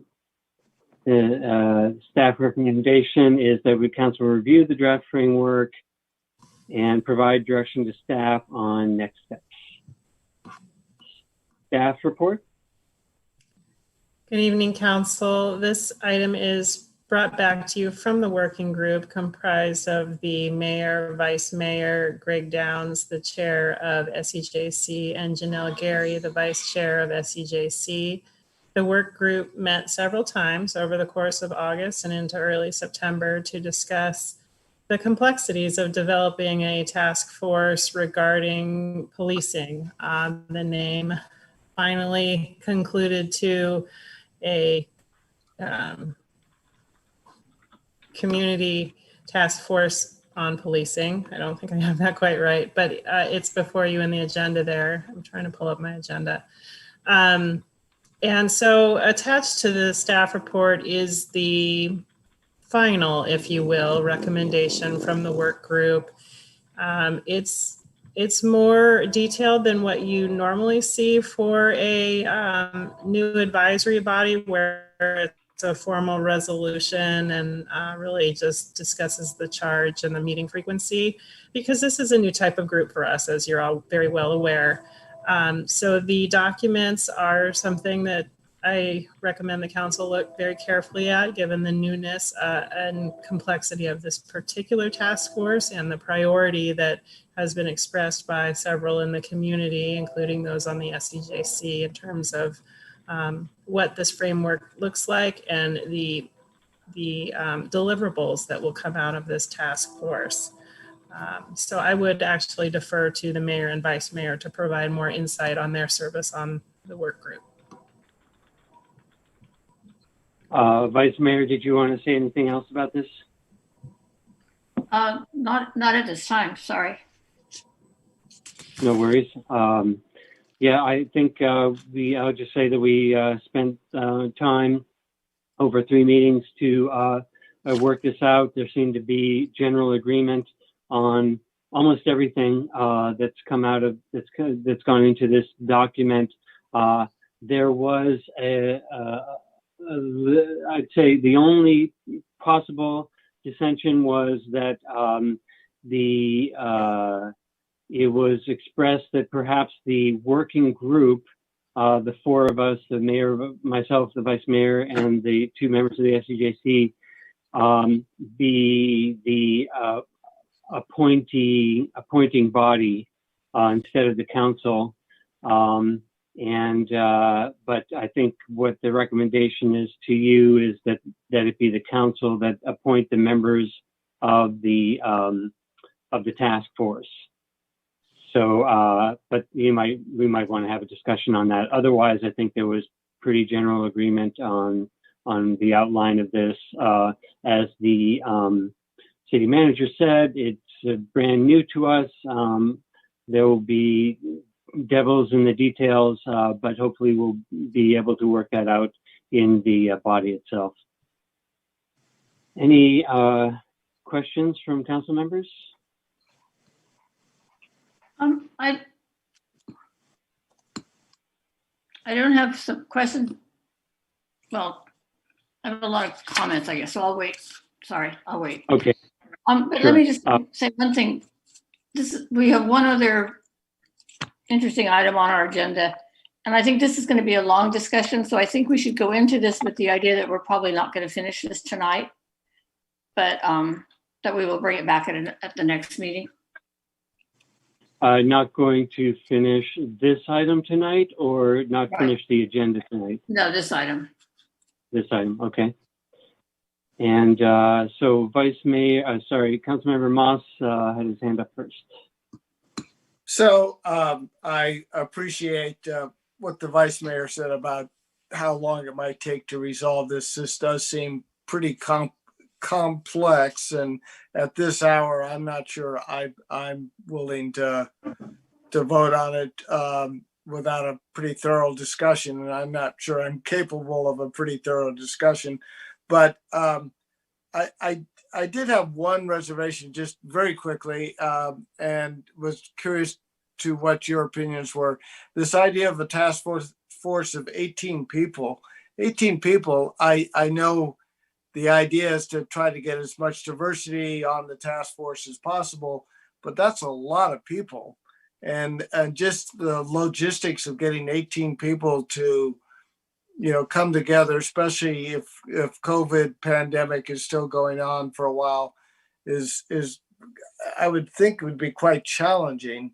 Was there some consideration of some smaller group, or is 18 the magic number? If I could just speak to that, 18 came out of an earlier proposal where we picked certain people from certain groups or organizations in town, and then we decided that instead of picking from certain organizations, we would just have criteria for the types of people that we want to have, or we would have enough information in the applications that they filled out that it would allow us to appoint a diverse group of people. And I think so. The number 18 came out of the original proposal. I did suggest at one point that we could consider reducing that, because I agree it does seem like it could be an unwieldy number of people. Then again, with that number of people, you have more diversity. So it's a good question. But 18, but if this proceeds, even if we can make a decision on this in the next meeting or so, and this starts to proceed, you're doing this in a Zoom meeting. And that, I don't know, I just find that potentially pretty challenging. I think the appointment process could be a little bit drawn out too, because of the number of people as well. Something to consider. Yeah. And Councilmember Barnes had his hand up next. Well, I think if you're going to have 18 people, they should all have really big computer monitors so they can see each other's faces. Boy, where to start? I guess I have a bunch of questions. Question one is this going to be our only process for dealing with policing issues, or will there continue to be some parallel process in SEJC? That strikes me as a bad idea. I think we should have one. And I agree with Pete, 18 is a lot of people. I am concerned about a self-selection process. If to drum up 18 people, and Rochelle mentioned this sort of beating the bushes problem before. I don't think you want to let people self-select onto this commission or committee because you'll just get people with very strong opinions, and that might be interesting, but it might not be productive. And the obvious question is, will this task force end? I see it says 6 months plus it can be extended for 3 months. And then I don't want us to have another waterfront committee that sort of lived on for years. It would be nice, I think, if this group had a concrete charge and a concrete timeline, and then was done. I mean, that's why we have a task force model as opposed to making this a new permanent commission. And then finally, we just talked about this, but I'm looking at this questionnaire, I'm like, oh boy, is that even legal? I mean, there's a lot of very personal information in this questionnaire, and the issues of privacy, just come up again. So I don't know to what extent that was discussed already, but this is problematic. And that's enough for now from me. I'm sure other people will have issues. Yeah, your last point is a fair one. There's another question in there that I've forgotten now. Unfortunately, I should have written it down. I don't know if the city manager wanted to speak to any of those questions. Sure, thank you, Mayor. Yes, like the previous item, some point in the conversation, I was going to add that we would definitely need the authorization to convene with the city attorney before this is formally adopted as well, because there are quite a few ins and outs that we need to iron out a bit more. This work is the combination of work between the consultants and staff, and so that's why it's a little bit different, and we don't have our arms fully around it just yet. I think Councilmember Barnes' other question was whether or not SEJC would continue their work with regard to policing matters, as well as this new task force.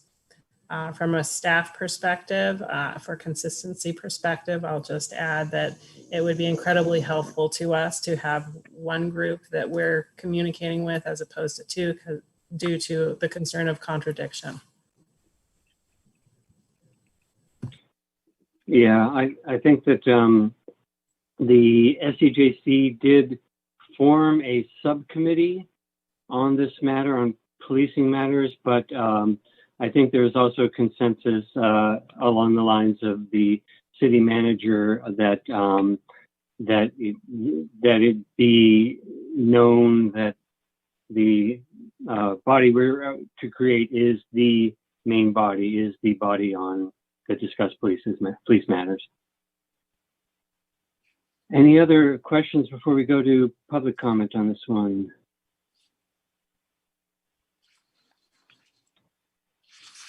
And why don't we just go ahead and do that then, City Clerk, if you would call the folks in.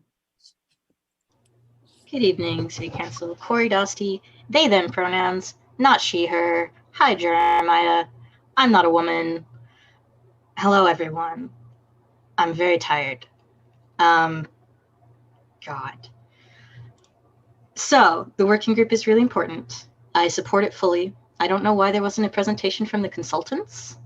I feel like that would have avoided a lot of these concerns, because so much of what you all just raised was addressed by the consultants and then wasn't answered by Mayor Pilch or Vice Mayor McQuaid, despite being on the working group and having worked with the consultants. So I really feel like the consultants could tell you why it is the way that it is. 18 people, the consultants repeatedly said, was just like a ballpark to be flexible. It is, you pick what feels like the right number. It could be lower, it could be higher. This is not set in stone. Please don't get hung up on the number. They said that repeatedly. The concern about being able to find 18 people, there were over 100 emails sent about this, right? I just want to reiterate, there has been so much public engagement on this matter, and we can't make every meeting, but there are over 100 people interested, and maybe not all 100 will apply, but I think we can get 18 people. And I don't think that worrying about the number, that was part of the consultant's point too, was see how many people apply. There is a concrete charge and timeline built in. The timeline is explicitly about ending. The questionnaire, a lot of the folks most impacted by policing are demographics that aren't surveyed, and there are huge confidentiality issues, yes. And that was one of the things the consultants were talking about needing to look at with the attorney, because they don't necessarily know about, you know, if this is going to be public facing, what information, how do you redact it? So that is a concern. This is the best way to elicit who is most affected if you're having enough opinions, including positive opinions. That was also addressed. There's a question about, what is your opinion of the police? And they talked about not wanting to only solicit negative opinions. Also, it was never agreed as a consensus that the working group be, or that the council be the appointing body. Mayor Pilch, you've had that you brought that up every single time, but every time both SEJC chair and the vice chair would say, oh, but no, we think we and the consultants need to really be involved, at least advising, even if we're not picking. So that has continued to be consistent, and please do involve them, at least the consultants. And yeah, okay, thank you. Thank you. Next speaker, please.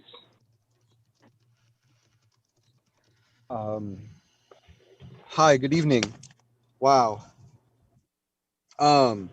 It's all about how transparent the city council wants to really make a change, right? I'm looking at this thing and it says, you know, the task force.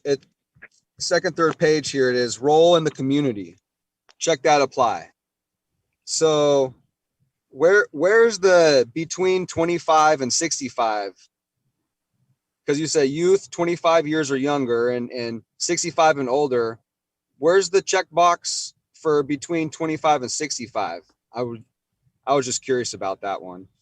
You know, and it's all about this application, right? This flyer to fill out.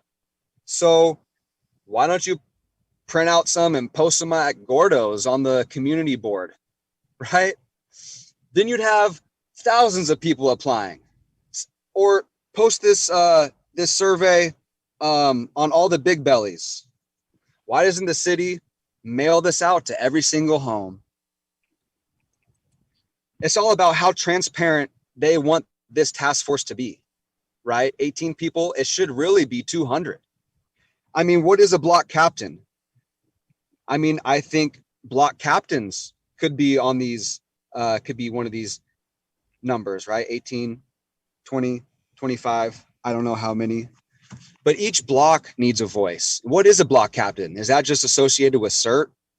Because I think a block captain could really, we should reapply that, make a block captain a great person, a leader, because I don't even know how to apply to be a block captain anymore, you know?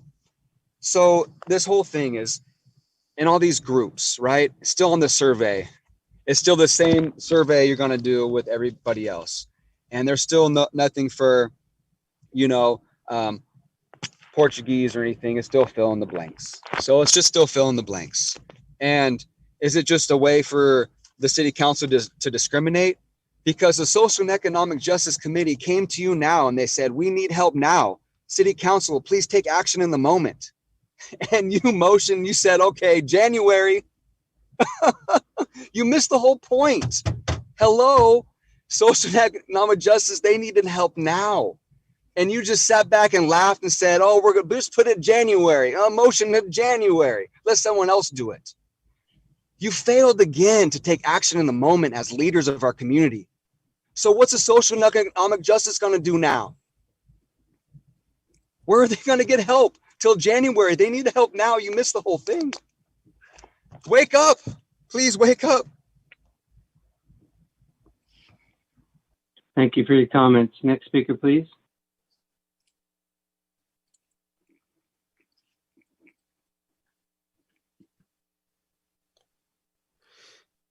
Hi, I'm not sure. Hi, this is Greg Downs, as a member of the working group, and appreciate all the work that went into it. I agree that there's a lot here to take in and to contemplate. I wanted to just make a couple of quick responses. I do agree that I think that it would be useful to have a presentation from Nicole Anderson about the planning for this so that people could understand the overall framework and structure of it, and how some of the sort of choices were made in terms of thinking about a group that would have a defined time and a defined task to identify as short, in that short term, 6 to 9 months, what kind of recommendations to make for something more permanent. I also wanted to speak to the question of the SEJC in this because it's come up a couple of times. And it is true that SEJC, as part of the Equity Action Plan, was encouraged by consultants to work on a 10-year plan, which is something that would go beyond these types of timeframes on questions of racial equity and on developing goals, ideals, and principles of that. And that includes, as part of that Equity Action Plan, a subcommittee on policing. I think that emerges from something that was held by the consultants as well as by SEJC, and I had thought from council, which is that if we present an Equity Action Plan on race to Albany that doesn't include anything about policing, it's going to be seen as a joke.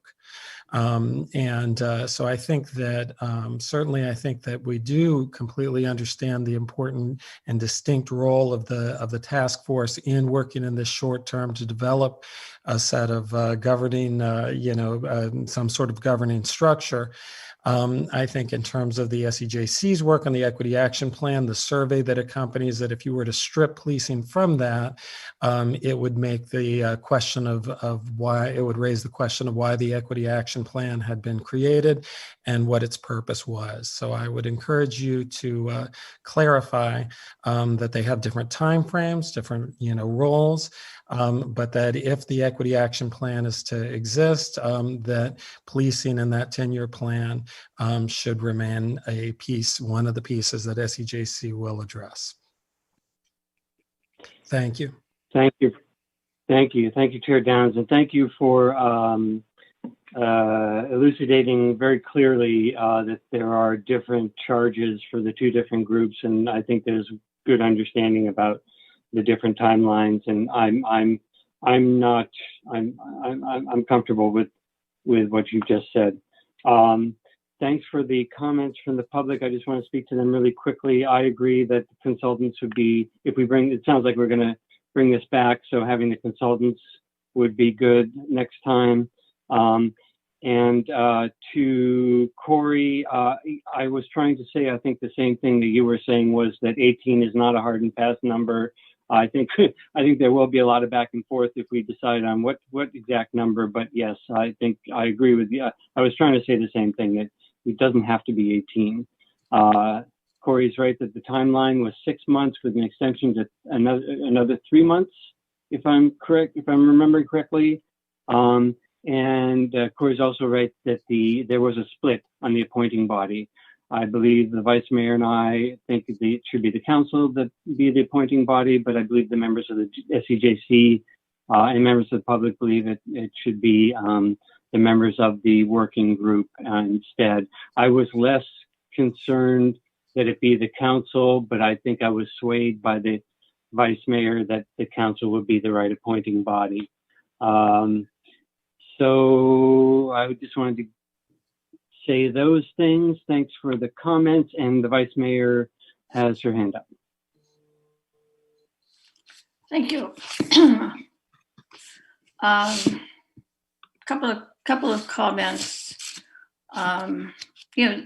This task force, like any other task force that we've had, is developed and given their assignments and given their parameters and everything from the city council, not from the SEJC and not from any outside consultants. This is our responsibility. If we're going to have this task force, we need to own it. We need to have the appointing power.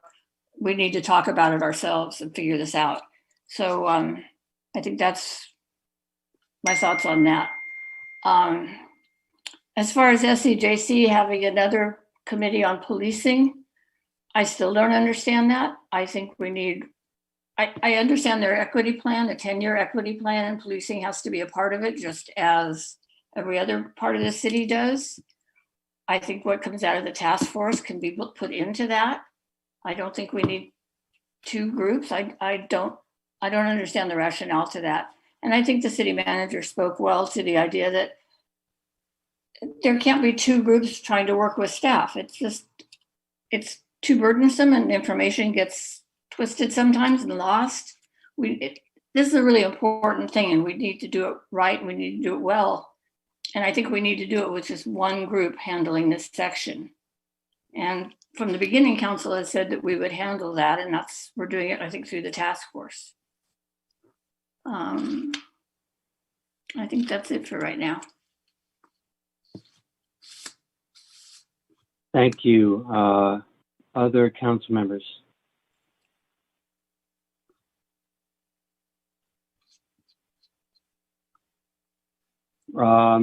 I think that perhaps the consultants could also weigh in on the two groups and maybe elucidate further at the next meeting, and we can talk about it more then as well. So do we want to let this turn around in our brains until the next meeting then?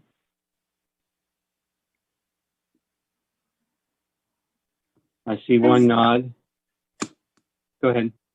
I was going to say, I have a lot of questions about the application, and I think perhaps if the city manager can talk to Mala before then, and so we have some clarity on what we can and cannot ask and how this will sort of play out. I think that would be helpful rather than my asking questions that probably don't really have answers tonight.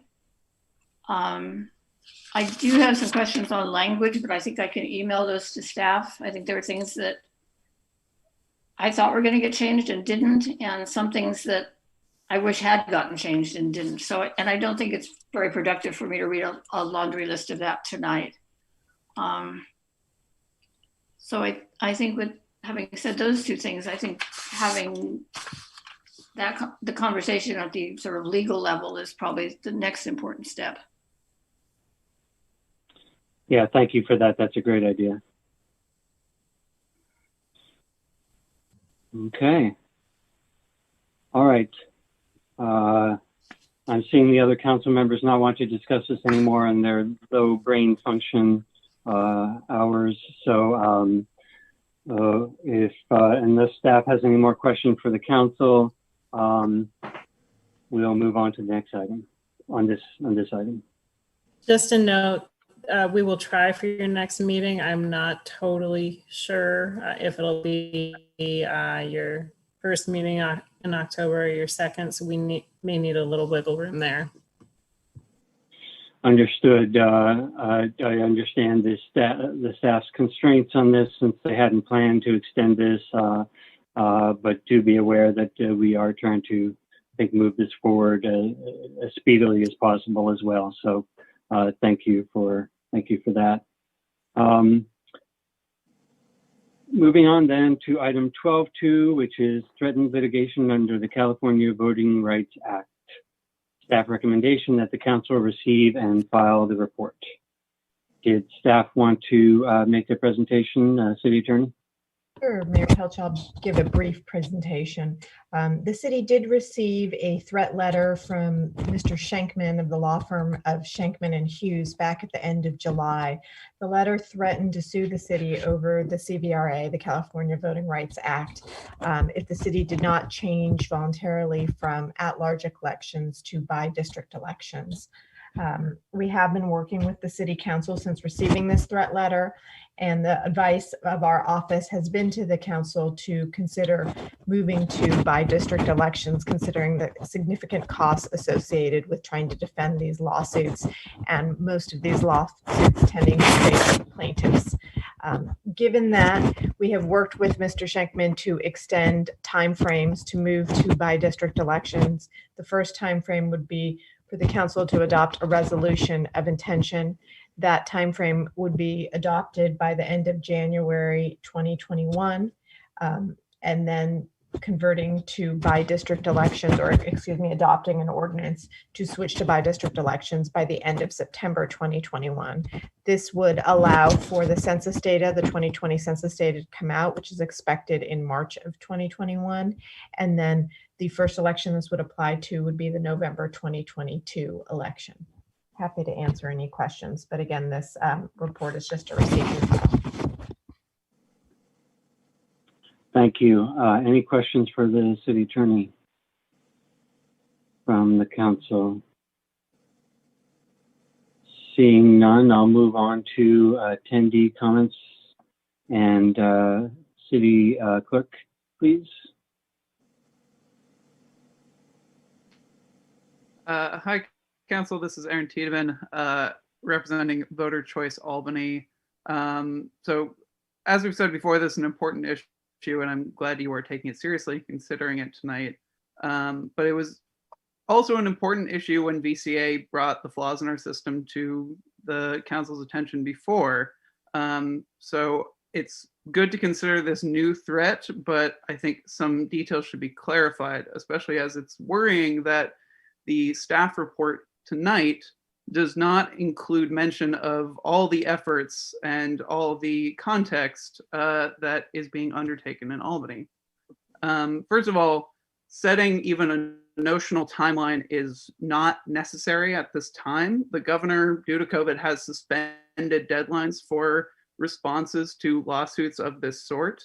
That's the opinion of VCA's lawyer, and I think is established fact. A quick Google search will show that.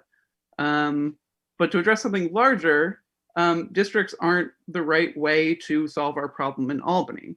Going to districts is a costly and expensive process. It's contentious, and it won't solve the problem. The reason that districts are a safe harbor under the CVRA is because the assumption is that you can draw a safe district for the underrepresented minority to win a seat in. That I don't believe is possible in Albany due to the heterogeneous nature of our populace. On the contrary, as the Charter Review Committee found years ago, and as the school board has advised, RCV, ranked choice voting, is the right choice. And on this note, I think you as the council deserve praise and deserve to be mentioned more in this staff report, because you voted to put Voter Choice Albany's measure on the ballot this November, which I can't thank you enough for. But if passed, RCV will respond to this issue, negating the need for this timeline and negating the need for a resolution to be passed, because it will respond to the issue at hand. Furthermore, it will better address representation issues than districts as described in the staff report. And that's why this measure is endorsed by the Measure BB in Albany is now endorsed by the League of Women Voters, the Albany Democratic Club, the Alameda County Democratic Party, the Sierra Club, the East Bay Times, and the Asian American Action Fund, among many others. So I just think that context needs to be in the staff report and needs to be in our conversations as a city going forward on this issue, because we are responding to this with something besides this notional timeline and commitment. Thank you. Thank you. Next speaker, please.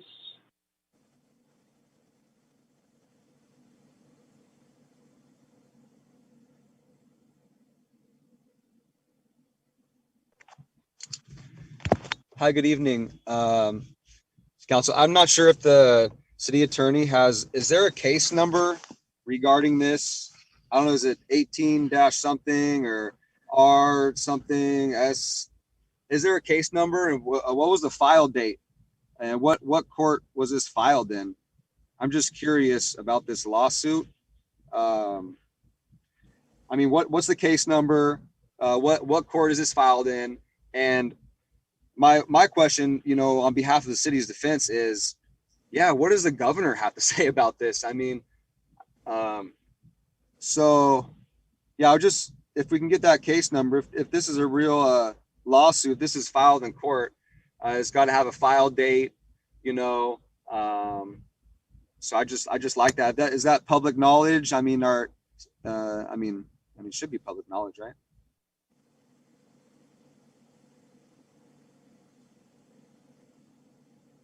Comments. Seeing no other speakers, I'll bring it back to council. I believe there's no case number because there is no case, there is no lawsuit. There's a threat letter, so there's nothing filed in court. But I would like the city attorney to speak to the timeline issue, since that would be a question for the public about why we're responding when the governor has suspended or seemingly suspended that timeline. This is to avoid a lawsuit from Mr. Schenkman, because Mr. Schenkman could still bring a lawsuit disputing the effectiveness of the governor's order and whether he had the authority to do so.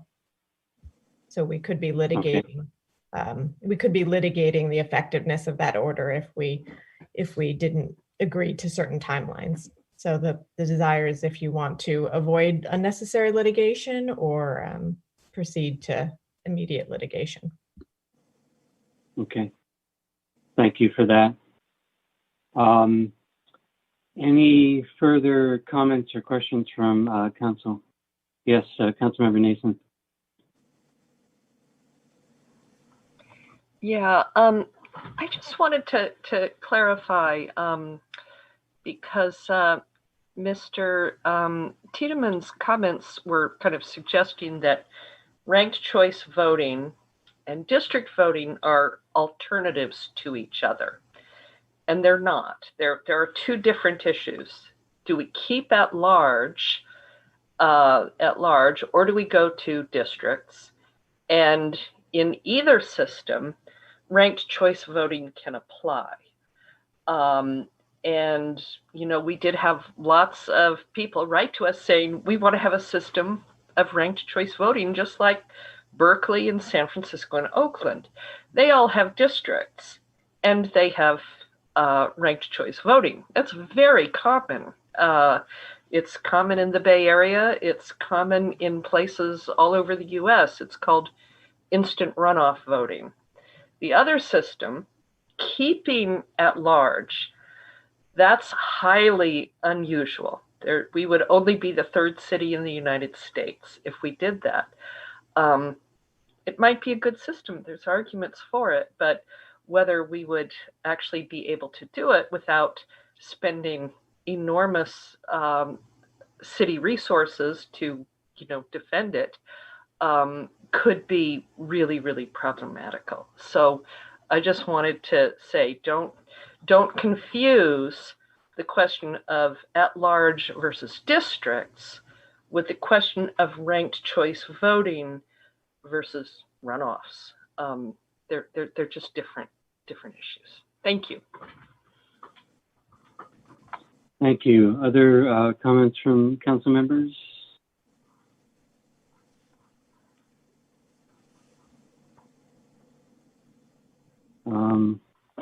Seeing none, I'll just say that I think I disagree with council members Nason's characterization. I think that fairness in voting in Albany could be achieved solely by ranked choice voting, and it would be the better choice than moving and moving to districts is not a good choice due to the nature of the geography and the populace. I didn't say anything about what was good or bad. I am just helping people. I just want people to understand that these are two different issues, and that if we do go with the at-large, if we keep at-large voting, which is what it sounds like Mr. Tiedemann wants to do, and we incorporate ranked choice voting, we would have, you know, a highly unusual system, and we might have to defend it legally, and we probably would lose that fight. So just so people understand these differences. A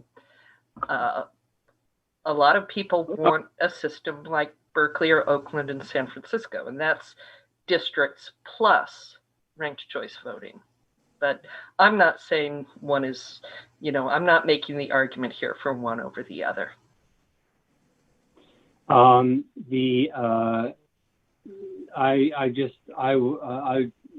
was more trying to say that I disagree with the characterization that they're two separate issues. I'll leave it there. But why? Why would they be the? Do you not see that there are two kinds of ranked choice voting systems? That you can have ranked choice voting with districts or at large. You do see that, right? I see that. I would call them both methods of doing ranked choice voting. One is among the single districts, and one is at large. Yes, but they're both ranked choice voting. One might be called something, but there might be a synonym, a different synonym for one of them, but they're both ranked choice. That's right. Yeah. Exactly. Yeah. But I'll let my previous comments stand. I don't think I have anything further to say on that.